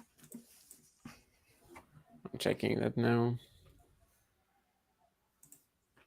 Third round, he beat Anderson and Seppi. Wow. Seppi, right? Okay. Well, two guys at the sort of tail end of their careers. Yeah, well, still, that's it's Anderson's a good win, isn't it? So. Must have been a pretty good one, yeah, at the time. No, he leads the head-to-head with Anderson. He leads it with Seppi, even 2-0. So okay. He just dominates them. He also leads the head-to-head against Runa. So. Oh, nothing. Wasn't that a slam too? Australia? No. 2020. I think if I remember one of the matches, he was cramping Runa. So Yeah, that was in Australia. Yeah. 5 sets in the first round, but I don't remember the other matches. Yeah, I can't remember. It's a while ago. The legend! Wow, what a legend! Yeah, it's Ghosty says Greece needs to get a player that just has American with some claim to Korean citizenship. Well, Campagna Lee, it sort of works. I mean, not well, an American, but Spaniard. Yeah, he's Spaniard. It's, I mean, yeah, it's hard to stand out as a Spanish tennis player, isn't it? Unless you're, yeah, so many of them. Not that many right now, like in terms of massive prospects, though, right? Like, Landalusa, yeah, but after that. Well, they actually would be in a bit of trouble, and if Alcaraz wasn't around, like if Alcaraz wasn't around, Spain would be in a big tennis crisis actually. But well, obviously Alcaraz is there. We can't really just create an alternate reality where he's not. Yeah. About the last couple of events, he has been creating that alternate reality himself. Who else is? What's his name? The kid playing against Rafa. Oh, Blanche. Right? Darwin Blanche. Blanche, right? Yeah. So, yeah, he trains in Spain, right? So. Yeah. All the Blanches do. I think Ferrero Academy, or I think. Yeah. So. What match is on your TV right now, Mario? Still Rina Shevchenko, and at first I was. This is not really related to tennis, but at first I was like, "Who is him?" Because Shevchenko has something different, probably shaved or something like that. He looks like more or less Blanche in terms of the age, but yeah, it's I would say more. A lot of ups and downs in this one. Some games are fun, with some good points, and at times the two players go on, proceed on making some bad mistakes here and there. So yeah, quite enjoyable still. Here Shevchenko is trying to survive in this important 9th game. The first time I saw Shevchenko, I was like, he looks quite different to when he was playing at Chelsea. But I had the same thing with Burshaga as well, thinking he looks pretty young for a guy who scored the winning goal in the 1986 World Cup final. Anyway, football jokes aside, I can hear a sigh of disappointment. Yes. Yeah. This is the guy who comes up with the worst puns I've ever heard. Daniel Altmaier, by the way, is doing a much better job of trying to serve this out than he did the previous time. He's up 30 love here on my screen, at the least. I had Shevchenko winning the French Open last year, says Ghosty. We're just having a good laugh with some of these predictions at the moment. And Shevchenko is probably going to be entering someone's tier 1, perhaps, for the French. Anisimova, by the way. I hope nobody recorded me in my, pessimistic comment about Djokovic. Yeah, right. Yeah, we'll remember that one. But we'll also remember the pessimism I was casting on Daniel Collins for this particular event in Madrid, should she go on to take the title. Perhaps I shouldn't have said that, with Ghosty being so nearby as well, because I don't think he was there for my dismissal of Daniel Collins being a contender in Madrid. That's a horrible backhand from Vandalus, meaning 3 match points for Altmaier. Yeah, I don't know how I feel about this Van Aschberg's match so far, because it's actually kind of the Frenchman who's like dominating all the rallies. Hasn't given him anything. In fact, he was probably the closer player, the player that was closer to get broken so far. But like, yeah, it's maybe a little bit of a surprising turn of events. But maybe that's the way that Zizou is gonna try to win this, and it's never in doubt. So he's obviously gonna do it one way or another. One way or another. Yeah, Ghosty, no problem. Most important thing for me is that me and you are going to found the Tommy fam.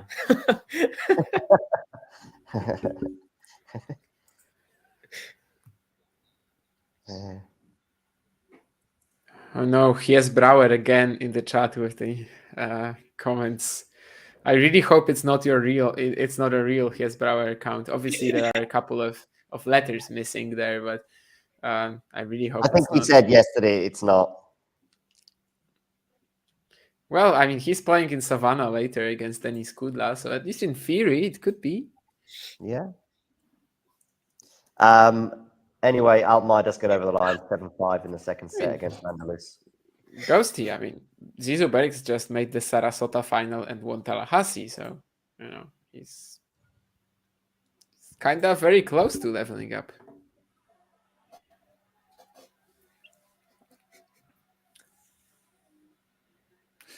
Raducanu has got about to go down a break. Ooh, love 40 in the opening game. I wouldn't be shocked, if something happens in that match. I wouldn't be either, but I don't long. want it to happen. So I'm like not even, treating this as a remote possibility. To me, Emma is already like fighting in the third round or something like that. Because, she needs to get going someplace. I mean, people are just keep saying in the chat here, even earlier today, there was someone saying like Raducanu top 10 by the end of the year. And like for that, we really need to see some huge upswing in results soon. Well, yeah, she needs to win a title or something before people start saying that. But yeah, US Open, for example. I mean, a WTA title, even. Yeah.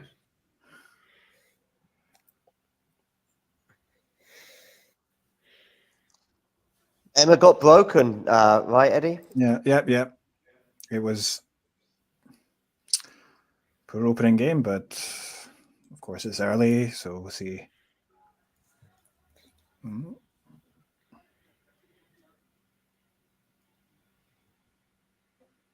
Top 40. Yeah, by the way, both Andre and Nick had Emma Raducanu in their Madrid semi-finals. Wow. Yeah, that's right. I did. Yeah, you saw see that. No, I don't. I don't remember who I got, actually. I have to check. I didn't do it. I didn't do the bracket. So I didn't do it either, but Raducanu in the semis seems optimistic. That was another error along there from Raducanu, and signs aren't good so far.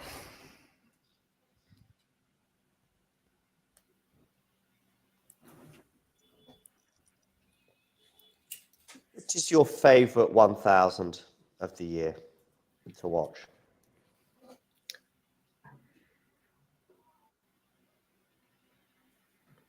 Anyone? Mario? A question for me. My favorite 1000. Yeah, sure.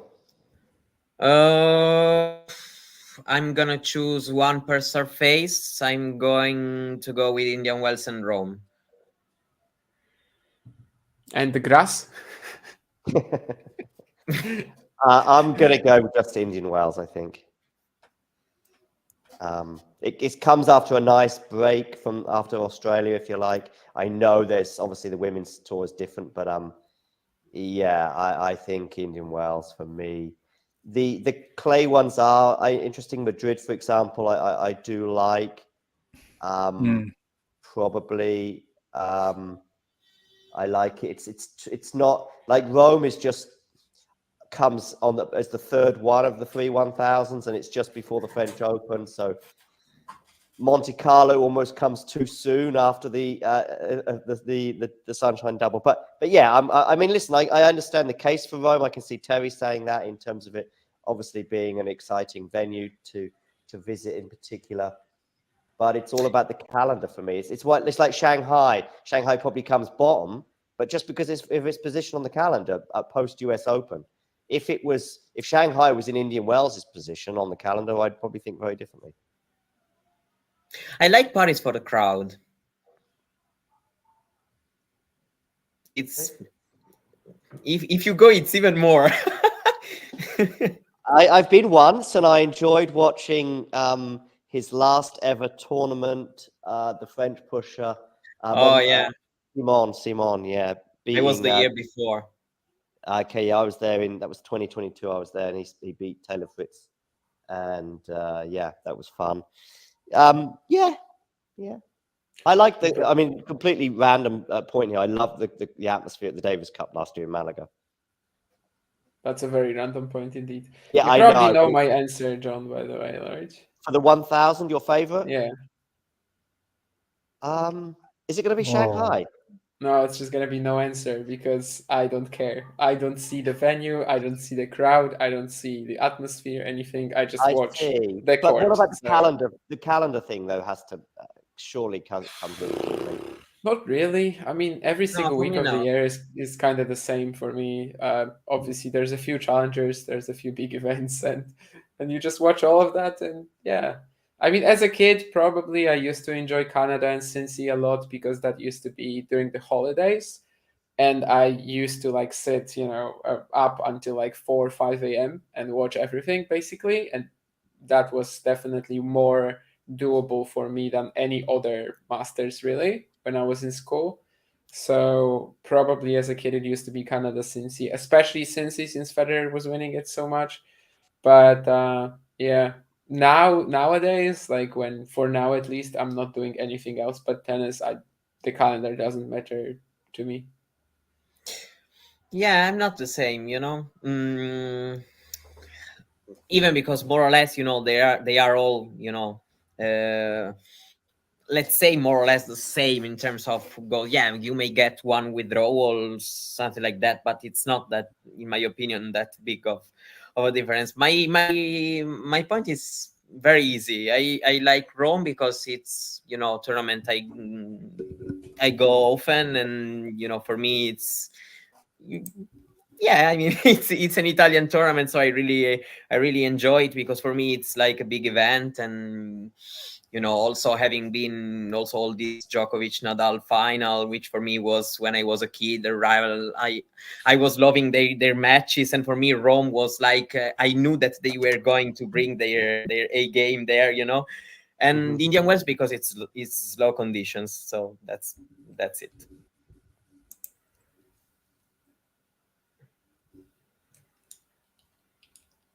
Good. I've got the Wedash thing. So, Emilio Nava is playing there. Lloyd Harris. Our good friend Buashaga, who just got mentioned. Dennis Kudla. Yeah, here Rinderknecht got the break right now, so he's going to serve to win this set.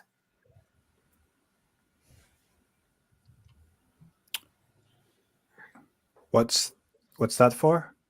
Wedash Challenger. Oh, yeah, okay, the one. Lloyd. Oh, his Guangzhou title taking him up to a seeded spot.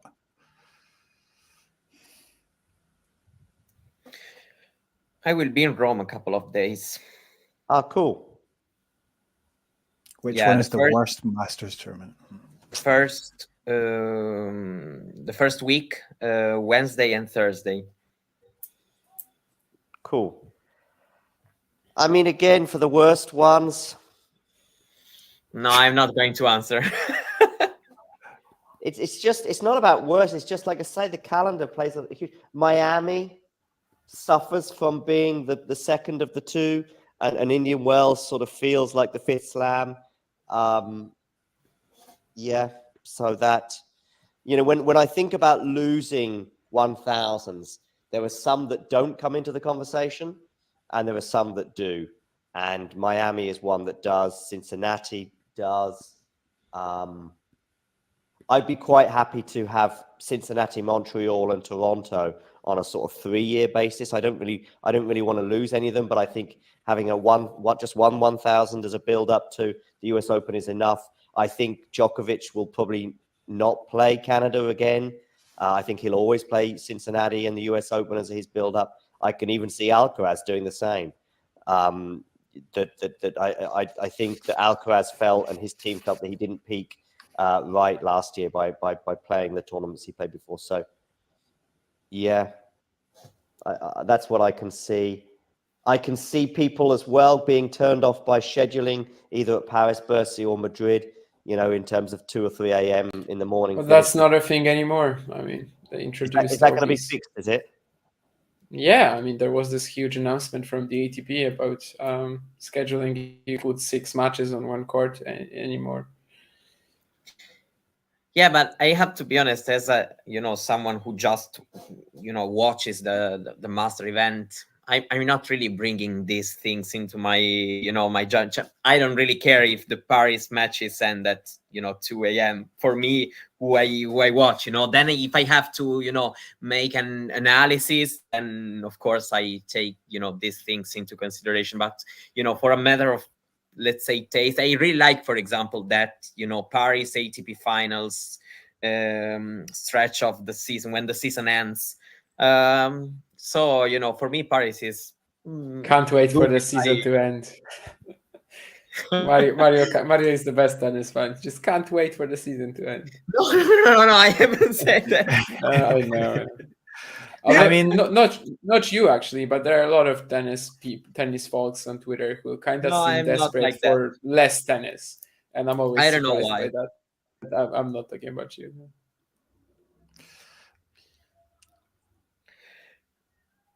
I think because those Masters events which come after US Open, because it's the end of the season, you tend to get sort of some withdrawals and stuff like that, and for the bigger players it's not always the most important thing, but of course it becomes but that important. For me, adds something to like them. I don't know. After the US Open, for example, I'm not a big fan of the slams, meaning that I like them, of course, and I like watching them, but I'm not the one who watches Madrid and thinks what can I make for the French Open? What can I think in view of the French Open? I don't like that. So for me, when the US Open ends, we are free. We are free from the slam. So I watch Shanghai and I don't think about, nobody's thinking about the slams and all these things. They just watch the 1,000 and think, who's winning this, and just for the tournament in itself. So I kind of like that.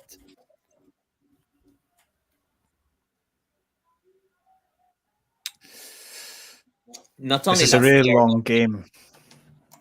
Go on, Reddy. A long game with Raducanu's trying hard to break back, but is failing so far. But it's been going on for a while. There's been some pretty good rallies. I would say a few drop shots from Raducanu, which have not been very good. Wow, is it still just 1-0 in that game, in that set, in that match? Yeah, really long just game. Yeah. Okay, and unfortunately for Raducanu, she failed to break, so it's 2-love. I love that Eddie went, unfortunately, and then he just for Raducanu. I was wanting to he has to say that because I am Team Carle. So are you Team Carle? Yeah, well, I guess Argentinian, yeah. If there is the Argentinian flag, I support. Yeah. Yeah, well, I mean, it's actually turned into quite a good battle there, but you must be quite angry at Darderi then. No, I mean, it's okay. Or Facundo Juarez or Franco Agamenone. Yeah. I mean, there are tricky situations there for sure.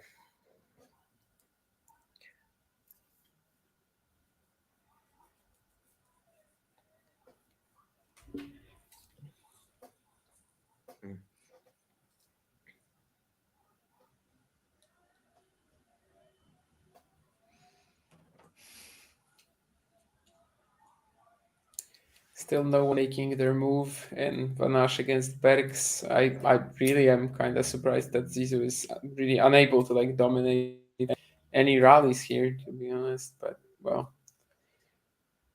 maybe when he sets himself up with the serve, but otherwise he's really just kind of trying to be consistent while Vanash is doing most of the dictating. But well, for now they're even, so who knows?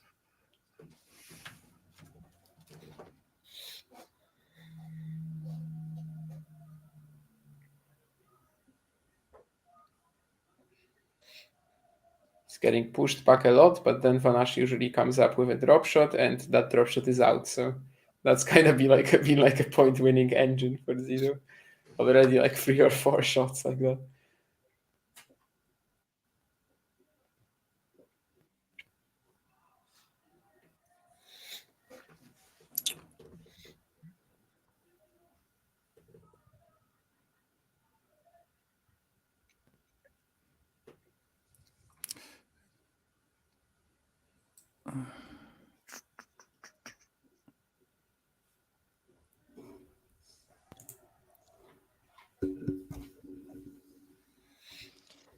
So, yeah, tell us about Raducanu and Carle for a second.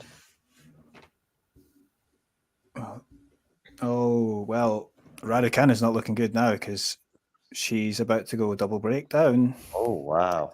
Yeah, a couple of poor errors in those last 2 points into the net, and her body language is not very good. Okay, Looking a bit down, but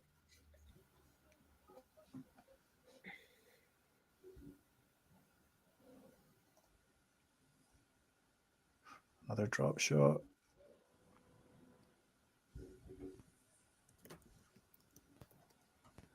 And that's it. Double break for Carle. wow. So not the start that Raducanu was looking for. Nope. What do we know about Carle, by the way? Can anyone give us some info on her? I know that Damien said he wasn't too sure on her. What do you know much about Carle, Mario? I have to be honest, not that much as I know about Julia Riera, who is the girl who just broke the top 100, but she's already out of the tournament because she lost to Sareran in the qualifying tournament here. But yeah, I think that, I watched her also in Parma because she was in that tournament in 2022, the same one that, Sharif won, was a 250. At the time she was playing the qualis, and so she was very, right now she would play the main draw in a tournament like that. And I think that, I still think that Riera has probably, from what I feel, the biggest prospect. I feel like she can play at a higher level. But Carle actually, is a player which is very, very, I would say, in the positive terms of that, of the term, annoying to play against. One of these players. For someone like Raducanu, for example, this is really different, from what she has used to play. For example, last week in Stuttgart, and when she had, a good run. This is a more, let's say, in Italy, we would say something like dirt match, a dirty match. You have really to dig deep. And, I don't know if Raducanu right now is ready or even fresh enough after, the 10 days she had. That's why I was, even imagining here that something could have happened. But also because, Raducanu, is she already, in that state where she can play week after week after week and be fresh, and to be able to express that good of a level that she can overall, because even, actually talking about Raducanu, I watched on Twitter, I don't know who of you has also watched that. There has been a very nice thread about the return against Viontek, a comparison between Rybakina and and Raducanu showing why, Rybakina's return on the kick serve of, from Swiatek was really more effective than Raducanu's, and I really enjoyed it, and gave me even more tips on where Raducanu has to work a little bit more in terms of being able to make that jump. Has Raducanu beaten a top 10? No, because I don't think 12. I think it's still her biggest win, despite it being a slam champion. It's definitely weird. Yeah, it was. She beat. Who was it? She beat yeah, she beat a top 20 player, but in that run, right? It were like. Well, she beat Saka in the semis, didn't she? Yeah, but yeah. Sakari was in the semis. I'm not sure what Sakari's ranking was. Yeah, Gossi. I know that Rybakina is much taller, of course, but there were some tips on, for example, Bencic. Yeah, she beat Bencic. Yeah, Bencic, exactly. Yeah, that's right.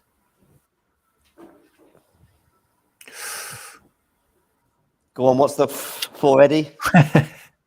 Well, a bit of a poor drop shot attempt from Carle, so Raducanu has a break point. Okay. But it's just a break point. And Here we have a very intense battle right now, with also the crowd really involved. With Rinderknecht and Shevchenko? Yeah. I mean, the crowd is for Rinderknecht. There is a lot of French support here. Yeah, right now, I mean, we are on serve for sure, and things can change really quickly. But in this particular moment, let's say 15, 20 minutes, it's Rinderknecht who is overall, dominating the point, and maybe also losing them. But he's the one who's trying to do something more between the two. Raducanu breaks back. Well, there we go. Not quite so doom and gloom. That was some quite good rallying, so that was a bit more positive for her. She was changing directions well. And more importantly, not making errors. We can have an Anisimova Goff match here, probably. I wonder how the Brits will take to Ben Shelton's personality. I mean, I guess what Sean's referring to is if he has a run at Wimbledon or somewhere else in the UK. I think the Brits, I don't know, they can like big characters like his. I mean, they like cockiness, but when it's their own cockiness. Yeah, maybe. I don't know. I think, yeah, I guess so, because I was going to say Ronnie O'Sullivan, but there you go. We like Cantona. Going for the calendar grandstand. Going for calendar grandstand. We like Cantona. I say we, Manchester United, I mean. You have to bring Man United into it. Eddie, who do you support? Every Brit in the country. Oh, what football team? I shouldn't say. You're going to say Celtic. Yeah, Celtic fan. Yeah. Say. I mean, you only alienate half of Scotland. Yeah, half of Glasgow, anyway. Yeah. Maybe half of Scotland as well. Yeah. We got quite a few Scots on the channel. Yeah. Jack doesn't like football, so that's that one done. And I think Tom is Clydebank. I think. Well, that's where he's from, but they don't have a football team. That's who he supports as well. He's not a Celtic or a Rangers fan, and yet I did text him recently, and he says I can't talk now. It's the old firm. So he's not a fan of either club, that's for sure. But he certainly, of course, watches their matches when they play.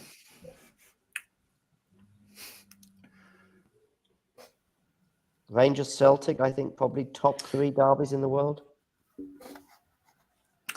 Yeah, Derby County.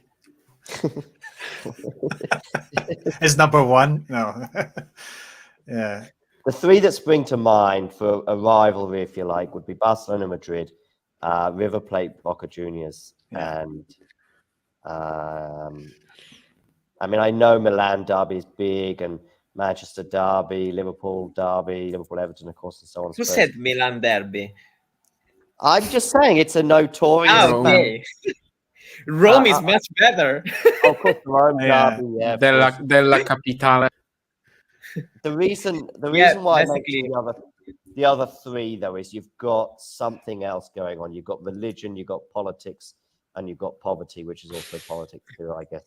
So I like those three additional bits of spice that make those three rivalries I mentioned elevated in terms of Boca, River, and Barcelona, Madrid, and of course the old firm derby.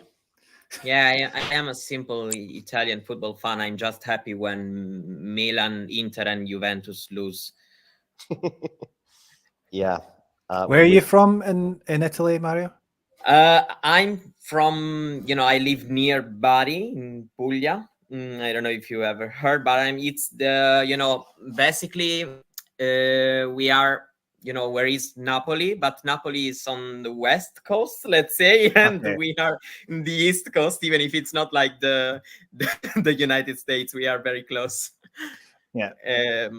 Yeah, but overall in southern Italy, there are one Southern team Italy. which is a good football team, and let's say I know Bari has a team, right? But yeah, but they aren't. In Puglia we are even a stronger team than Bari, actually, which is Lecce, which is even more more southern, either in Puglia than Bari. And Lecce is a team in the Serie A right now. Bari is not. So there's quite a few Scottish players now, or recently been in the Serie A. It's a serious recent trend. Used to not. Who is it?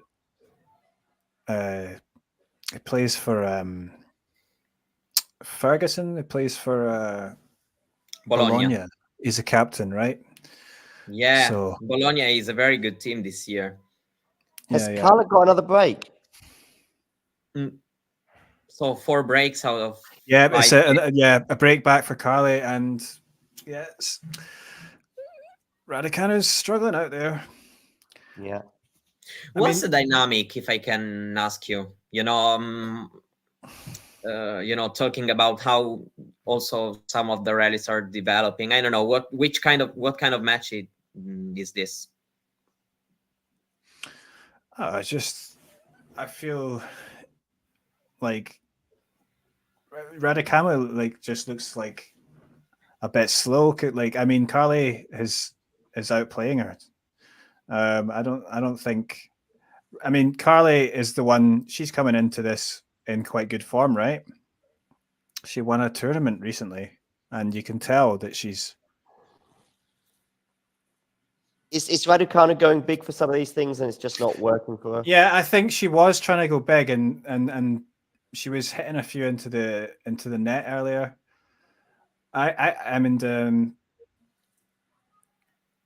Carle has been more dominant in some of these rallies. I don't think, and also, there's a few moments where Raducanu was trying to hit some drop shots. I think she's trying to stop doing that now, but they weren't very good drop shots. And I think she's not sure. She's running out of ideas what to do here. Yes, that's when she's in a bad way, when she's running out of ideas. That's a thing that Raducanu when she's struggling, and I'm not sure if she not yet anyway in her career, if she knows a way out of those situations. Rinderknech getting a lot of crowd support. Is it helping him? Yeah. Yes, because he's playing, well, and this is a very, very close match. But Shevchenko now, despite struggling in the points right now, he's still, going. We are on serve, and who knows? Maybe a chance for him will be. We will have a chance soon. Who knows? But right now, Rinderknech is looking more into this.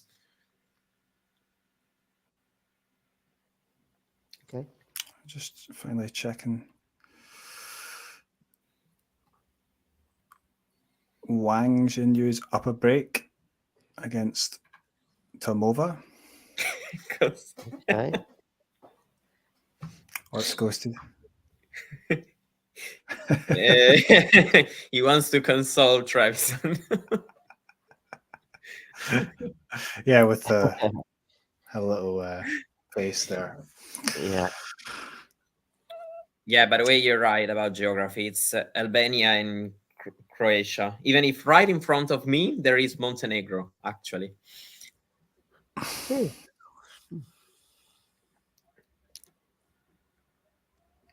Yeah. Tier 1 for the French Open for the women. I guess it's Two Iga. players. It's 2. Yeah, I would still put Rybakina if I have to make a tier, you know. Yeah. For the French Open, or for this? Oh yeah, for the French. I'm tempted just to say Iga, and then there's the rest. Yeah, Rybakina is still, you know, upper in my opinion than the rest. Yeah. Rybakina for this tournament, but I think you still have to. You have to pick Iga as the favorite for French Open. Yes, Aslan, and Nerland did say that, but Nerland says a lot of things.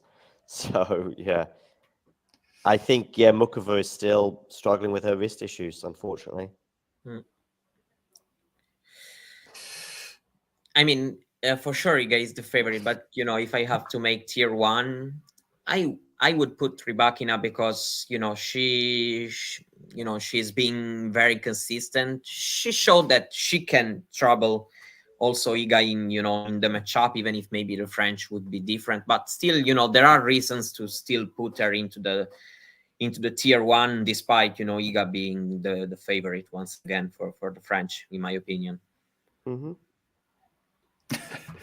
Also, if not, it's not a tier. That's also why. But yeah. Ghosty, yeah. Yeah, go. So Ghosty's talking about my pronunciation of, I guess, Wang's name. Maybe, yeah. I also got told off for saying Berankis's name wrong. Because his first name, I was saying Ricardus, but apparently it's like Richardus. Like you say it like a CH. So. Oh, okay. But this was from a Berankis fan. So yeah, I think everyone says it wrong basically. Well, has Monfils got underway? Has his match started? Yes, and Darderi is up a break. 2-1.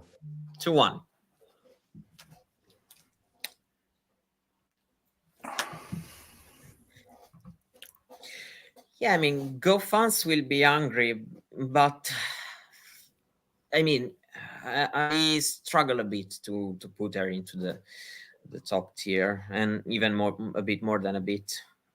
I think they're realistic. At least I hope they are, in that she had an incredible North American swing last year. But I think she won Auckland, did she, this year? But apart from that, it's been since the US Open, it's sort of gone back to sort of where we were probably a year ago. Yeah, I mean, it's also a tournament where she can do very well because she's been finalist in 2022 and quarterfinalist last year, only losing to Swiatek both occasions. So, but still, I don't know. She's not tier 1. Depending on also, where you if I have to choose who I think it's more, probable that she beats Swiatek there, I still would go for Rybakina than for Gauff. So. Yeah, me too. Yeah, she's just not one of the favorites. That doesn't mean that's impossible. And I thought she played quite well in that Iga quarterfinal actually last year. I was quite impressed with her during the first set, where she was playing a lot more aggressively than normal. I see some break points here for Rinderknecht. Yeah, he's trying to take the advantage here. It is something that you can feel from the match that he is the one in the better position right now game wise. But yeah, I mean, sooner he needs to take the break, because if not, then the moment can end, the positive moment. I would. Why will golf fans be angry at Mario? I said that we were talking about tier 1, and we were like Iga and the rest, but then I said that for me Rybakina, there are some reason to put her also her above the rest, maybe not as much of course as Iga, but still above the rest, and and that was the comment. Okay. Yeah, you could almost put 4 tiers with one player in each tier right now. Yeah, but because if they play at the French Open, Rybakina and Iga, maybe you say okay, Iga is the favorite. If there is Iga against Goff, also Iga will be probably the big favorite for that match, which is different. Yeah.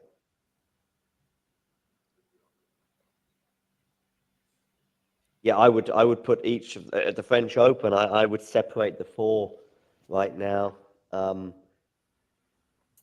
Yeah, I'd say Iga is clear for me ahead. Rybakina is clearly in second, and Sabalenka is clearly in third, and then there's the rest really. We were like that probably dying for an update of also the Zizou Australian and Luka Open. Vanash, but So just sorry, Mario, what were you saying? I remember that I think on the channel we kind of made the same power ranking for the Australian Open this year, and then in the first week, but I mean it's totally different, of course. But yeah. Go on, Damien. What were you saying about Zizou Bergs? no, I'm just saying you are probably dying for that update, and well, currently there's a breakpoint, and well, if when it comes to breakpoint conversion in this match, Luka Vanash is 2 out of 2, and Zizou Bergs is 0 for 5, and it's up a set and a break now for Vanash. But I have to say that Zizou is asking for it. Like even the first set, the end of it, I think if you allow Vanash to like dominate you this much in the rallies, if you allow him to just push you back every single time in pretty quick clay conditions, you're just asking for it really. And maybe part of this is the fact that he had to fly over from Tallahassee. Maybe he's just a little tired, but yeah, he's not playing this the right way. He's not converting the chances that were popping up, at least at first, thanks to Vanash making some errors. So yeah, this will not be the week when Zizou Bergs breaks the top 100, it seems.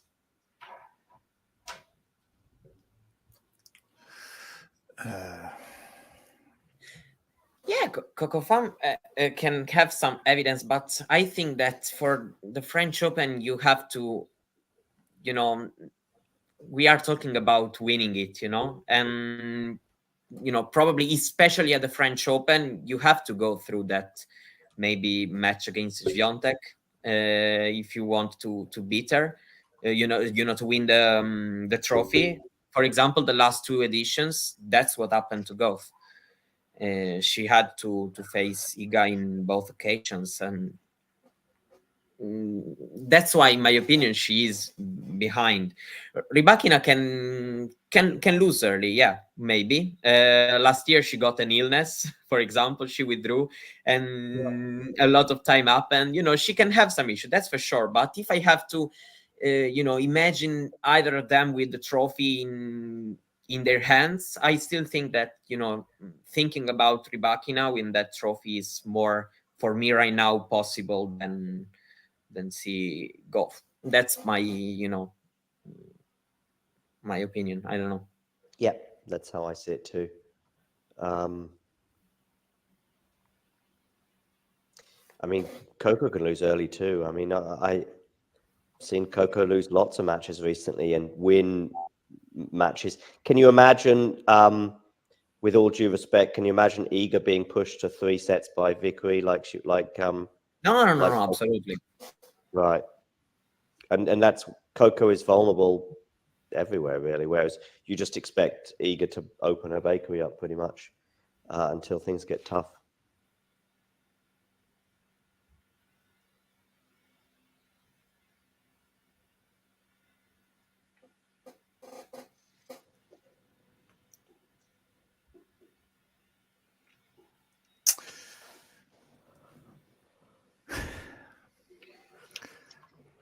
Yes, Eddie, go and give us some Raducanu news. I was just saying it's not looking good for Raducanu. 6-2 for,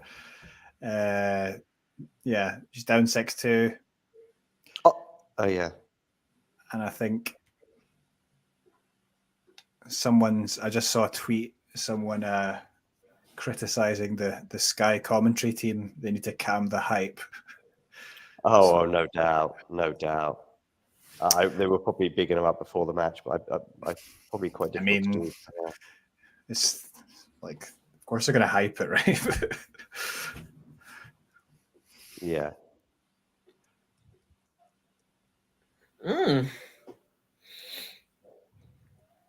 That day has 2 more break points. Who has 2 break points? Shevchenko? No, Darderi. I mean, Darderi. Oh, okay, sorry. Darderi.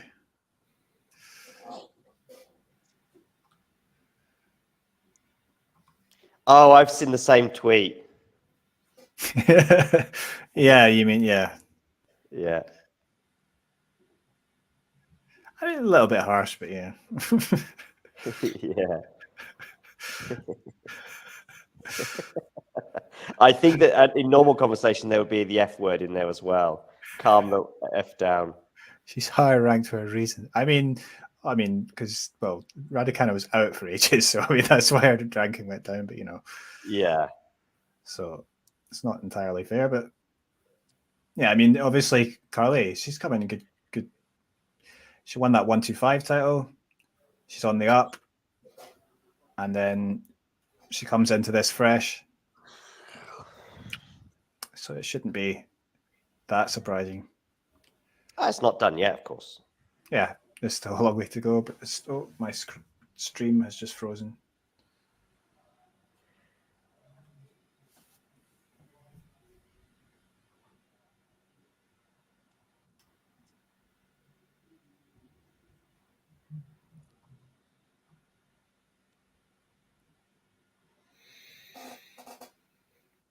Is Zizou Bergs showing any signs of life?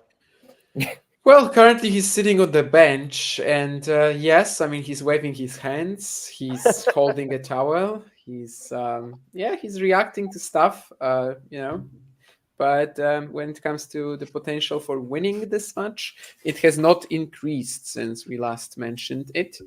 Well, I mean, maybe he's just that fatigued after that US couple of weeks. Maybe the jet lag and stuff, But yeah, I mean, he just from start to finish, he's been allowing Van Asch to just have everything his way and just keep pushing him behind the baseline despite the conditions. So it's not been an ideal situation for him.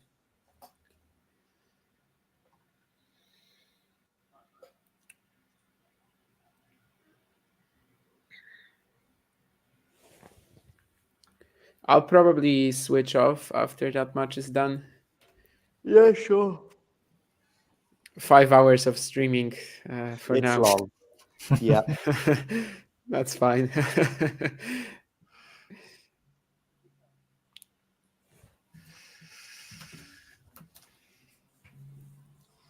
Well, you might not have much longer if if they're that quick about it, definitely not. Zizou at least has already hidden his trademark, the slam dunk smash.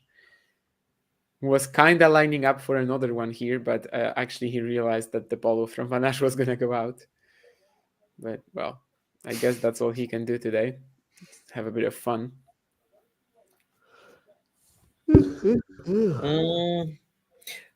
There is some comment you would like to argue about. You mean the Damien thing? Yeah, we just need to play more fun. Oh, here we go. Nerland's back. None, Nerlan. There's no talking tennis presence on the horizon.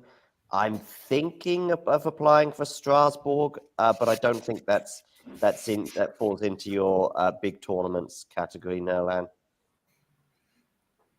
We got rejected, unfortunately, by Madrid, Rome, and the French Open. Rome and French Open didn't surprise me, but Madrid did after obviously going last year. But they didn't like your content. Didn't like my content, Eddie. Did you criticize the tournament director?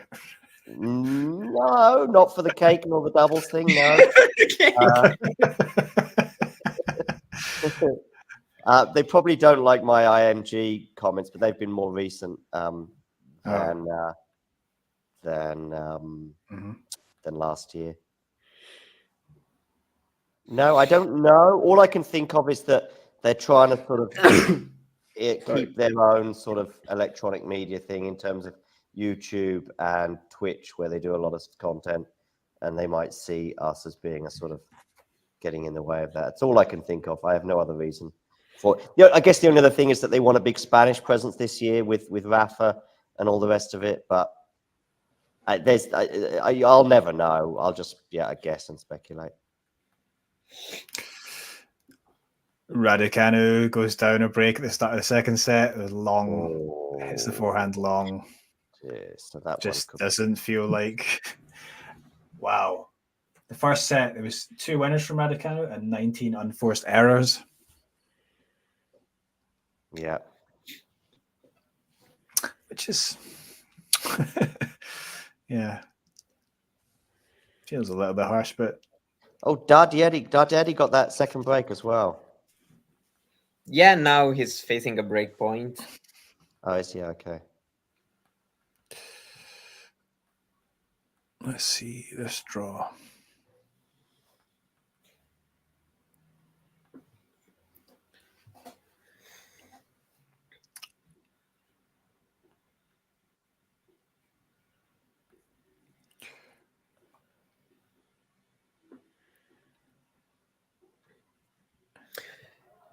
Monfils broke. Yeah, but there's still 1 break.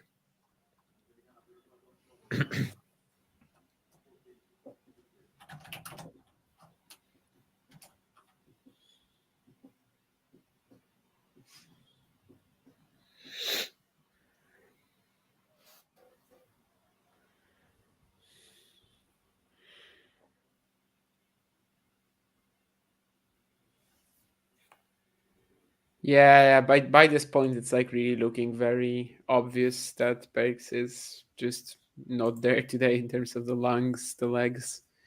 He's just finding him, he's planting his feet like 2 meters behind the baseline, stays there, and Van Asch is just attacking, from start to finish in every point, which obviously isn't really his natural game, but well, he's doing a really good job here, being relentless in it and just cutting that air support from Zizou.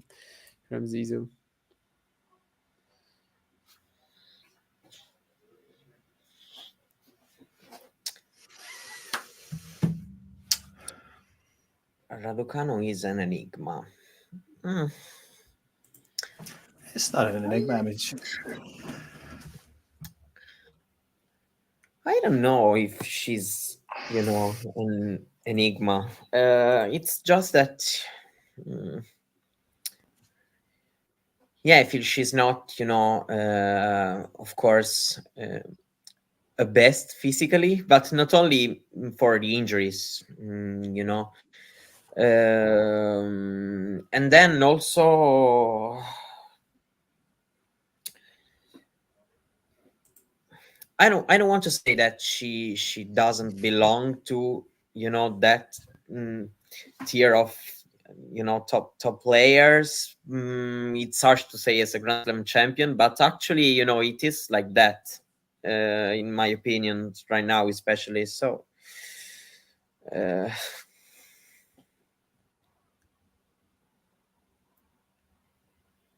mean, last week she played well, but in the end,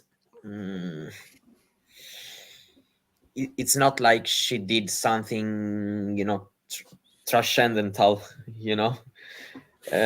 so I don't feel like she's an enigma right now. Then I don't know, she can still, of course, maybe get better, but right now it's more or less what I am expecting by her. Maybe not if she gets beaten today 6-2, 6-1, but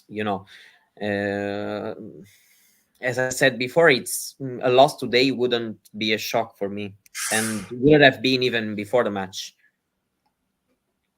You said that before the match. Van Asch was 40 love up to go 6-4, 4-1 up, but then suddenly he loses the next 4 points. This rally was like 30 shots at least. Berg's barely walking, but he still is playing. And I don't know. I mean, this is last call, obviously. At the very beginning of the match, he missed 5 break points, which, definitely didn't help his situation. But now this is like the last opportunity to get back into this. I don't know if he actually would have enough legs to like win it in free, but this is definitely the moment when he can at least keep himself in the match, and he just dumps a backhand into the middle of the net.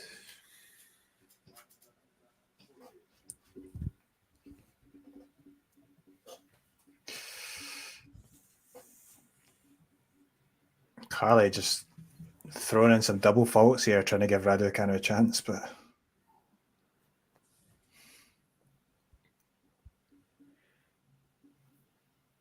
so did Bergs fail to break? Yeah. But maybe he can get some more opportunities here. Goes to the net and will finish it off with a volley. So still, some fight. 7th break point, I think. In the entire, counting the entire match, still hasn't taken one. Well, Raducanu got a break back, and she's got a bit of a gift there, but yeah, as I was saying before, Rinderknecht hasn't really, built on the good momentum he had early in the third set. In terms of hasn't built in terms of the score, and now Shevchenko has got better, found a good game on return. Now he's serving for the match 5-3, 15 love, so probably 30 love. So I think that we can be maybe close to the end of this match. For Shevchenko. Oh, okay. For Shevchenko. Yeah, Shevchenko. Yeah. Shevchenko, potential opponent of Karatsev in the second round.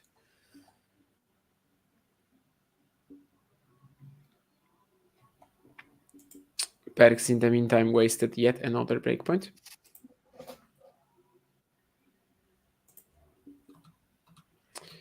From love 40 down, he was like really scrambling around the court pretty well, but then when it comes to the crunch, 2 backhands missed, pretty much the same shot on both opportunities. Well, of course, the game isn't done yet, but with his gas tank severely depleted, it's not improving his chances to win this match. Definitely not.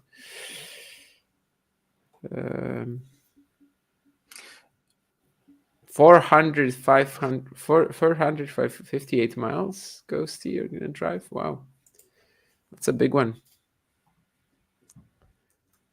Safe travels then.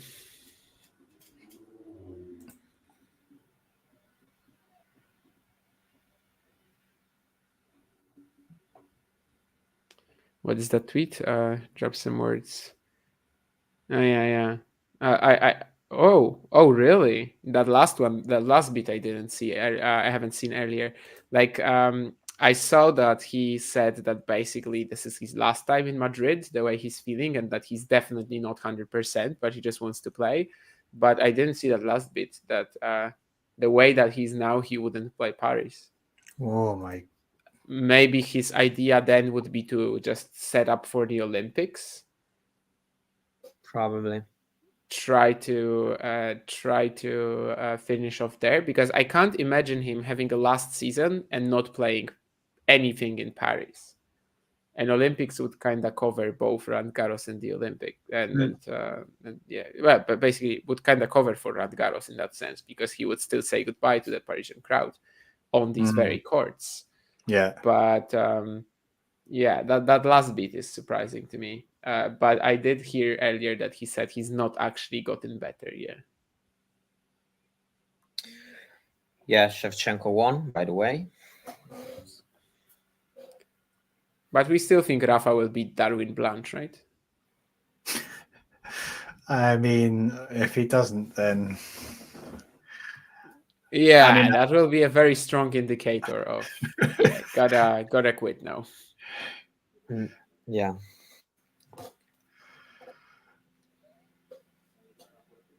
It's this Linda Wilson. It's quite unfortunate that that he has to play de Minaur if he gets through that one again.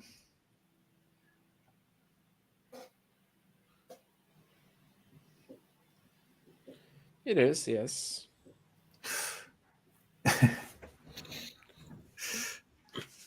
I think they just posted the schedule for tomorrow as well. Darwin Blanche and Rafa Nadal. The match at 5 p.m. on Center Court. Osaka playing tomorrow against Samsonova. Świątek Wang ends the action on Manolo Santana. There's also plenty of other stuff, obviously. On Arantxa Sanchez, it's Kepfer, Carbaez Baena, and Schmidlova Jabeur in the night, with the evening session or whatever. Let's see. A couple of women's doubles matches as well involved there. But yeah, basically that's the schedule for tomorrow. Kovacevic, Medjedovic likely at a time where I won't be able to watch it, I think. I'm not a fan of that. Mikkelsen Fonseca, though, as the 5th match. I might be able to see that. Tomorrow is Thursday. Yes. Difficult day for me. No, I have time until like 5:30, and then I'm out for about 4 hours. So it depends really on how the matches go, rather than anything else. But yeah, we do have the schedule right now. I'll just wait until the end of Van Aschberg's basically and drop off the stream.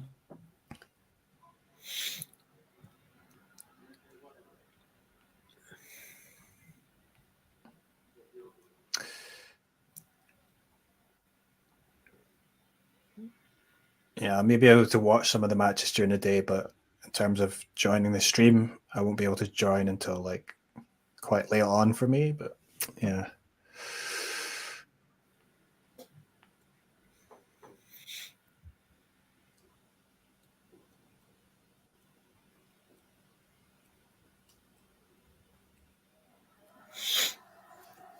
Yeah, I am on the Manolo Santana now.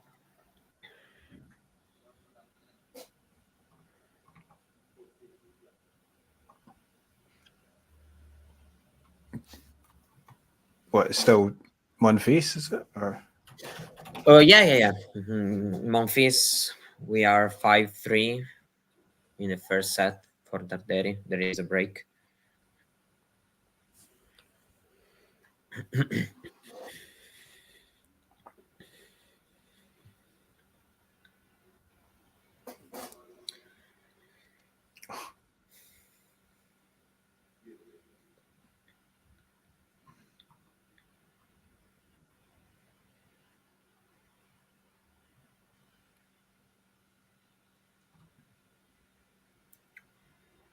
see, you think Zizou will do well on the grass?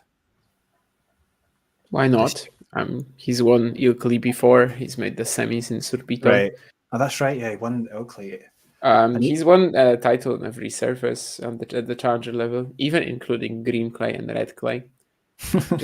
just to play. If we want to include that, then I think him and Tiafoe are the only active players right now. Of course, if we don't separate red and green clay, then there's a fair few more, like 11 or 12.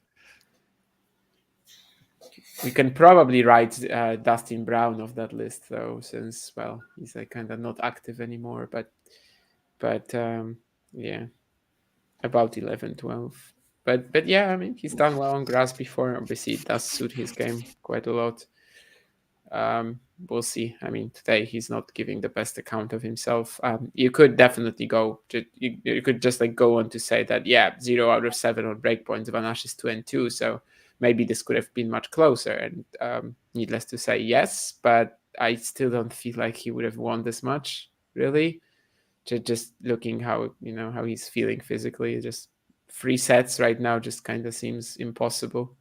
I mean, he's scrambling pretty okay, but like really, Van Asch is relentless on the attack, which I don't think is a sentence I ever thought I was gonna give you, but yeah, he is just spreading the court constantly. And after this rally was just a perfect example. Again about like 25 shots, I think. And eventually, just one more of these forehands cross-court from Van Asch is going to be too much when Zizou is just running from corner to corner and pretty much in that natural position of 2-3 meters behind the baseline, which isn't really how he plays in general. But yeah, that just tells you he couldn't recover from Tallahassee, essentially. But in a way, Tallahassee was more important than Madrid, so defending that title at least.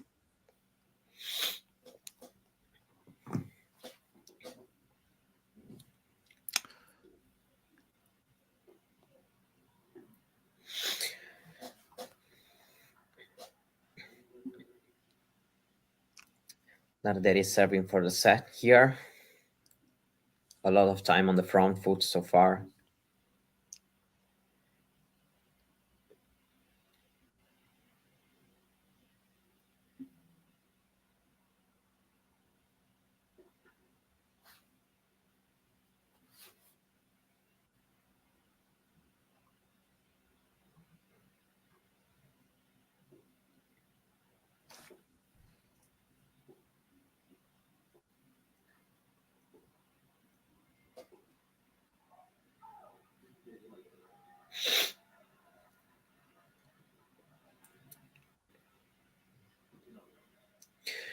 Do you see, as things stand now, Raducanu coming back? Have you seen, room for her to think about it so far, or it doesn't look good now? But she played some good points earlier, and then somehow ended up losing them because of just poor decision making. She went choosing to go back in behind her Carle and instead of like to the other side. I don't know. I think that she's about to go down another break here. So I think if this happens, it's pretty much over.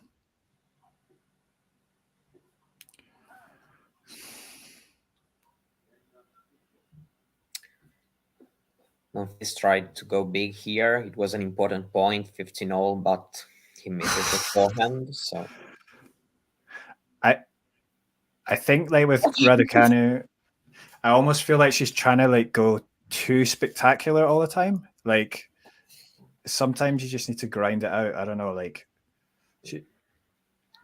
or maybe she just feels the need maybe to end the rally rather quickly.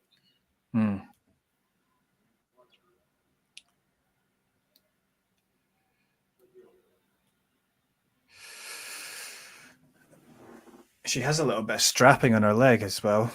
I don't know whether that's her.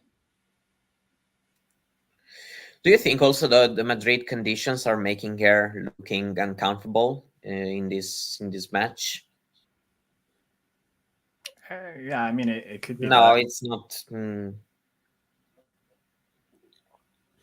But I mean, it's a little bit different from Stuttgart, right? So, because Stuttgart's, I guess the ball bounces higher in Madrid, right? A little bit. It's a bit quicker. It should. It's definitely not as slick. In terms of the speed stuff to compare, but.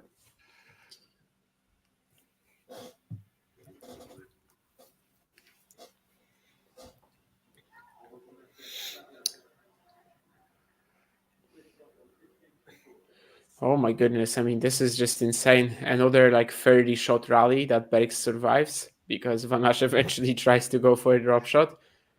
He's like wobbling, but he is still fighting, and he gets another break point. Number 8 now.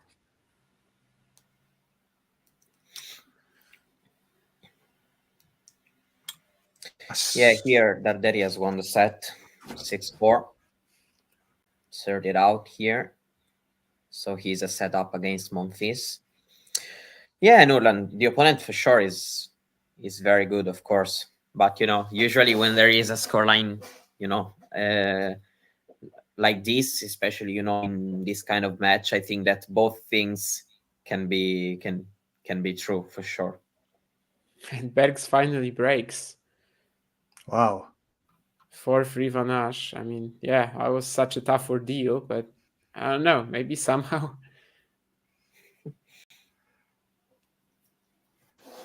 This is definitely not the way sort of I was expecting Bergs to be all right in this match, by mostly attacking and using his weapons and, going to the net and stuff. But, well, he is keeping himself in it with a good fight.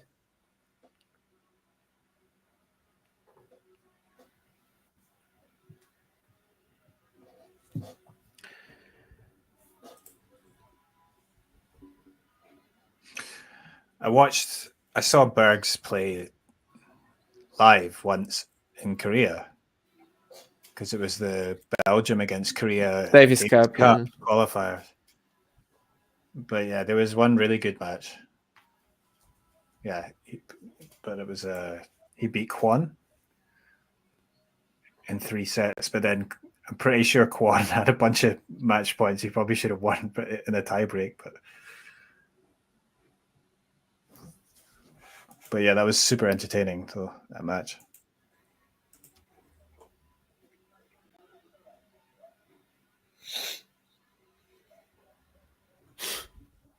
That he says bro for Emma. I mean, no, we can't say that.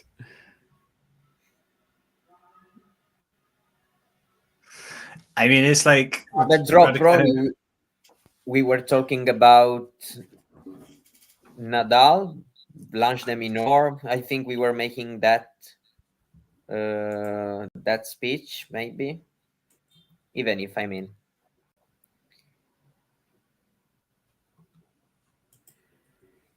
Yeah, there was something like that, yes.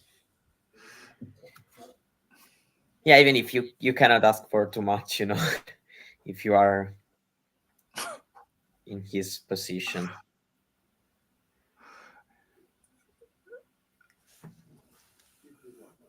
That was a really nice lob from Carle.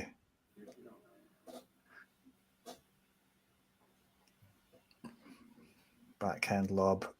Yeah. Berg's serve botting now after the break. Goes 30 love up. Like, if he somehow miraculously breaks at 4 games all here,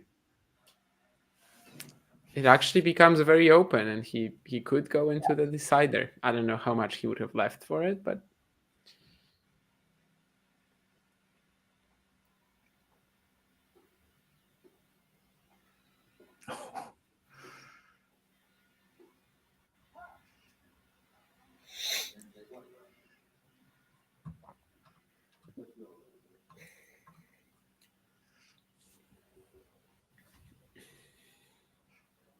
I think either way, after the second set, I'm gonna leave.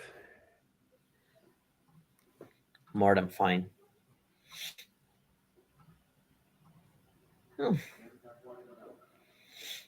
Monfils goes to the net here with a forehand, but that he has a break point.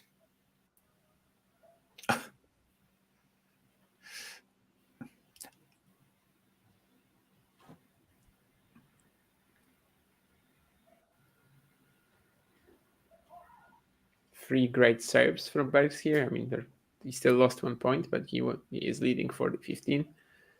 So very well. I mean, he is back on serve already, but he could actually be back in the second set. A double fault on the break point, so that is up a set and a break here. Ooh.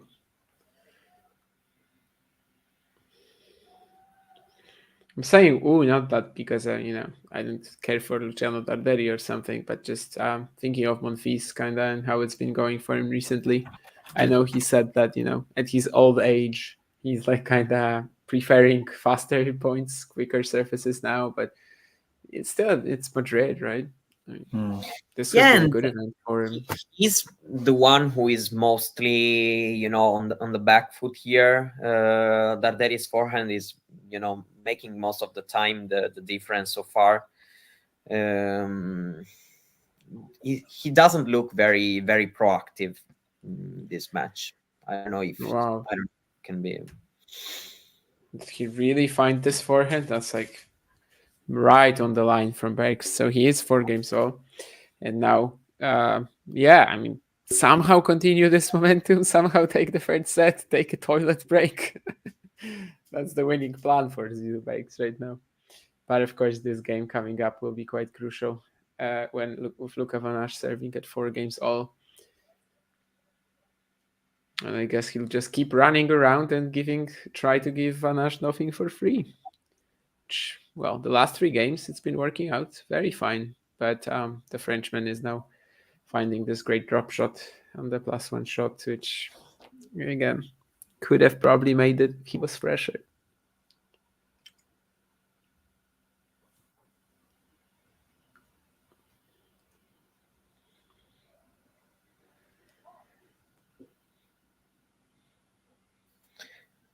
I see that there is an endless game there on the Arantxa Sanchez.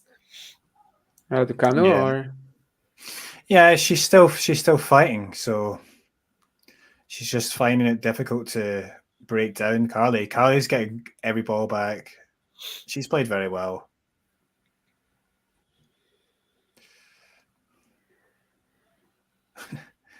At this point, I think Raducanu wishes she was playing in a quicker court, but that was a good return, though. Return winner from Raducanu.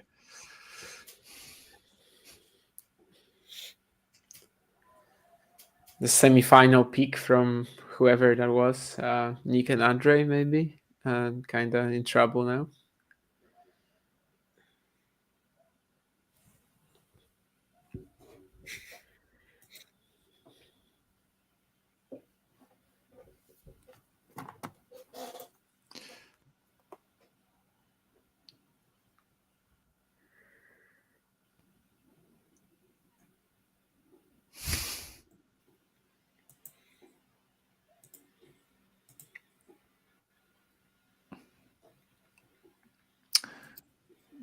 But that was a return that Raducanu missed that she probably shouldn't have.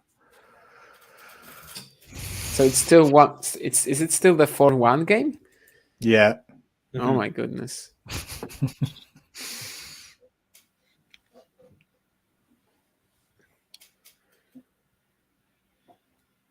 And I see that I missed this result earlier, but I see that the Shuaizhang losing streak is not over yet.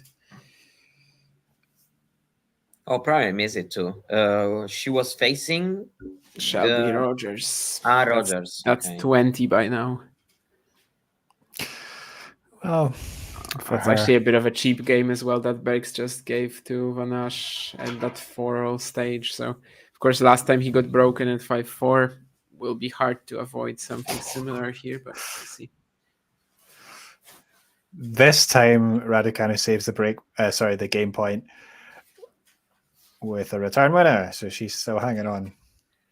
If she isn't to give From up. what you're saying, doesn't seem like Carle's serve is that threatening. Return winner, return winner, return winner. Yeah. Right, yeah. Seems like Emma is winning half her points with return winners in this game.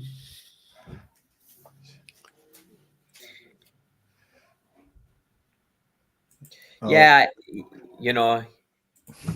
probably it's also she's at 79% of first serve scenes, so that also is an indicator. Yeah. I doubt that someone like, I don't know, Rybakina will be 80%.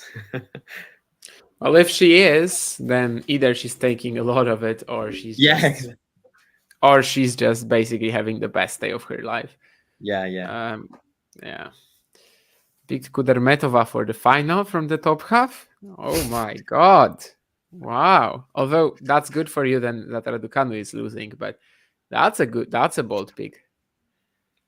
I guess she did go pretty deep some year in Madrid, didn't she? Yeah, she was a semi-finalist in 2022. Yeah, I'm pretty sure of that, but I may be wrong also. Maybe I'm not that pretty Netflix, sure. right? That's the Netflix year. So I guess Yeah. it was Pegula, Kudermetova, and Yeah, Javera exactly. Alexandrova or something like that. Yeah.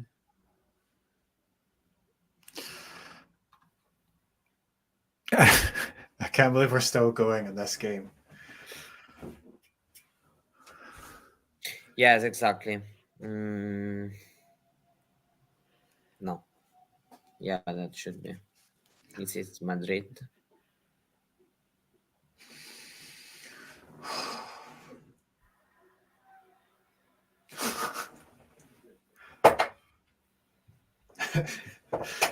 They're a rather kind of break point, but then Carle just bangs down a first serve ace. Oh, so her serve is actually imposing. Finally. I mean, it's last year actually. Oh, 2023 that was, okay. She beat Pegula in the Okay. quarters, I think. Yeah.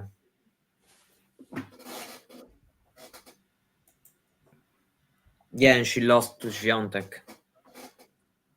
Oh yeah, 6-1, 6-1. That was something. I guess that was like her last. Well, of course she won Tokyo later, but since Tokyo, I guess she hasn't had any standout results.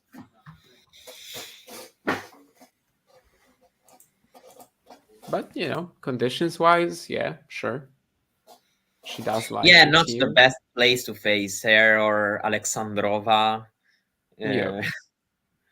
Yeah, Rybakina is a potential clash with Alexandrova.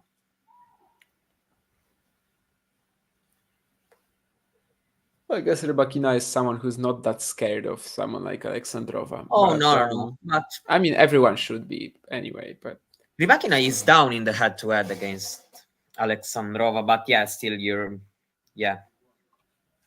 I think she has a good one against Ostapenko though. Yeah, but because Alexandrova, I feel that. Yeah, I mean, no, I don't know. It's similar. Yeah, that's for sure. But yeah, I mean, one of these wins, for example, was this year in Adelaide. Rybakina was coming from the title run in Brisbane. So can also make sense.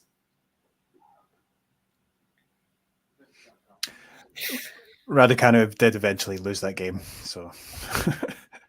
And Darderi has another break point here. We are 6-4 to love in his favor.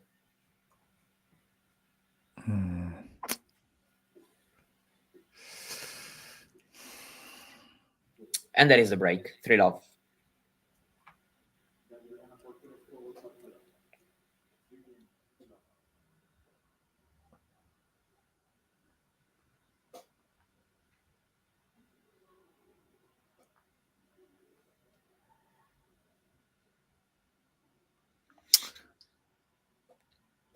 Bergs for now survives 5 games all.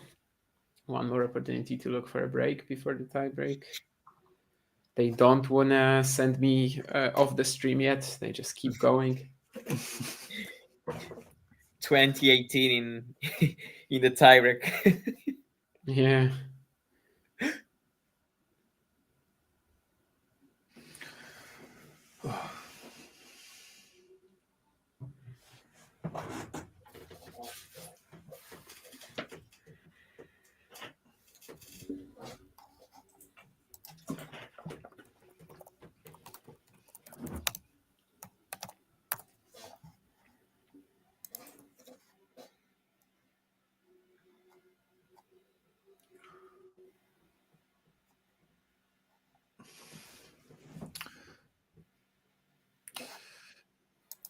Yeah, Alexandrova is 3-1 against Rybakina, but Rybakina won the only meeting on clay, even if it was Rome, which is different. But Rybakina won that one 6-love, 6-4, so who knows? Yeah, I feel like that too. Rybakina playing in Adelaide is one of the worst scheduling choices this year.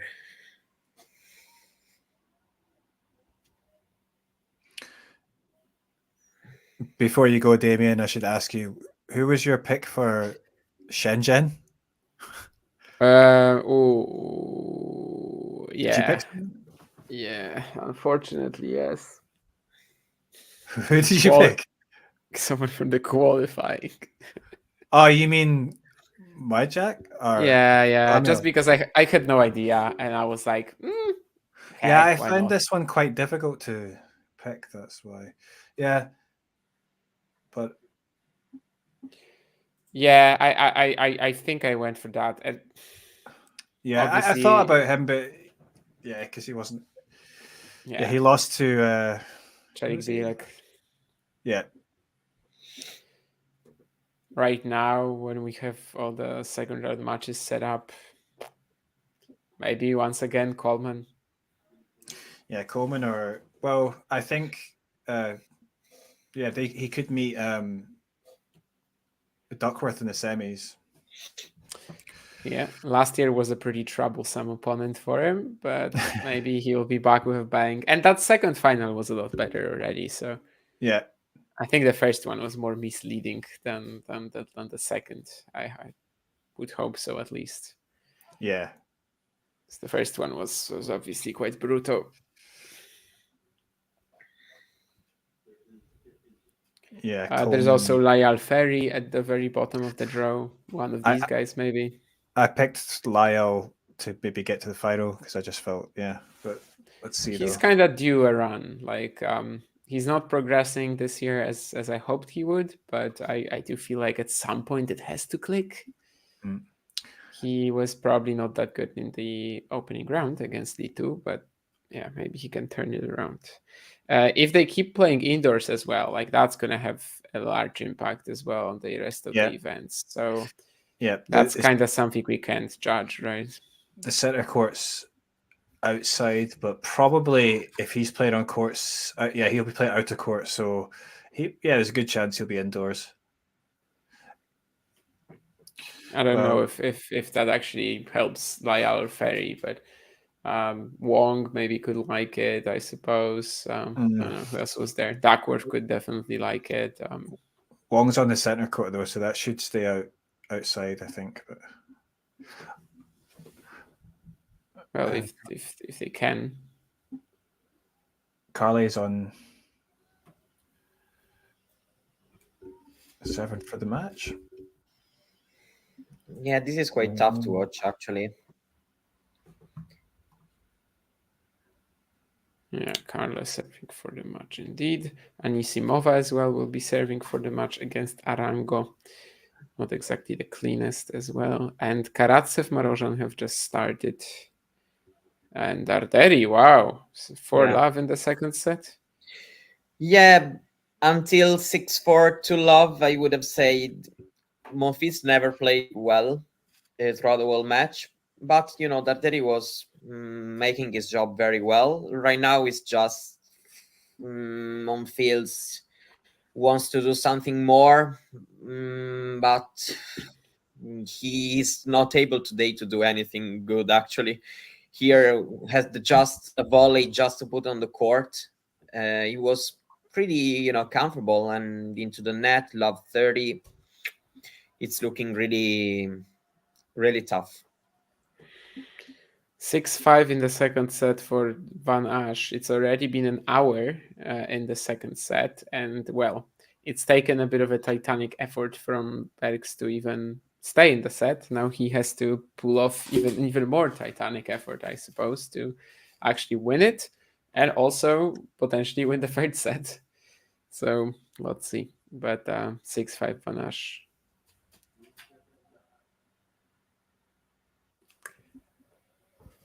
Have this interesting view of the outside courts on my screen now, but I'm kind of struggling to tell who the players are. I think this looks like someone practicing. In fact, I would say Kotov by the flat forehand, but the other guy, I don't even know. Was that also a practice? Because I only see one player on each court. That doesn't look like a practice, actually. That is pretty clearly a match. But no, that looks a lot like Duja Ajdukovic. Ajdukovic is not on the court right now. I don't know. It's definitely neither of the 6 players that are currently on court. Maybe it was a shot from yesterday or something like that. That's possible too. And Carle wins 6-2, 6-2. Wow. That's brutal. Raducanu for the semis, huh? Yeah, I mean, it's like she just had a run of some good games, and then everyone's like, "Oh, she's gonna like do really well," but it's too much to think like that.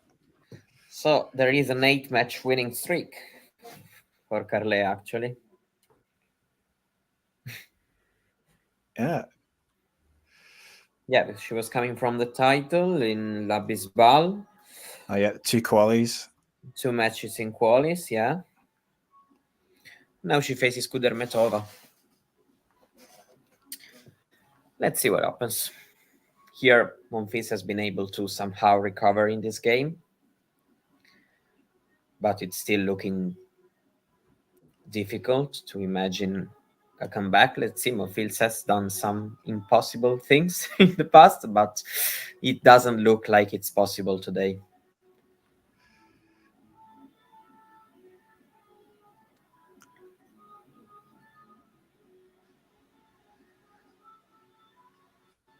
Let's see if I can get Bergs. I'm not a fan of saying word the number 82, Maria Carle. You know, it was clearly written to you know. Is it Raducanu is 300 something anyway? Yeah, exactly. So, you know, she's 221 now. Yes,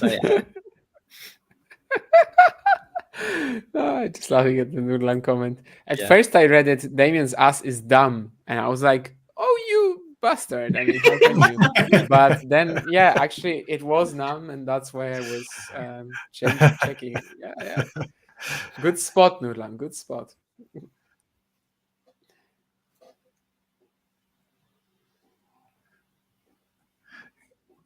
Carly said she likes the Spanish food.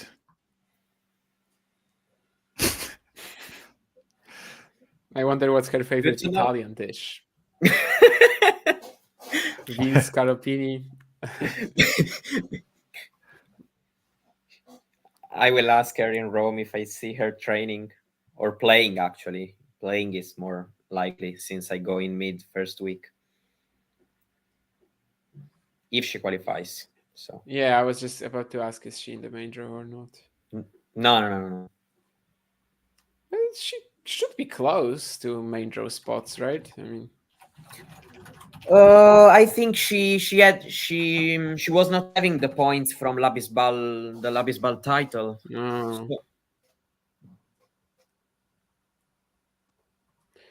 Ooh, some insane recovery as well in this game from love 30 down from Bergs, and we are going to enter the second set tiebreak.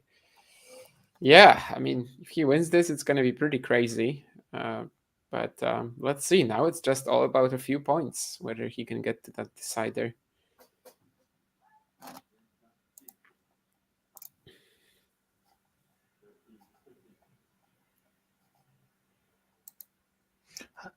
How come your stream's always so far ahead? Mine are like pretty close to real time, I would say. It's not real time. It's never going to be, but you know, it's consistent with most of the scoreboards you're gonna find.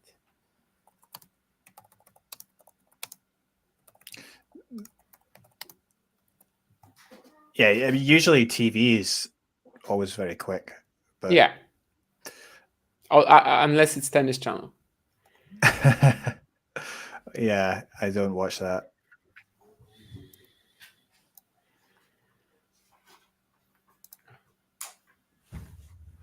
But actually, Tennis TV is not the quickest either, right? Okay. I'm not sure. I've never subscribed. Oh, yeah? Yeah, because I refuse to. Okay. Because they don't show all the qualifying matches. They don't show all the doubles matches. And what else am I lacking? There's one more thing they don't. Oh, outside courts as well. So yeah, unless they start doing that, I'm not gonna pay their fee because it's ridiculous. Yeah, and it's. I don't there's feel like always- paying it if, like, for half the matches I watch, I would actually have to, like, still find something else.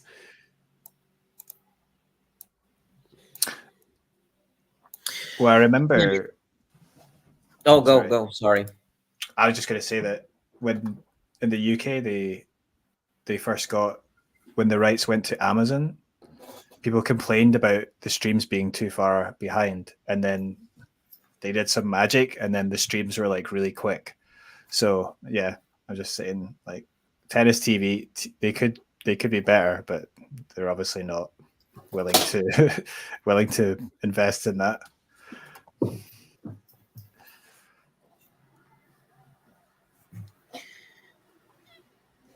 Yeah, It's a mini break and free love up as you- well in the tie break. Suddenly it's not as easy for Van Asch to just keep suffocating him, and he's actually making a lot of errors now, the Frenchman.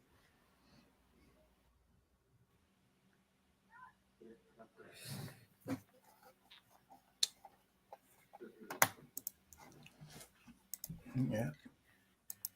Yeah, by the way, about that question about Carle, it's the cut is at 69 for Rome in the women's draw. Oh, So okay. Yeah, then it's not enough, yeah. it's pretty high because there are a lot of special rank players: Kerber, Badosa, Osaka, Begu, Rogers, Seville, Davis, Anisimova, all with a special ranking. So just everyone's injured. yes. Yeah, there is also, I mean, maternity, of course, for some of them. So all right, yeah.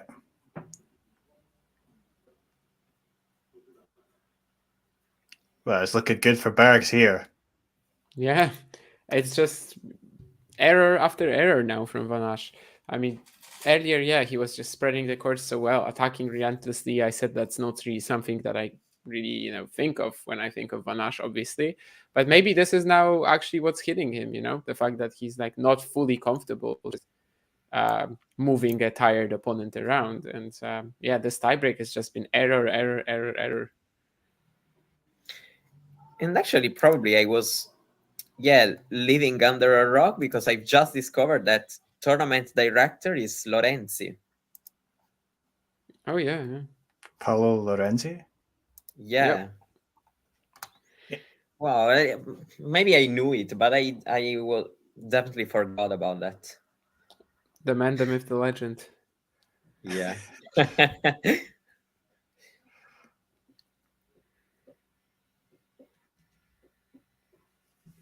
Yeah, 6 Lovebergs, and surely this is it.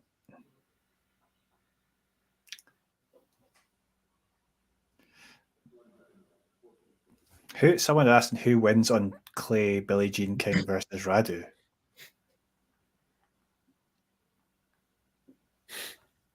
I'm not sure what. I'm pretty sure who asked that question. Didn't she win her matches? If we're talking about Raducanu, yeah. Yeah, Anisimova has not closed it.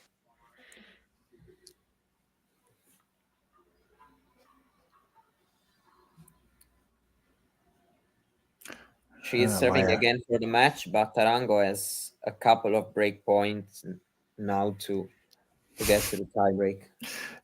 7 love for Bergs there. Yeah. Someone just texted me, my God, what a horror tiebreak from Van Aschen. Yeah, it was. Maybe like Bergs, created some doubt now for Van Aschen. Maybe this will actually continue. I think that Nurlan was asking whether Billie King would beat Raducanu on clay. That's what. That was his intention. So I knew instantly the moment you said it that this was going to be Nurlan. It's a very, very style and also subject matter, I suppose. All right, as I said, I'm going to leave you guys with this. Keep an eye on Zito Bergs for me. I will be watching too, but gotta eat, gotta work. Anyway, see you guys. Sure. And thanks to everyone in the chat as well who showed up during my 5-hour, 40-minute stint. See ya. Take care. See you.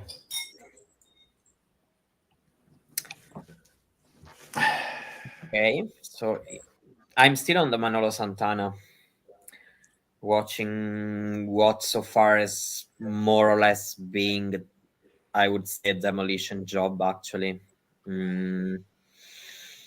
Monfils never looked like, he was in contention today.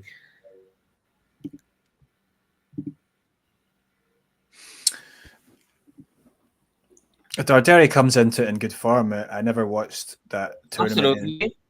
Absolutely. In Houston, but obviously good to get a semi. Actually, I would say that he's a good serve for being, someone whose experience is on clay, and his forehand. I think this combination can work very well in these conditions in Madrid. So I kind of opened the stream thinking that he was the favorite today in this match, and but probably more than I was expecting. Monfils hasn't played well. Even in the first set, it's 6-4, but Monfils actually had one break back because he was, even in the first set, he was 2 breaks down at some point. So it's never been, in doubt who was going to win this one since the beginning.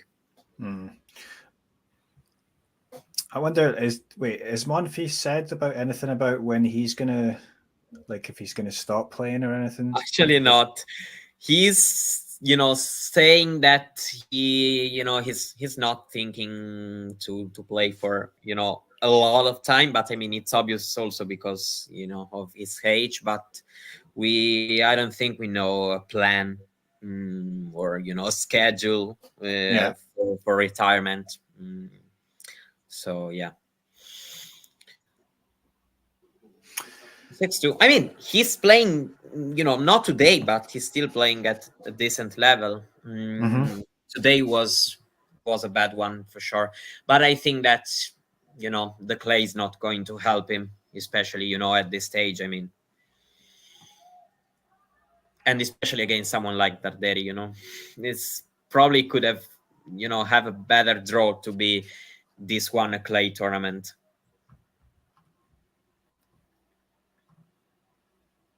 So it ended 6-4, 6-2. And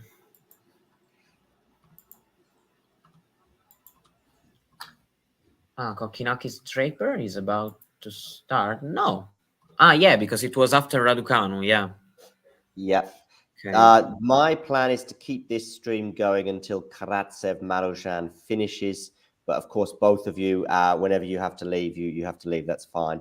But my plan is to finish the stream whenever Karatsev Marozsan finishes. We've got another stream starting soon as well with the evening matches, which Kira, Nick, and a bunch of other people will be taken care of. But I'll stay live on this stream until Karatsev Marozsan comes to a close. But if you want to stay for 10 minutes or 1 hour, both of you, you're more than welcome, of course. Okay. All right. Are you watching something, Eddie? What are you watching, Eddie? I'm actually, because I switched over to Berg's match, but it's just they're just in the break, so. No, I mean, because since I have to choose, that's why I was asking to you. Oh, I mean, yeah. as long as one of us watches Marozsan against, that would be great. If one of us watches Marozsan, I'm at the mercy of German producers. So I don't know. Okay. I thought Gael finishing against Dardieri. I don't mind switching to Marozsan, but yeah, as long as one of us watches Marozsan, that's fine. I can do that. Yeah. So yeah, Bergs and Van Asch are having a break. It seems like anyway. Probably Van Asch needs to look in the mirror because it's a bad tie break. Yeah, terrible tie break. Yeah, I wanted to check who gets that there now. So this is the first time I've watched Karatsev in a long time.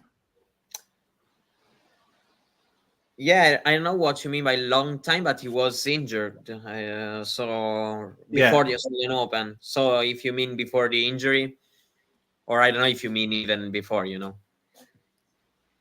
I mean, I guess. Well, it feels like a long time, but I mean, yeah. I'm watching tennis all the time. I think probably the last time I saw him was in the final. Right, he was in the final last year against Shelton. Right, yeah. The Japan Open. Right, I think, yeah. Yeah, I think it was that one, yeah. So yeah, maybe not that long ago, but yeah, 6 months ago. I mean, it's a long time. For tennis, it's a long time. Yeah, right.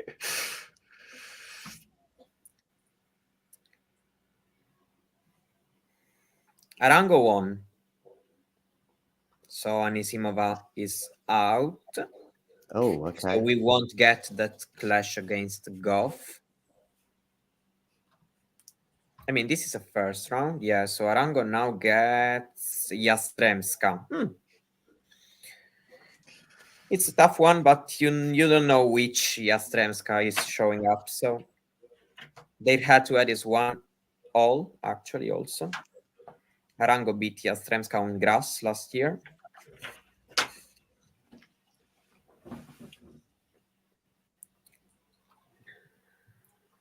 Cocciaretto also is on court, but with the Sky coverage, I actually cannot watch the WTA right now. So I am all for the ATP right now, not because I'm misogynist, but I'm not like Sabalenka. I enjoy watching women's tennis. But how do you feel about surfaces? I mean, is there a surface, Eddie, that you sort of don't enjoy as much as others, or condition? Like when you go from the clay to the grass, is it like, oh, what's going on here? But well, I don't know. I used to prefer watching the quicker surfaces because I liked just the way that, just how players like play, like those style of the players that play on them. But I think no, I mean, I just learned to appreciate, like, because I can still enjoy clay. It's just a different, it's different because we get the much longer rallies so I enjoy it all, to be honest, but it really depends on the players that are playing as well. Yeah. What about you? Do you have a favorite or? Not really. I as a kid growing up, of course, I was very familiar with Wimbledon and less so, European clay, if you like. But now, don't really have a favorite. I quite like slower hard. Maybe that's why. Maybe I also like Indian Wells, for example. But I love clay as well. Maybe it takes me a little bit to get used to the grass when we do switch to it. Yeah, same. I feel the same. By the second week of Wimbledon, I'm just about getting used to it as the grass gets slower. No, Wimbledon, I'm used to it already. Even because for me, Queens and Wimbledon feels, not as quick. I struggle in Halle, for example. I struggle in Halle. I have to admit it. And it's also maybe because of the players who go there, the style also, For example, if you watch I don't know, Alcaraz Rune in Alcaraz de Minor was the final last year in Queens. As quick as it can be, it's still Alcaraz and de Minor with their game style, playing on grass. So it depends, actually. I don't know. For me, I like clay a lot, and especially this clay European tournament. But because for me, it's also the fact that I'm happy because I have the whole day with tennis. For example, I love Indian Wells, but I have to admit that, for example, one thing that makes it for me a little bit less enjoyable is that, for example, I have to wait until 8 p.m., 9 p.m. to have the matches. And so this clay tournament for me are like superbly special, also for this reason. Yeah, but overall, I mean, I make this, these pitches, but in the end, I just watch whichever tennis is on the screen. I don't have that much of a choice for most of the year. So, yeah, Eddie, did you come to a conclusion yourself? It just depends, like, because if there's on the quicker courts, like there's certain players that I enjoy playing, but then if it's like we're talking about grass, but yeah, it's not necessarily fun if it's just serve bots against each other, right? So it's not as bad as it used to be in some respects, because like you said, Wimbledon is not as fast as it actually used to be. It's sort of like, and players these days, they're all pretty athletic, so we get the longer rallies even on the grass, right? But yeah.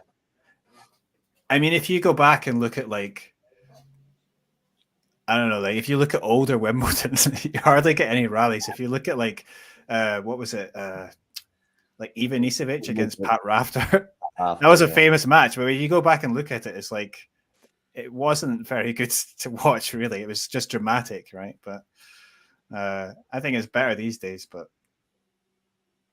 yeah, but that final was pretty dramatic. I mean, fifth set, and even Isavic obviously trying to get over the line 10 years after. It was I remember it well, but yeah, me too. Yeah. And it was played on a Monday because of the rain on the Sunday, so you had a bit more of a football crowd in there, or a bit more of a they call it People's Monday or something, I think they called it. And yeah, it wasn't quite as corporate as normal, so there was a few things going on there. But I know what you mean. How's Marozsan getting on, by the way, against Karatsev? How's Karatsev looking? Because of course he's barely played in the last 6 months. Yeah, he's looking pretty good actually. So he's holding serve at least. Yeah,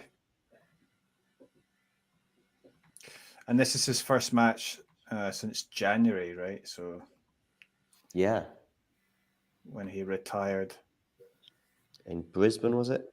Yeah, but maybe a small opportunity here for Marozsan at 15:30 on Karatsev's serve.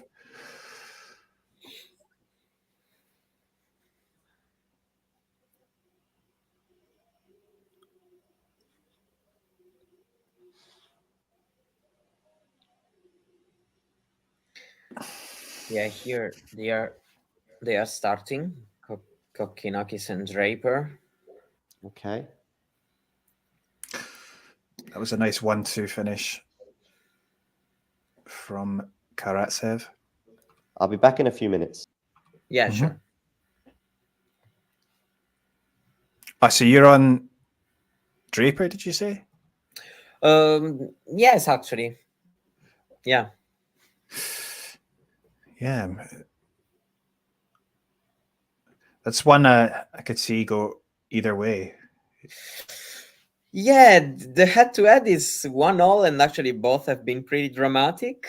And overall, also the conditions probably make this look like, quite an even match, because Draper feel like he's, you can count on his level more or less everywhere, I would say. Even on the clay, but especially on this clay, which is faster. I think that And Kokinakis, this is one of the courts where his tennis can be very good.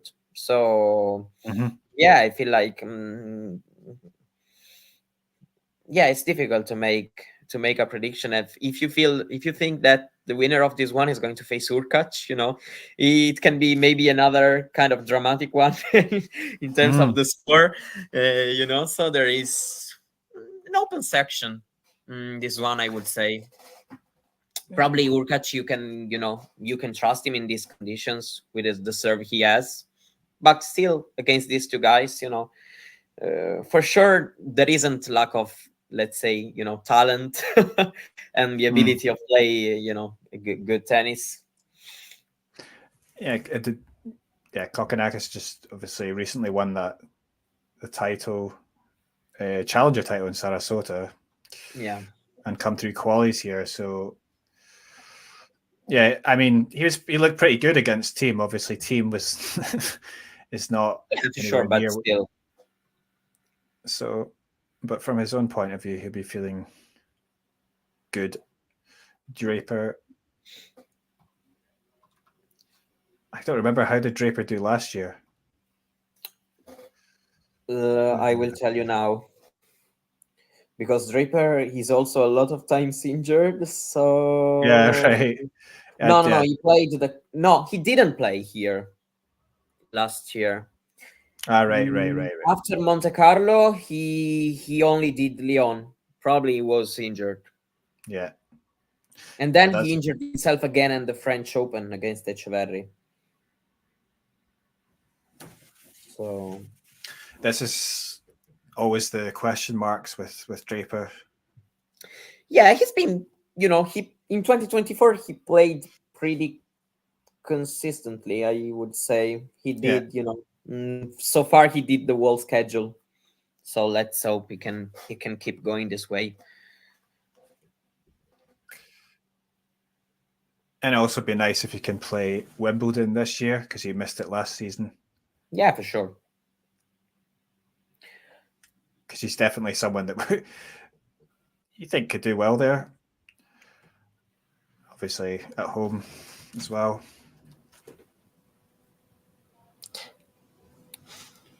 Okay, I'm back. Marozsan didn't get the break. Last when I left you, he was sort of 15-30 on Karatsev serves, but didn't work out for the Hungarian, I see.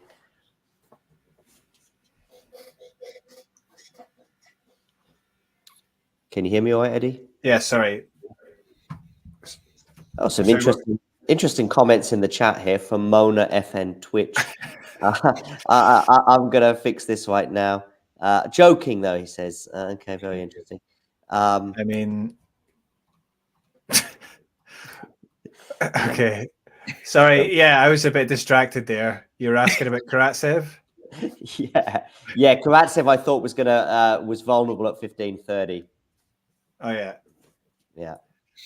But yeah, it was my friend. Yeah.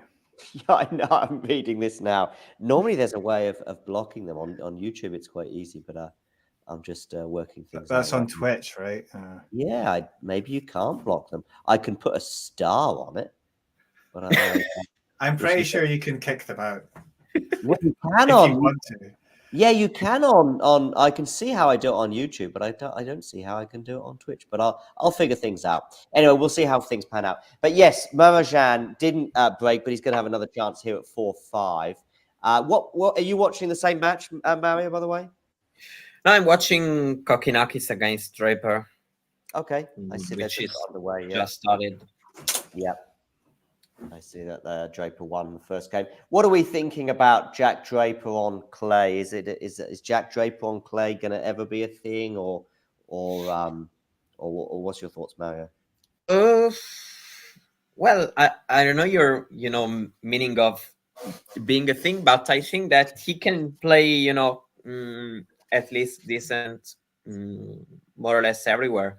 And I was actually thinking that probably Madrid can also help him a bit more than other clay courts. But overall, I feel like he has improved lately. Also, how he he plays throughout the rally, his tolerance. So yeah, I would say that he can say his own. Probably not to the same extent maybe as other courts, but he's still one of these players who I don't think you will want to face him straight away on the surface, even if it's clay. So yeah, I would say he can be a thing in my my meaning of being a thing, which is being a good player, winning some matches. So. Have you seen much of Jack Draper on clay, Eddie? Have I seen him much on clay? No.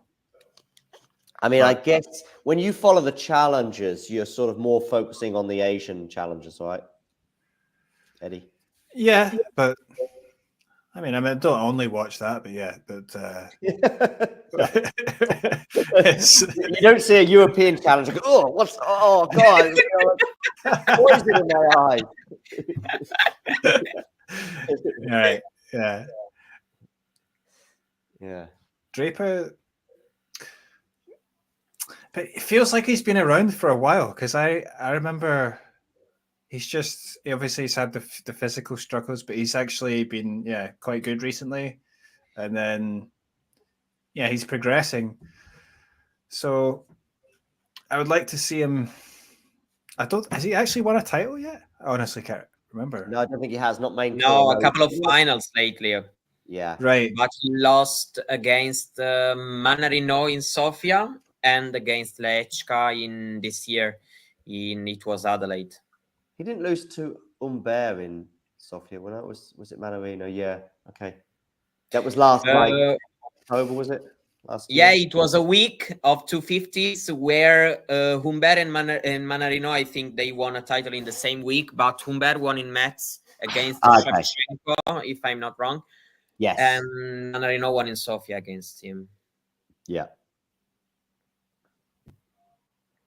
Yeah, I remember because there was, the number one French spot in the ranking on the line. And I remember that, it was that situation that Manarino was winning his match and he was the French number one. And then in the afternoon, Humbert was overtaking him by winning also his match in Metz. So.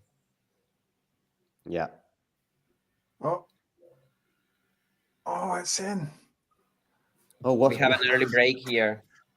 Well, Karatsev with a lob that went right onto the baseline. Marozsan got it back, but then Karatsev was there at the net to just finish off with a nice drop volley. So Karatsev has a chance to break here and then serve for the match. Well, he's at love 30, but... So for the set. So for the set. And also, as you said, Mario, there's been an early break with Draper and Kokkinakis, right?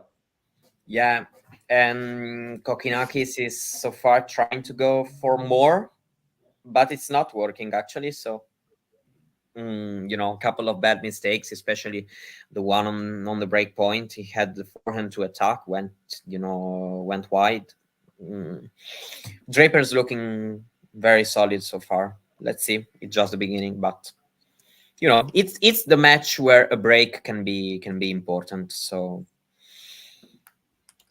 Oh, go on. And Karatsev pounces on the serve and hits a return winner, so he breaks. Wow.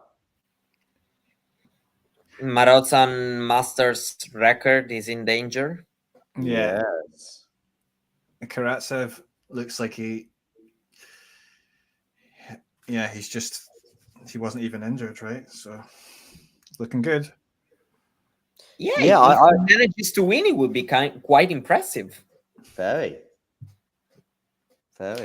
It's funny because like the way he holds himself, like I always think it looks like he's not bothered about anything a lot of the time. He just gets on with it, but he does get angry, of course. But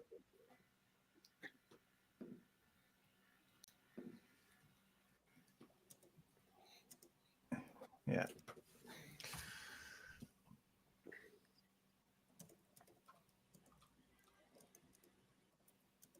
Karatsev. So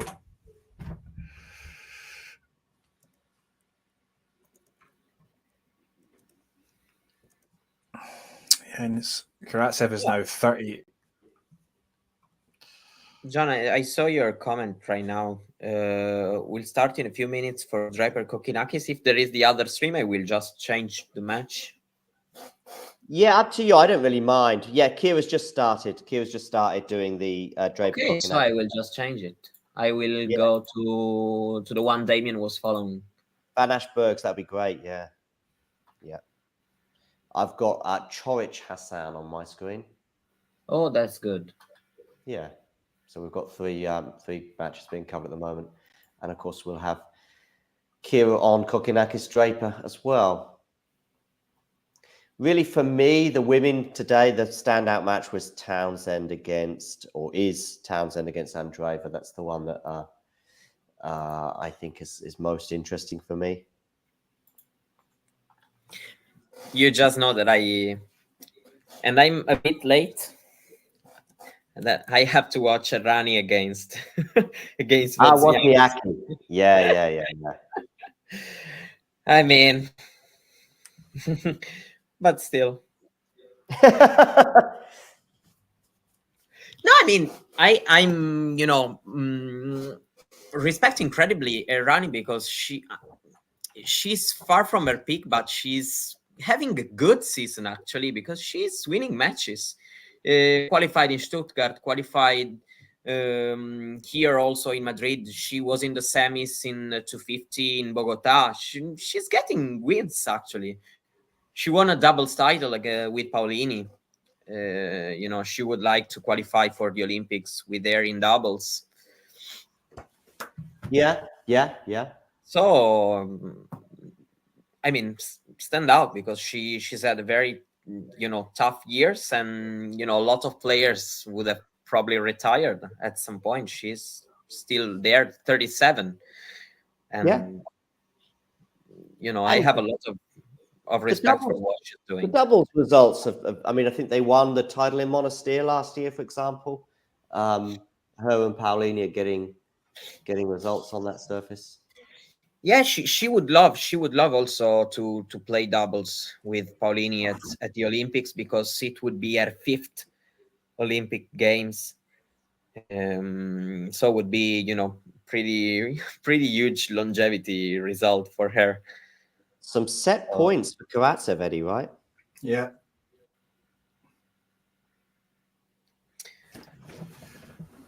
Three set points. First serve goes out, so we're on a second serve. Yeah, while here, as Damien was saying also before, during the second set, it is going, as he was predicting, because Bergs, produced a lot of effort to come back in the second set. Yeah. But now things are not looking good for him. Again, Vanash is up a double break.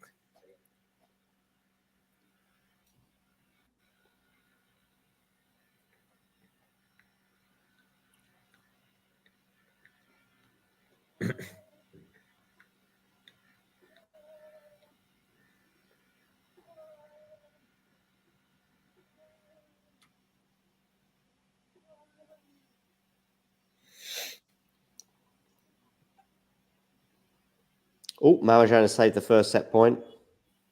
Mm-hmm. We're in a rally now.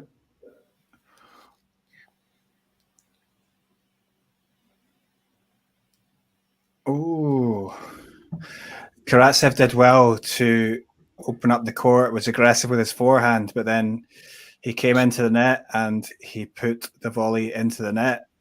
It was quite a poor volley. Another one has gone a begging.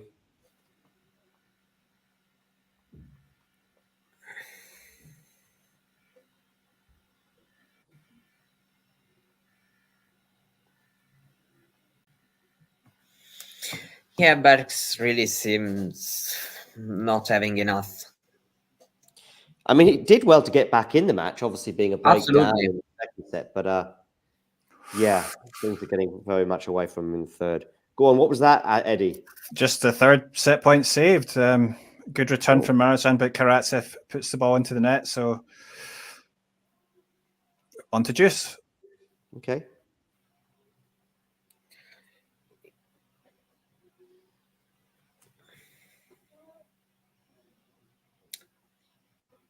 The return is into the net. 4 games to love. Ace, though, for Karatsev. Serve out wide. Why is Vanch not on the stream today? Who's asking that? Nerlan. Nerlan. He might be tonight. He might be on the other stream, but it's a big maybe. We don't know at the moment, but he might be with Kira, Nick, Tom, and a few others. Greg, I think, too. Might be, but there's no guarantees. It depends on availability.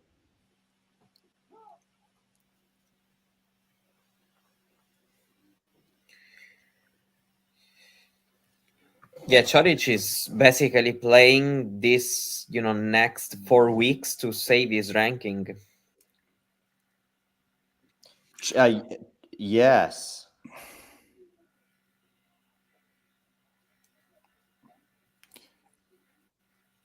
Because it's semi-finals in Madrid, then quarterfinals in Rome. Yeah.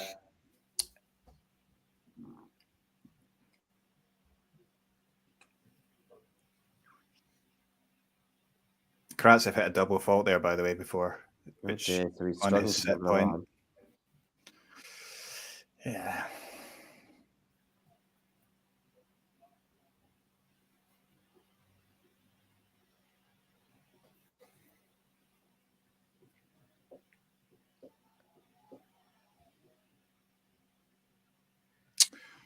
Well, we have one more chance.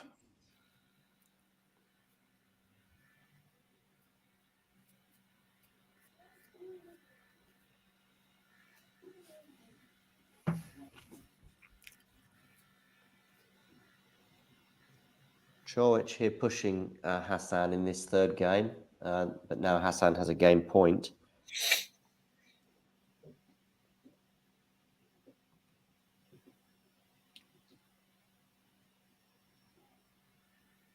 Draper getting off to a flying start, 3-love over Kokinakis.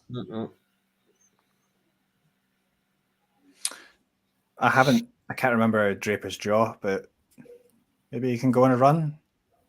Maybe. Yeah, I mean, it's open if he gets to the second round against Urkac, I think. Yeah, he said, yeah, Urkac, okay. Yeah. Karatsev failed to take another set point with the backhand going long, back on Juice.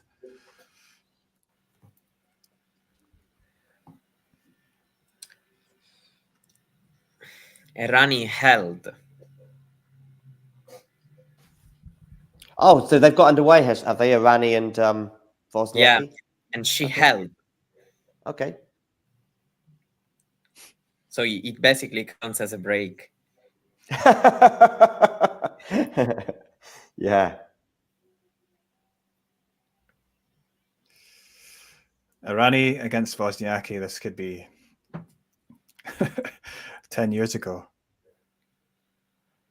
Yeah, absolutely. They played 3 times. And actually, Wozniacki always won. They played... I don't know.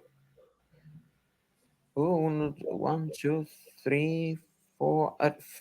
I mean, 5 times if we also consider... the first time they played in 2007. Wow, that's yeah, mad. so 14 years ago. Wow. Marozsan hit a really nice forehand winner there, and we're back to Juice, so it's getting difficult for Karatsev.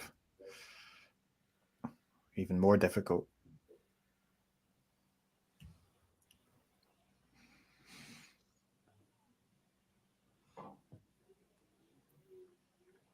Wow, he's really struggling to get over the line. He was 40 love, wasn't he? Yeah.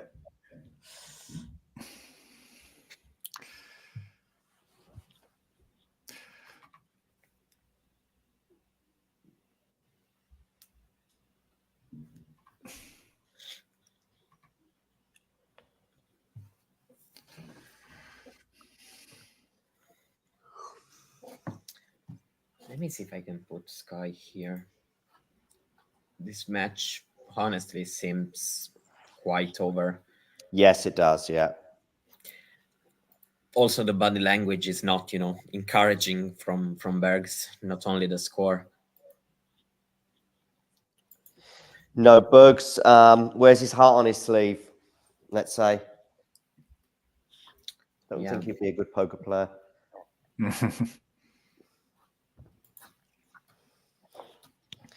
Have you seen a lot of Bergs, Eddie?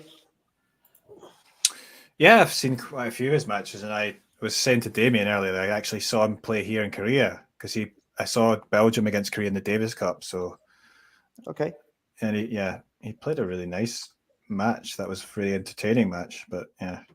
Oh, I've just seen a horrible volley from Hassan into the net. Should have won that point.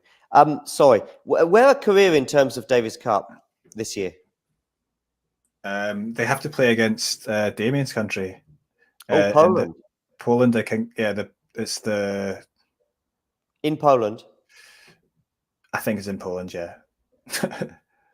Oh my God! Another set point goes begging for Karatsev. Yeah, so I think that's to stay in the work, because the winner of that will go to play the qualifiers at the beginning of next year, right?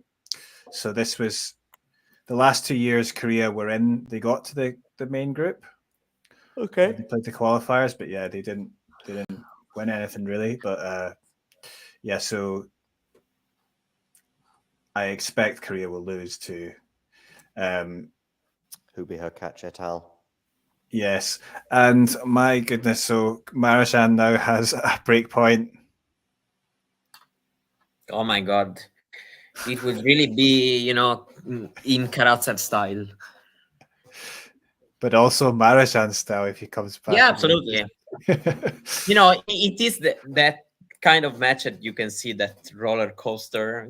I thought it could have been more straightforward because, my feeling about Karatsev being his first match, but, maybe also making his comeback in a place where, he should have good memories also from last year. Maybe he's also, has also helped him to get into the groove, let's say.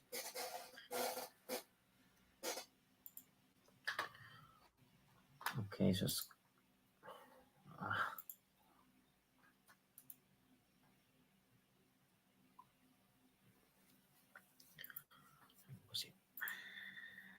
Oh no. It's a double fall from Karatsev, so we're going to tiebreak. 40-50 we have here. 40-50, yeah. They broke the scoreboard. Okay, six games all. What's the deal with the Google scores? Because I noticed that sometimes it's slightly different, the stats on here from like the actual ATP website and stuff like that. So I thought it would come from the same thing, but there must be. No. When you say stats like winners and aces and stuff, that's what you mean, right? Yeah, like the percentages and all that. They can be different. I think somehow Google is doing it electronically. I don't know how, but I think somehow it's doing it, and therefore it's less reliable than the human beings that are running it for ATP, WTA. Right.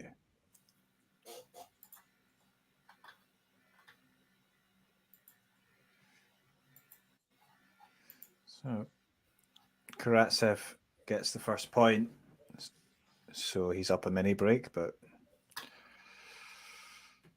Van Asch is 2 points away from beating Bergs, but really I think our interest right now is on Karatsev, Marozsan, and seeing how this tiebreak goes. Oh, that's the mini break for Karatsev, right? Mm-hmm.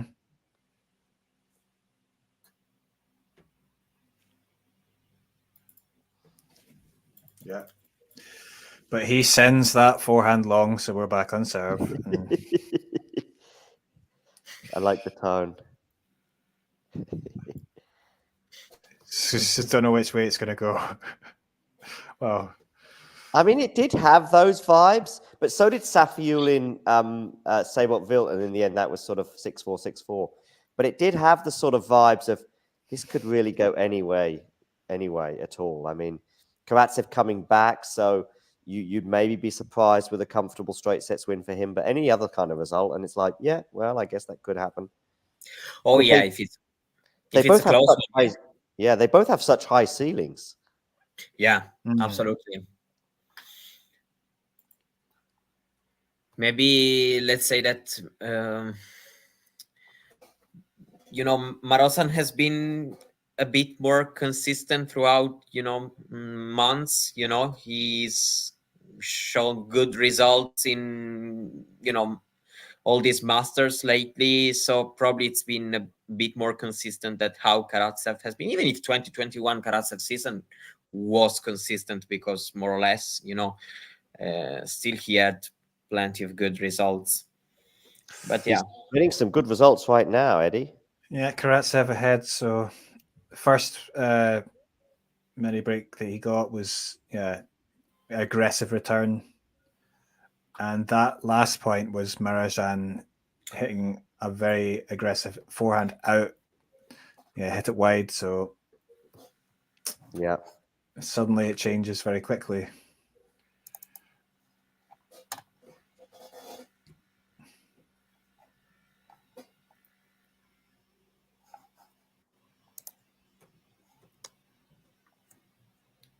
And then, for all we know, Karatsev will hit a double fault now. But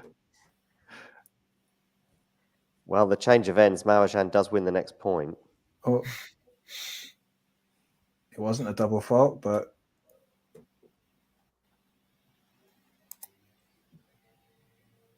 it was, yeah, the error from Karatsev. But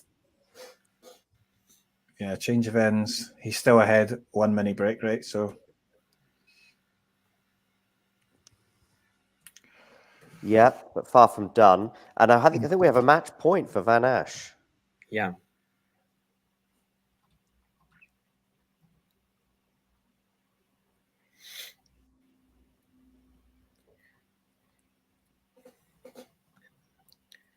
Yeah, I mean, good for him that he's taking this one. Overall, it felt like a bit more dependent on Berg's conditions, also maybe physical conditions. How he wasn't fresh today, I have to say. So yeah, good effort to coming back, but probably Van Asch should have closed in two. Yeah. I just realized that Wang has come back against Tomova. I did not. Has she won? Crazy. No, but she's up 4-love in the final. Oh, she was 5-3 up in the first set, and then she was 7-5, I think 2 or 3 down. And yeah, now she is on the verge of the win. Oh, if she doesn't win from here, that would be nuts. Yeah, absolutely, but I don't know. It said, I saw a tweet. I hope for her she's not losing. Oh, Wang saved 10 match points in the second set. What? 10? Yeah, apparently 10. This is what I've seen from a tweet. As close as Panatta in Rome, 1976. How many match points was that? 11. Oh wow! And he was round 1, and he won the tournament. We've got some set points for. Oh wow! Saving 11 match points in round 1, and then they want to win the tournament. Yeah, that's a great stat. And he won Rome, and then he won the French Open. Okay, nice. Yeah, so yeah, it was pretty crazy. Some set points for Karatsev, right? Yeah.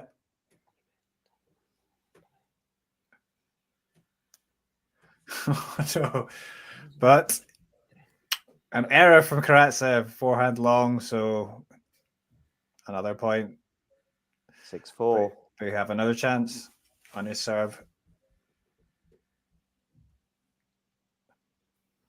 And another match point for Van Ash.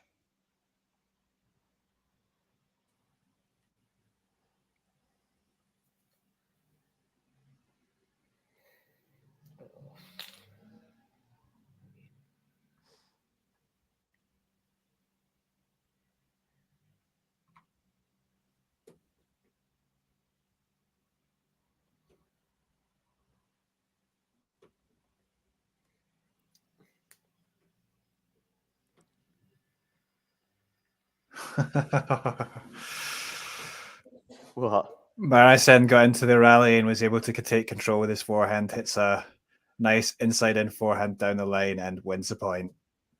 6-5. Yep.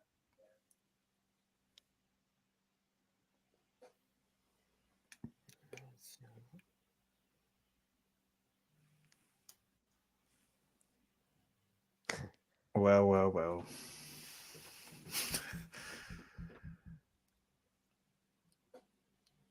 Is it a bit erratic from both players? I would say that it's more Karatsev that's maybe, he's failed to take some of his opportunities. But at the same time, they've both played some pretty good tennis. They've played some very good points. So, but it's more like Karatsev has a few errors though that came in there when when he could have taken it.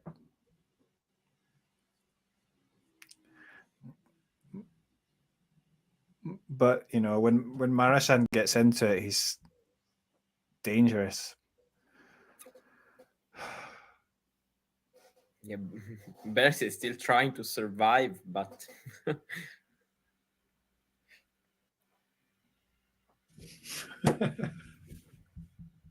So we've got a set point for Marozsan now. Oh wow.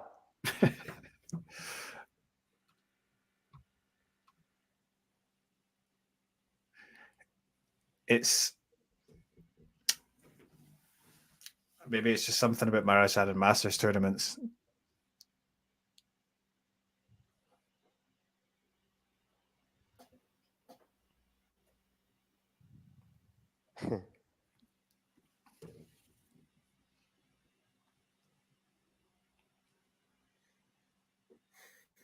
Oh. What happened? There's an error from Karatsev. Oh, Marozsan's taken it. Yeah. Here it's over. Karatsev, man. And Van Ash has won, has he? Yeah. Yeah, that was just inevitable, it felt, during that third set. But wow, just tell us your thoughts after Marozsan wins that set. Of course, he was facing down the barrel. 3 set points didn't Karatsev have on his serve? It just feels... He had six set points maybe altogether.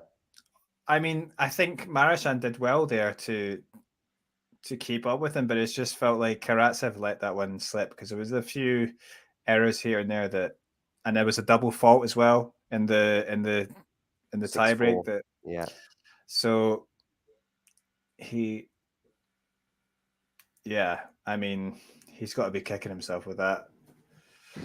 The forehand, there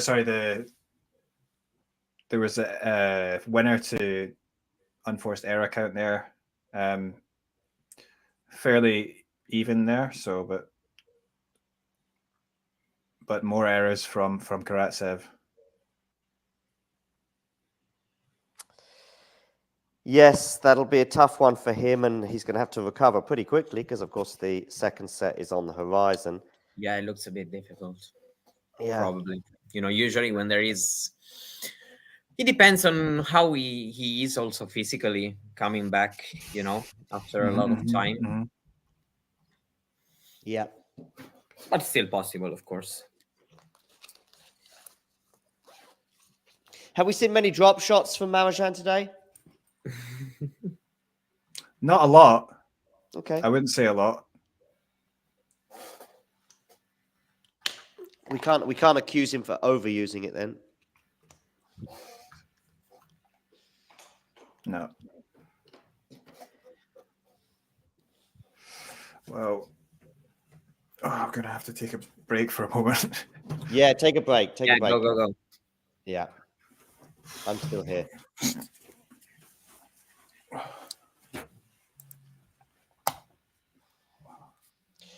So Van Ash beating Bergs, but as you said, sort of Bergs got out of jail, didn't he, in the second set anyway? Yeah, it should have closed.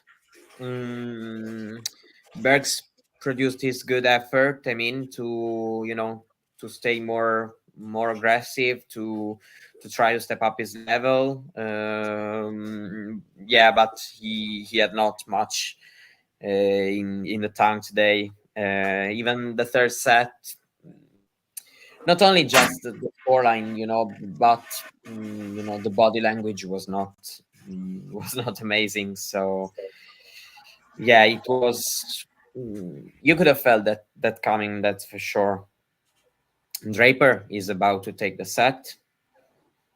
Yeah, I saw that. Yeah, so good start for the Brit. Karatsev will serve first in the second set, and Coric and Hassan remain on serve. I don't know much about Hassan, I have to say, in terms of how much of a threat he could or should be to Borna Coric today. It can be one.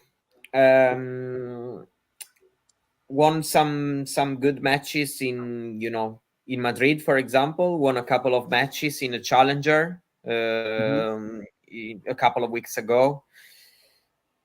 Yeah. It can be. I mean, also because Coric is not the best version of himself, let's say, lately, especially. Yeah, very much so. Yeah. He had a couple of good runs indoor in January, February, but overall his season is not going as he was wishing, I think. I mean, he's been on the tour a while, 29 years old.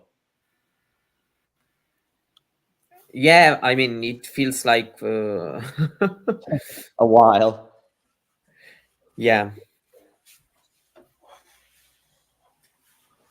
And even Coric is also one of these guys. I never can tell, his age, because he break through super early. He had a couple of.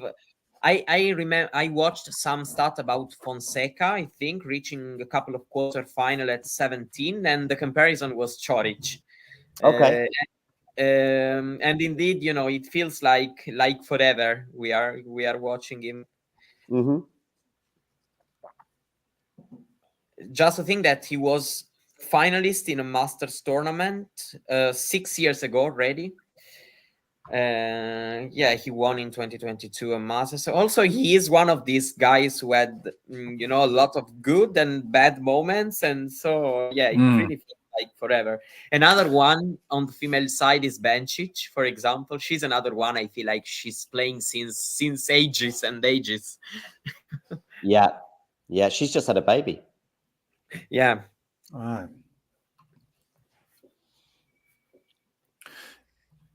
Was it Shanghai final that Coric got to the final in Shanghai? Was it? Yeah, with Djokovic.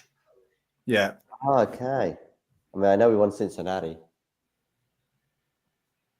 That Cincinnati run kind of came from nowhere, didn't it? Absolutely. There weren't many signs. There was no signs. No, not really. I mean, he beat Nadal in the first round, I think, or the second round. Yeah, absolutely. Was it?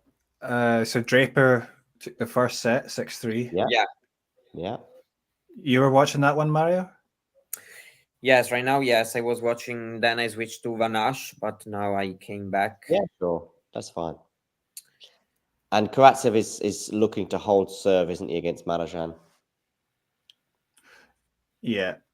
It's 40-15. But he just took it. Yeah. Okay, I've got Coric here, actually, in a little bit of bother. He's just saved a break point against Hassan.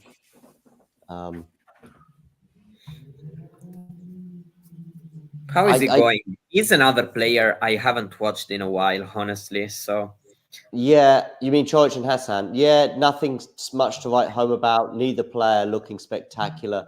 Both players occasionally. That was a good forehand winner there from Coric. To me, we say that we don't know what to expect from Coric, but if you expect the worst, you're probably going to be right more often than the other way around. Like the runs in Cincinnati and that Shanghai, they're quite far apart.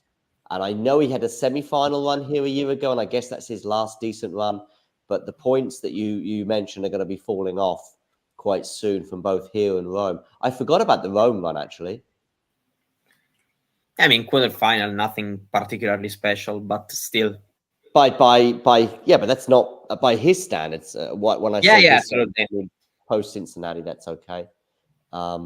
Especially because it was, right after the semi in Madrid. Yeah. So, it was back-to-back, very good results. Yeah. By the way, Tomova won a couple of games. I'm going to switch it on or have it in the background maybe. But who's won a couple of games? Tomova.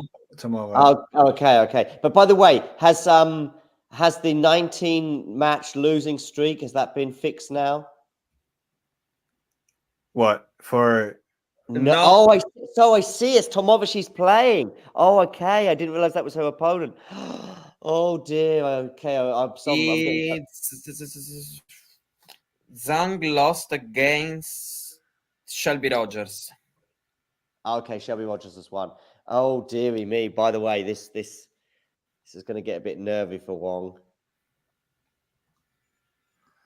Oh, but she's got a break point. Okay. Wow, I can't believe it. Marozsan is looking sharp. Borna Coric has managed to hold serve, saving a break point.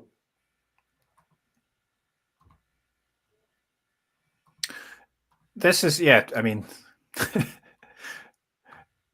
it gets confusing sometimes because there are so many Wongs, right? So but this, she's still quite young, right? And she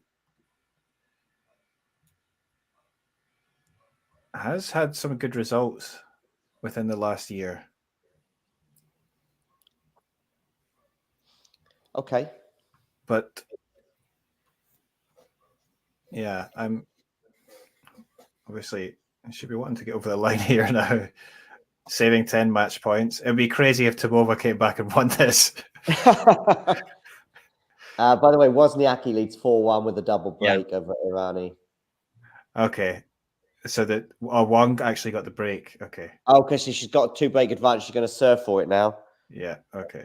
Which would just make her not winning it even more crazy. Yeah, absolutely.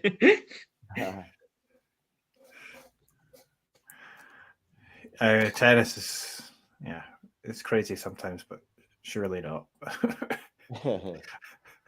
I am about to disappear. Yeah, sure, Mario. No problem. Okay. I have to go to pay taxes. Oh, nice. Oh. So I would like to stay here forever. Bye. Good. Have a good evening. Thank you, Mario. Wonderful. And maybe also some other things. Yeah, wonderful. Bye-bye. Bye-bye. Take care. Well, maybe this Marozsan match might end up becoming a bit of an epic. I don't know. You said he's looking good though right now in terms of. I'm sure he's feeling good anyway. Yeah. Karatsev was love 30 there, but he just brought back to 15-30. Yeah, an early break would be an almost a nail in the coffin, but yeah, I see it's 15-30.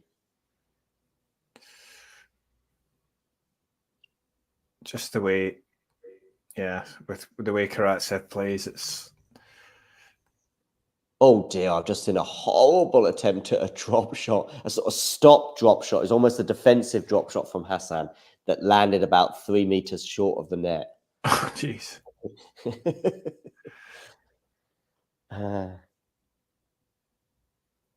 How old is Chorich? I feel like he's about 30.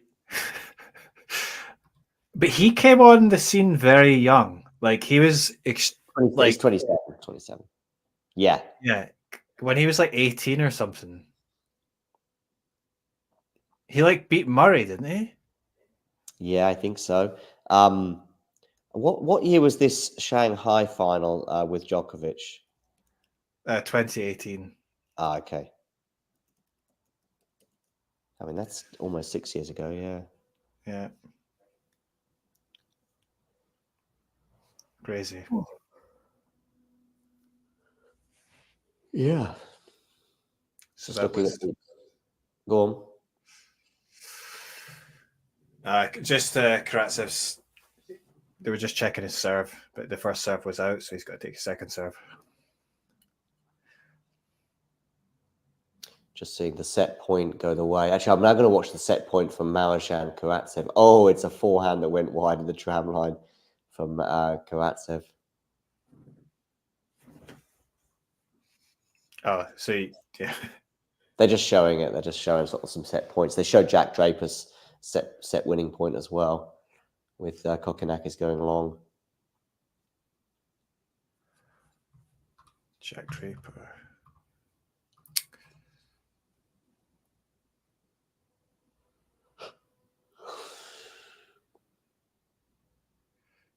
Yeah, that was 11 set points that Karatsev had. 11. Wow. Yeah, not quite 11 match points, but What about Wong and Tomova? Let's just have a quick look at this one because she's now serving for it. Well, but she's facing 2 break points, no? Oh my god. Yeah, there you go. I just switched over to it because Karatsev just held. Oh, Karatsev held in the end, did he? Oh my god. So yeah, Tomova broke. She has broken, has she? Okay. Yeah, the shot landing deep. My goodness. How long have they been playing? I mean, what's the match time? Is there 2 hours 41? Yeah. But maybe it'll be easier for her to get over the line on Tomova's serve.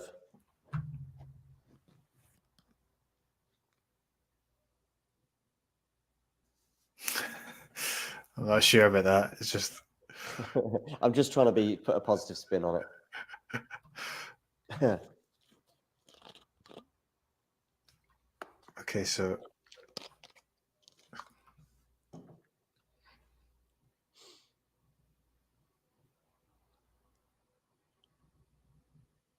that was an error from Wang into the net that wasn't very good. Oh. And but on the Karatsev stream, they're showing ducks in the stream in the river. Okay. I don't know. It seems like this break's been going on for a while, but maybe is that just me? I've got Chorich Hassan on my TV. Okay. Okay, ace from Marozsan to start the game.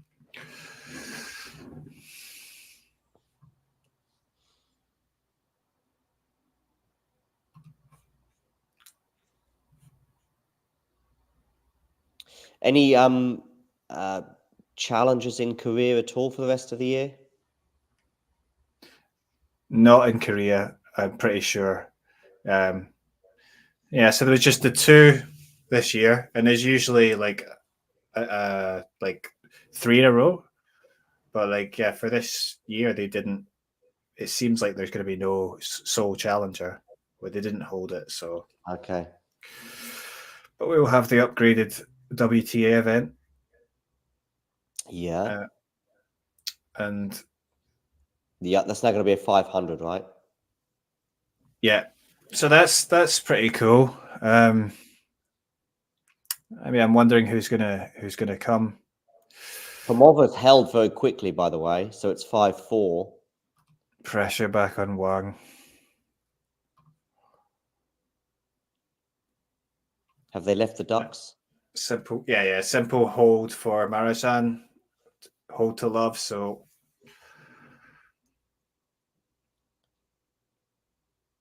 yeah, we were talking earlier about Korea in the Davis Cup. I mean, whether even if they win against Poland, they have their two best players, basically Kwon and Hong, going to the army. So it's like it's totally, it's not the strongest team, but they've just kind of ruined. Probably they're at least they're probably both going to the army at the end of this year. So it's like, yeah, there's no one else really. They've got some doubles players, but it's kind of crazy in a way. But yeah, it is kind of crazy. Yeah. And then Shan Chung is he was in the, what do you call it? I mean, he's at Delpo levels of injury, so oh right. Yeah, he's not played for, I don't know when was the last time he played. Yeah, my stream froze up. Okay, what, Karatsev or what? Yeah, Karatsev. It's just, I'm on Tennis TV. It's Tennis TV being Tennis TV, isn't it? Yeah. Tennis Channel, Tennis TV, they both suck in their own different ways. I mean, Sky Sports is way behind, but I in Germany that is. But I will say this, that it's €10 a month, and I get Wimbledon and pretty much the rest of the tour. Plus, I get every Premier League match as well. Every single one. So it doesn't matter if there's 4 matches at the same time, I can choose which one I want to watch. Yeah.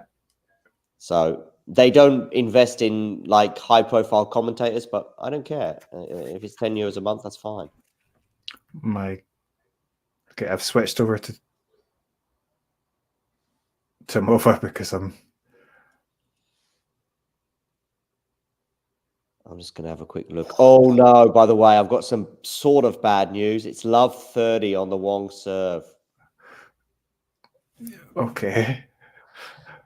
I've got the score on anyway, while I've got Chorich and Hassan on my TV.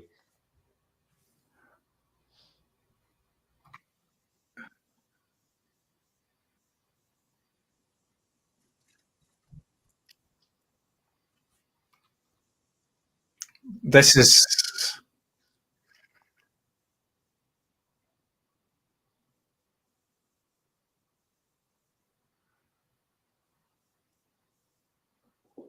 $15.30. Yeah, I actually I've got it on the side, like in the background. Okay. The Wang Tomova, yeah, it was just an ace from Wang, so...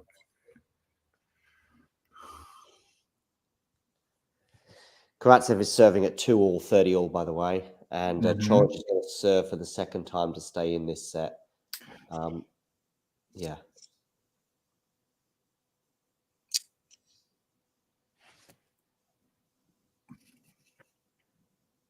Yep. The return from Marozsan just goes long, so Karatsev is a game point. Okay.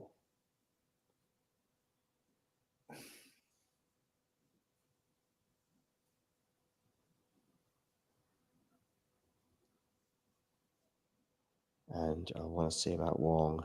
Hang on a second.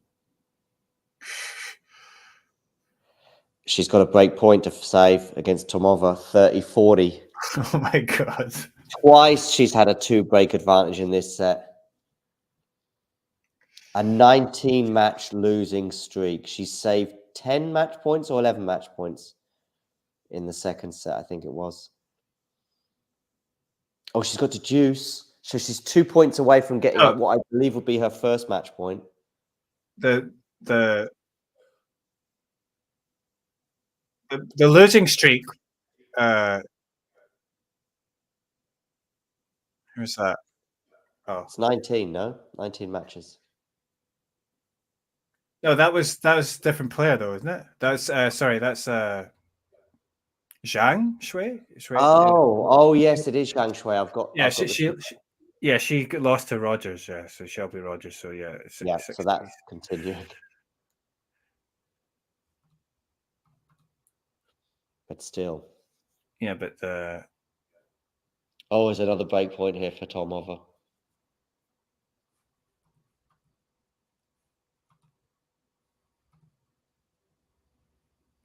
yeah, still on serve with Karatsev and Marozsan in that second set. Okay, yeah, I see that. So let's have a look here. Yeah, so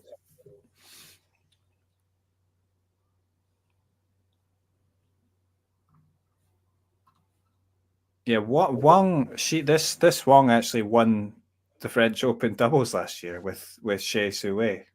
Okay. So she is a slam champion. Yeah. Oh, and I just switched over, and that was a nice forehand winner to save the break point. Okay. So that was gutsy.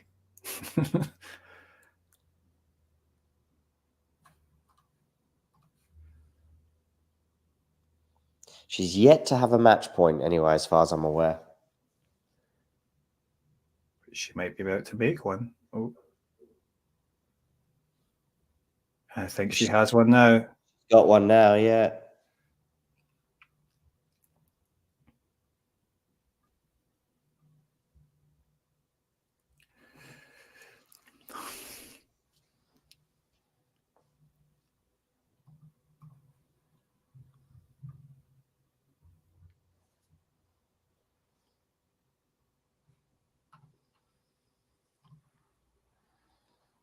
And that's it.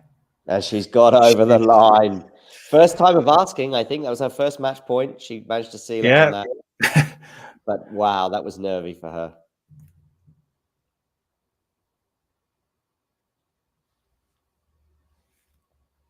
But she got over the line. Marozsan is serving at 2-3, 30-15.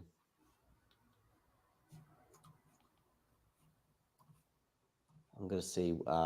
I've got this tie break now coming up between Coric and Hassan. Hassan to serve, winning the first point on serve with a nice serve out wide, producing an ace.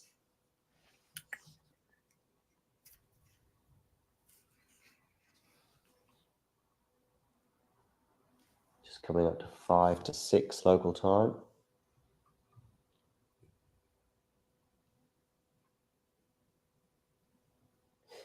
Interesting outfit from Hassan. He's wearing Nike socks, Dunlop t-shirt, Wilson racket. Yeah, I'm not sure about the shorts and shoes. I couldn't get a close enough view. That's pretty interesting. I'm assuming that he doesn't have a clothing sponsor then.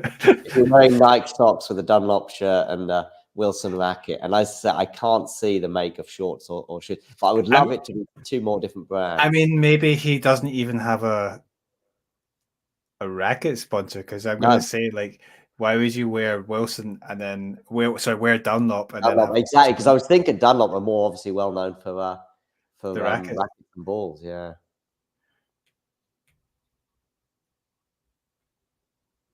When I was at school, Dunlop was very much a mocked brand. Slazenger used to be the sort of when I was a kid growing up, Slazenger was the racket that was quite expensive, but now you don't really hear about them. Certainly not in tennis, anyway. They still do the Wimbledon balls, right? Oh, by the way, he's got a different brand for the shorts, Yonex shorts. Oh my god! And I do think it might be New Balance shoes, but I need to get another focus on that one. We've got a Nike hat as well, so that's going with the socks.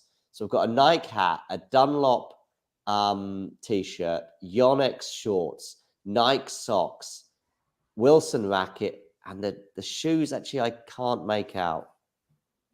I think I see an N, but I might be wrong for the New Balance. Anyway, you get the idea. Marozsan is held for 3-all, so it's over to you, Karatsev.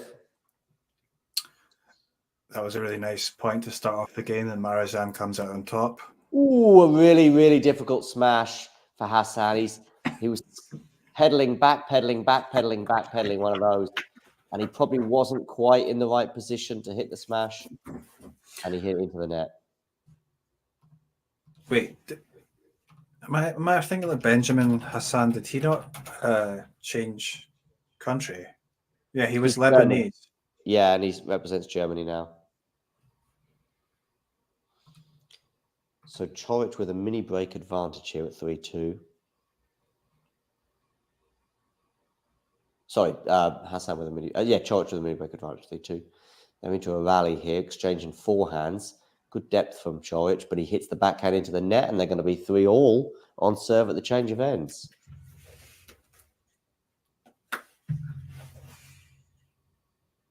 So the mini break advantage has been ceded.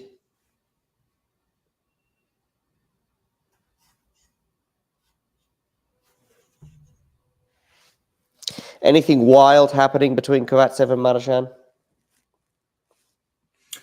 No, just we haven't had any entertaining. Yeah, we haven't had any breaks of serve in this set, and I think we had maybe a 15-30 or two. There's been no break points either, I think. Mm-hmm. This metric to show the last, like in a tie break, the last few points won, it doesn't really make any sense to me.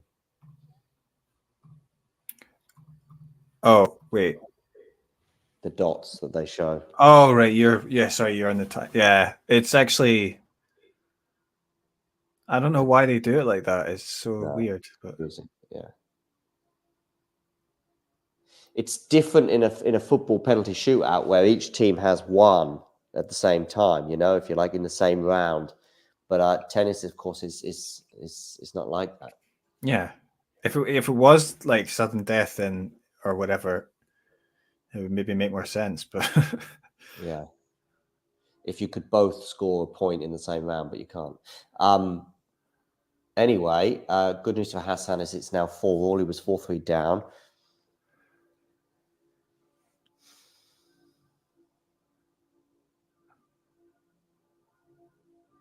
Six o'clock here.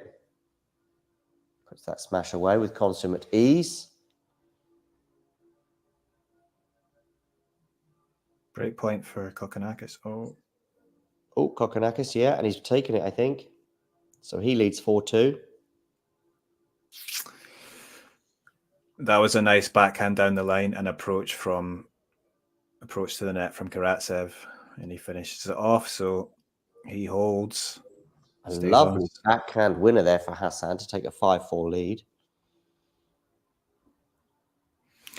Hassan, I haven't seen him much recently. Like, he used to be in the challengers, no? A lot in the challengers. Yeah, he's ranked about 170 odd, I think, at the moment.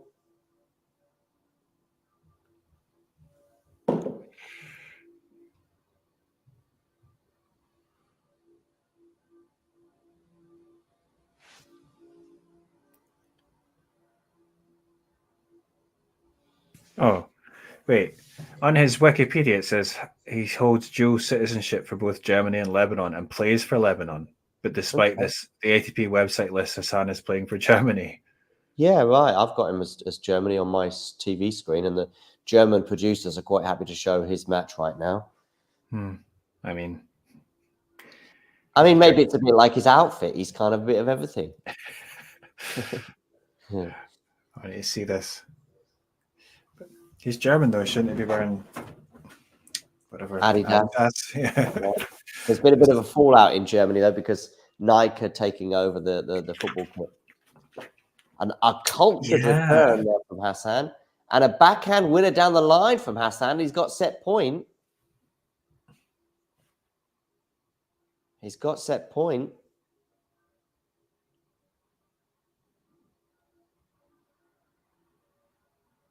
It's a lovely backhand winner down the line.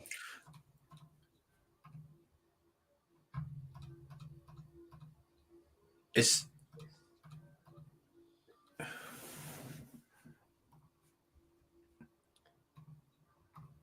the other stream? Did you start the other stream or? Yeah. The other stream started with okay. Kokkinakis Draper. Yeah. I'm basically finishing this one as soon as Marozsan Karatsev ends. I'm finishing the stream. Yeah, I mean, I might. Yeah, I understand. It's getting pretty late for you. Just go for the after this set, actually. But yeah, sure, absolutely.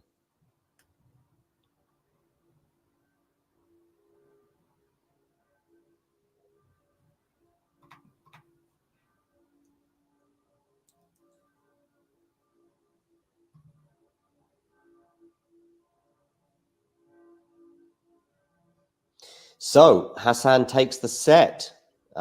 George is going to have to come from a set down. Fairly even throughout. 13-14 is the winner ratio. George with 13 and Hassan with 14. And unforced errors, George 13 as opposed to Hassan's 12. So extremely even. But of course, the only stat that matters is the fact that Hassan has taken the first set.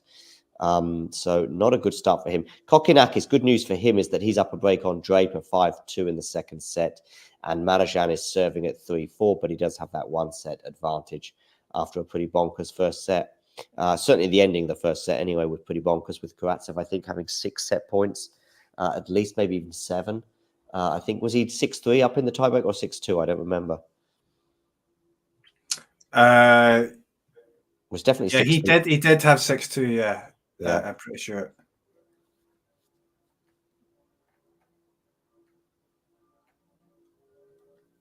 Bagnis Nakashima's underway with Nakashima serving at 1-2.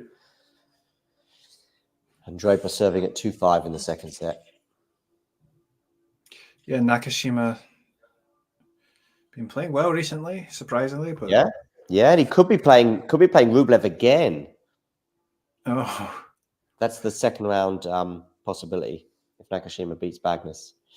Game point for Marozsan for 4-all.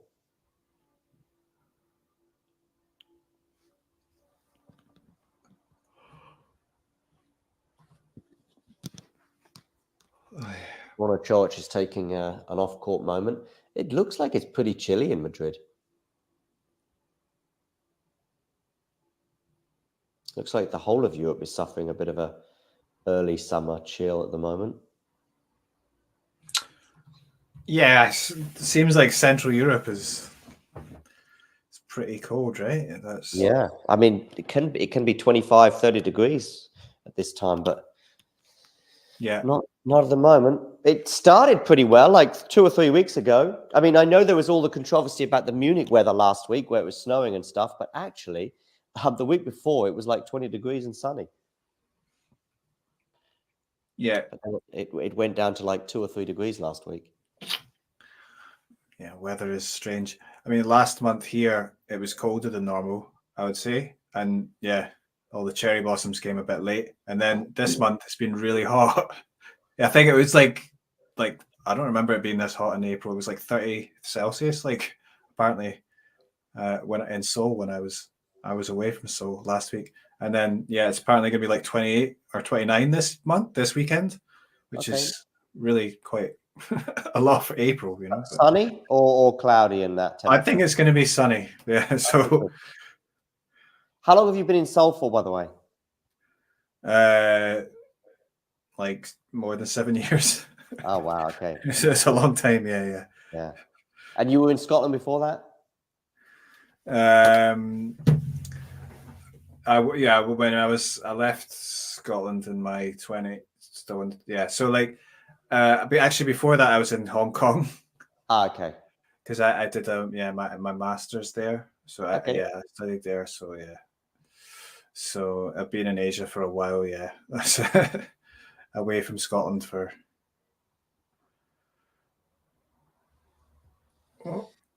quite a while. Yeah.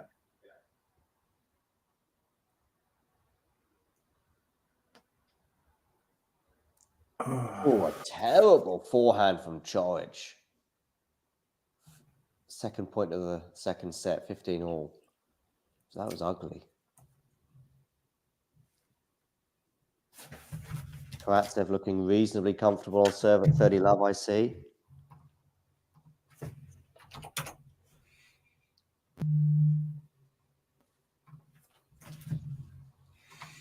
Yeah, it seems to be Yeah, like they're just holding on serve, and we may well be heading to another tiebreak. Yeah.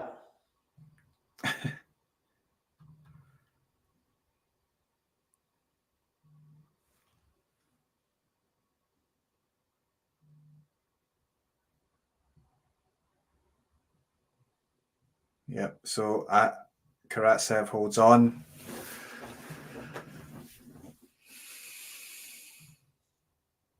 So was Rafa saying that like if he feels yeah how he does now at Roland Garros, he won't play.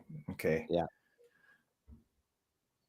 It's because I think he's made the commitment, obviously, to play Madrid, and he's actually sort of said he's feeling a bit worse the last couple of days than he was, say, a few days before that. And on top of that, it's sort of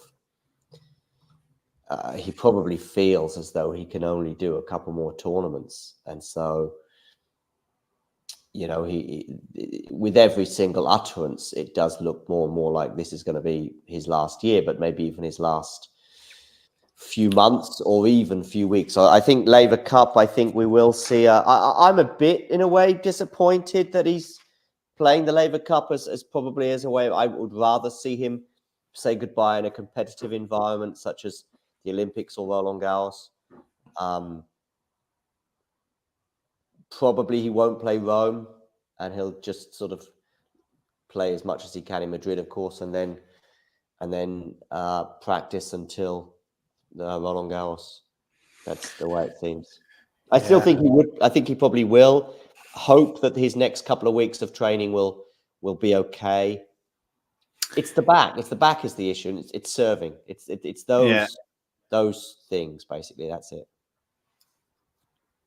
It'll be hard to believe that he wouldn't play Roland Garros. I mean, obviously it is really bad, but he tends to be quite. He does. Cautious. He is cautious. Yes, he is. Yeah.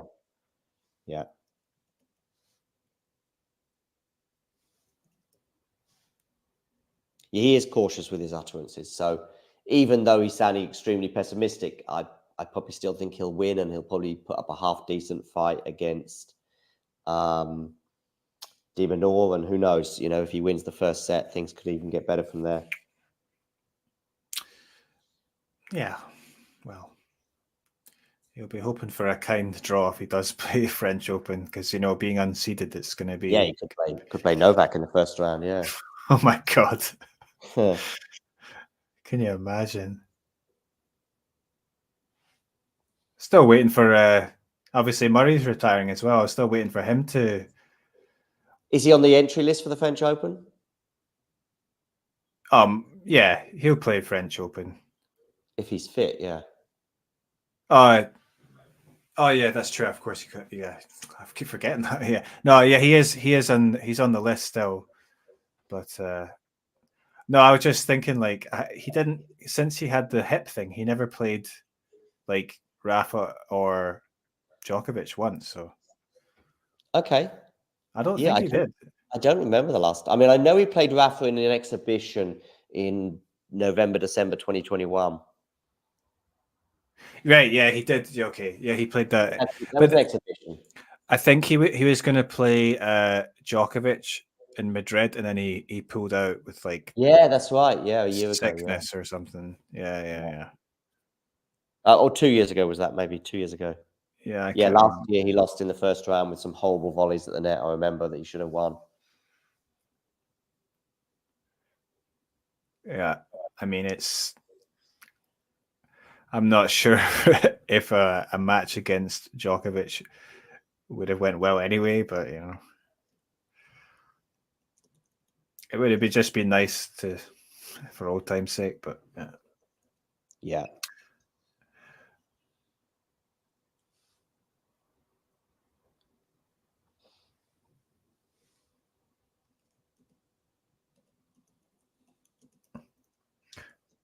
I don't think. Yeah, it'd be funny if Federer played Laver Cup. forever.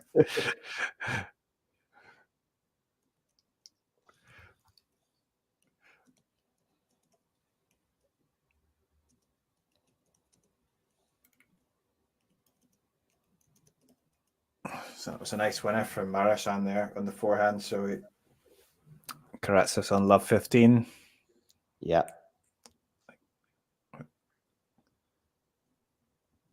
Oh,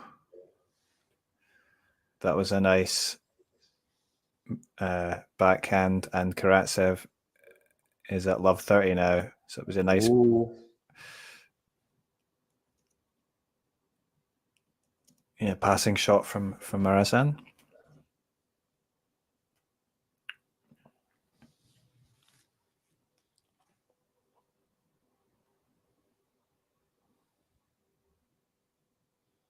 I think this will be it. What is it, love 30? Yeah, but yeah, that was quite aggressive from Marozsan, and he brings it to love 40. Okay.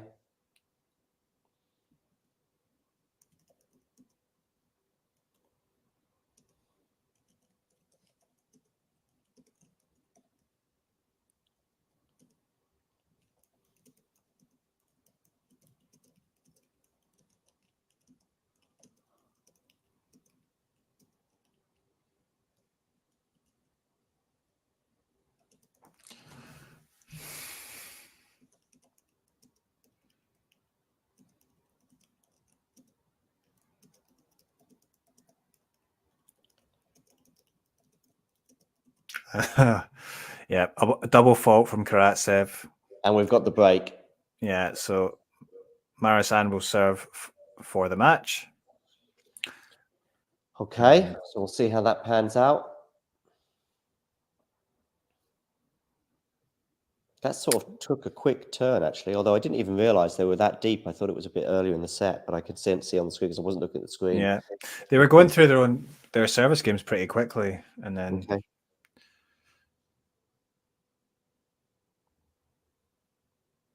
But yeah, so sometimes with Karatsev, you know, he loves to go for the shots, right, and the winners, and then yeah, he I can remember get there was an Australian Open match. Was it between him and Basilashvili where I think they hit? I don't know. Certainly he hit a lot of unforced errors. Anyway, I think it was over 100 in one match. It was a 5-setter. It was a 5-set. Right. That was, yeah. When he's on, it's great, but he can hit those streaks where it's, yeah, you just like. There was the match once in the Australian Open where Djokovic hit 100 unforced errors. Do you remember that? Oh, yeah, and he lost that match, right? Did he lose that match, or did he win it? I think he still won, didn't he? I think he still won. Yeah, you might be right. Yeah, yeah. Because it's Djokovic at the Australian Open. Yeah, because it was like, yeah, because the only times he lost was against Sinner. No. Well, yeah, Sinner recently. Yeah, that's true. And then players with glasses. Yeah, that's right. Dennis Istomin and then Chong. Yeah, and Chong. Yeah. Oh wow. Gilles Simon. Yeah. Yeah, well, he can frustrate you. But Karatsev hit a huge backhand winner off the return, jumping into it. So he started off well, but then Marozsan follows up with a good serve and brings it back to 15-0.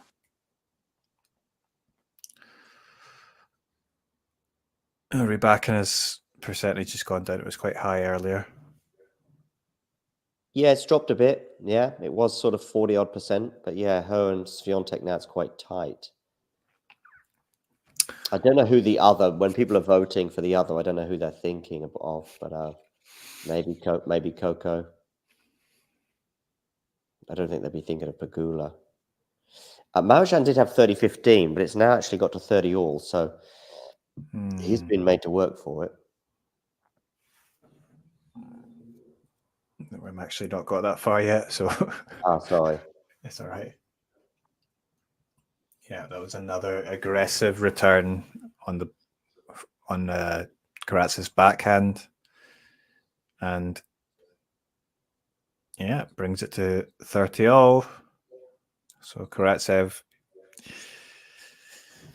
he's going to keep going for it.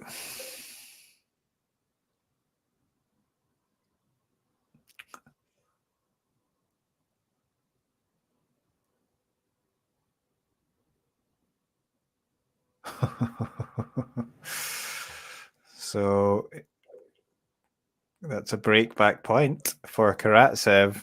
Oh, wow. Again, coming in very aggressive, forcing the error for Marozsan.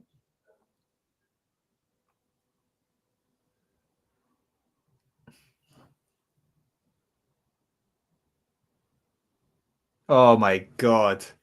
What happened? Another return backhand winner cross court. Karatsev brings it back to 6-all. We're going into tie break. Tie break.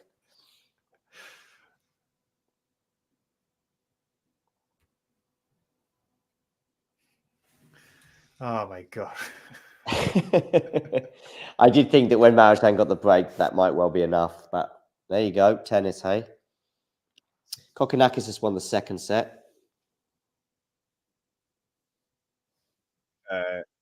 Okay.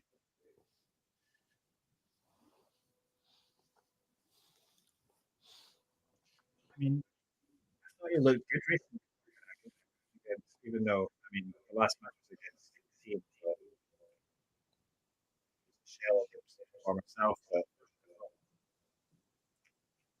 he's coming in good form.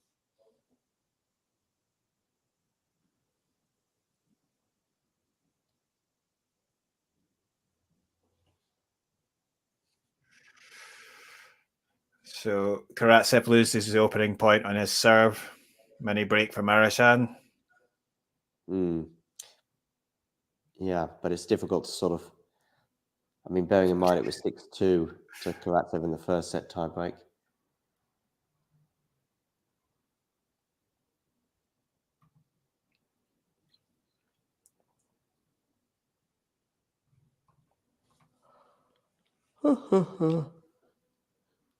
Yeah.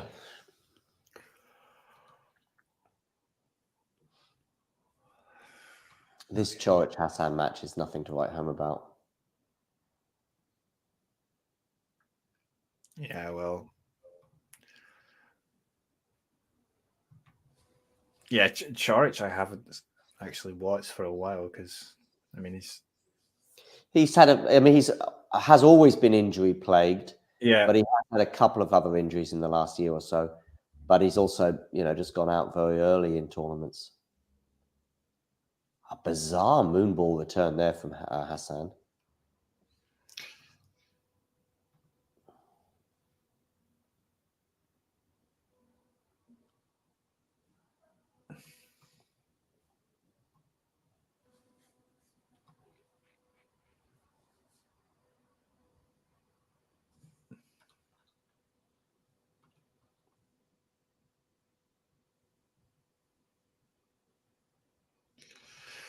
So Karatsev gets one mini break back, so back on serve.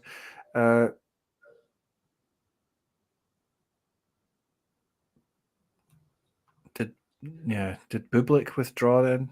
Is Bublik withdrawn? Has he? Okay. I don't see him in the draw, right? I mean, he must have withdrawn before.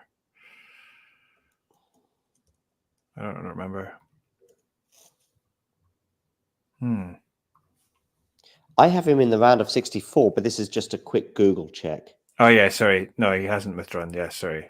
I'm just missed him there. Okay, yeah. So he'll play winner of Kopfer and Caballas Baena. Okay. Okay. Oh, a lucky net cord there for Coric on a passing shot. Another inopportune double fault for Karatsev there. Okay. So ceding that. He got back on serve, didn't he, in terms of the mini break, but he's now lost that again. So it's 3-1 to Marozsan.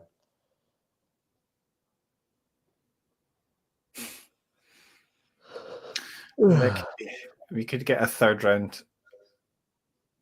Oh. Yeah, we could get a third round match against Bublik against Shelton on clay. Okay. Oh, that could be fun. And well, it's Madrid, so yeah. Yeah. Bublik Runa, I saw that match in Madrid, I think from start to finish last year. It was one of my favorite matches I saw live last year, maybe even my favorite. It was a very entertaining match. Yeah, contrasting styles. But that was a point for Marozsan 4-2. A change of they'll change sides now. Yeah. I've just seen one of the worst rallies in terms of quality that I can remember. Just lame shot after lame shot, including a horrible drop shot from Hassan that in every single facet of what you need to be a good drop shot didn't work. It landed too deep, it bounced too high, it didn't have enough backspin on it.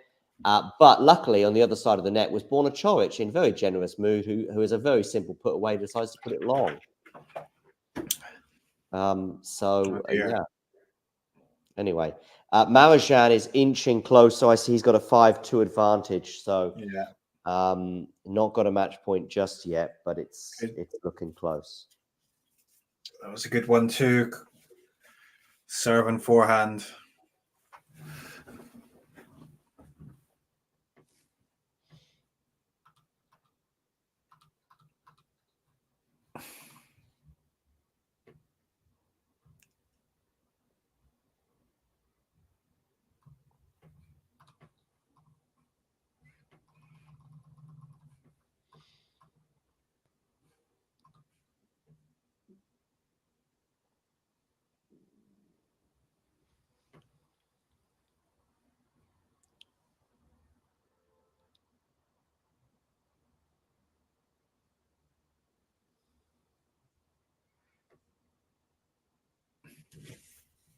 Yeah, Marozsan pouncing on the second serve there. 6-2. Absolutely max. Yeah. So yeah. Match point. Finally. Yeah. Yeah, I think he was serving for it, but didn't have any match points.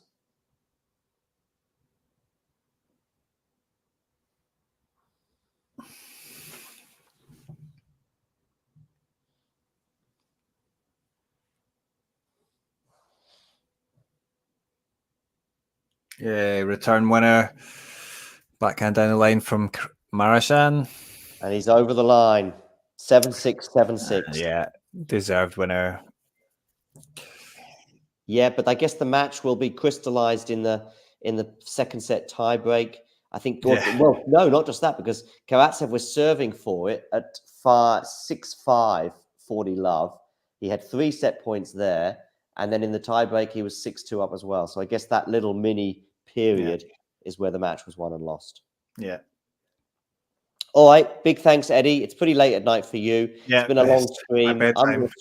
I'm going to switch over and join Kira for Kokkinakis Draper and 1 or 2 other things as well. But big thanks for joining us today, and I'm sure we'll be catching up again soon. Make sure you check out Eddie, by the way, at Tennis Asia on Twitter, on YouTube as well, and on his podcast as well. Is it all called at Tennis Asia or at Tennis Asia TV? YouTube Tennis Asia TV, and then the podcast, Tennis Asia podcast, and then Twitter just Tennis Asia. But there you go, Tennis Asia. You'll find him there as well, and I'm sure you'll be seeing him again on Talking Tennis sometime soon. So big thanks, Eddie, and I'll speak to you soon. Yeah, good night. See you. Cheers. Good night. If you enjoyed this video, make sure you hit that like button. Don't forget to subscribe and click that notification bell so you don't miss out on all things tennis.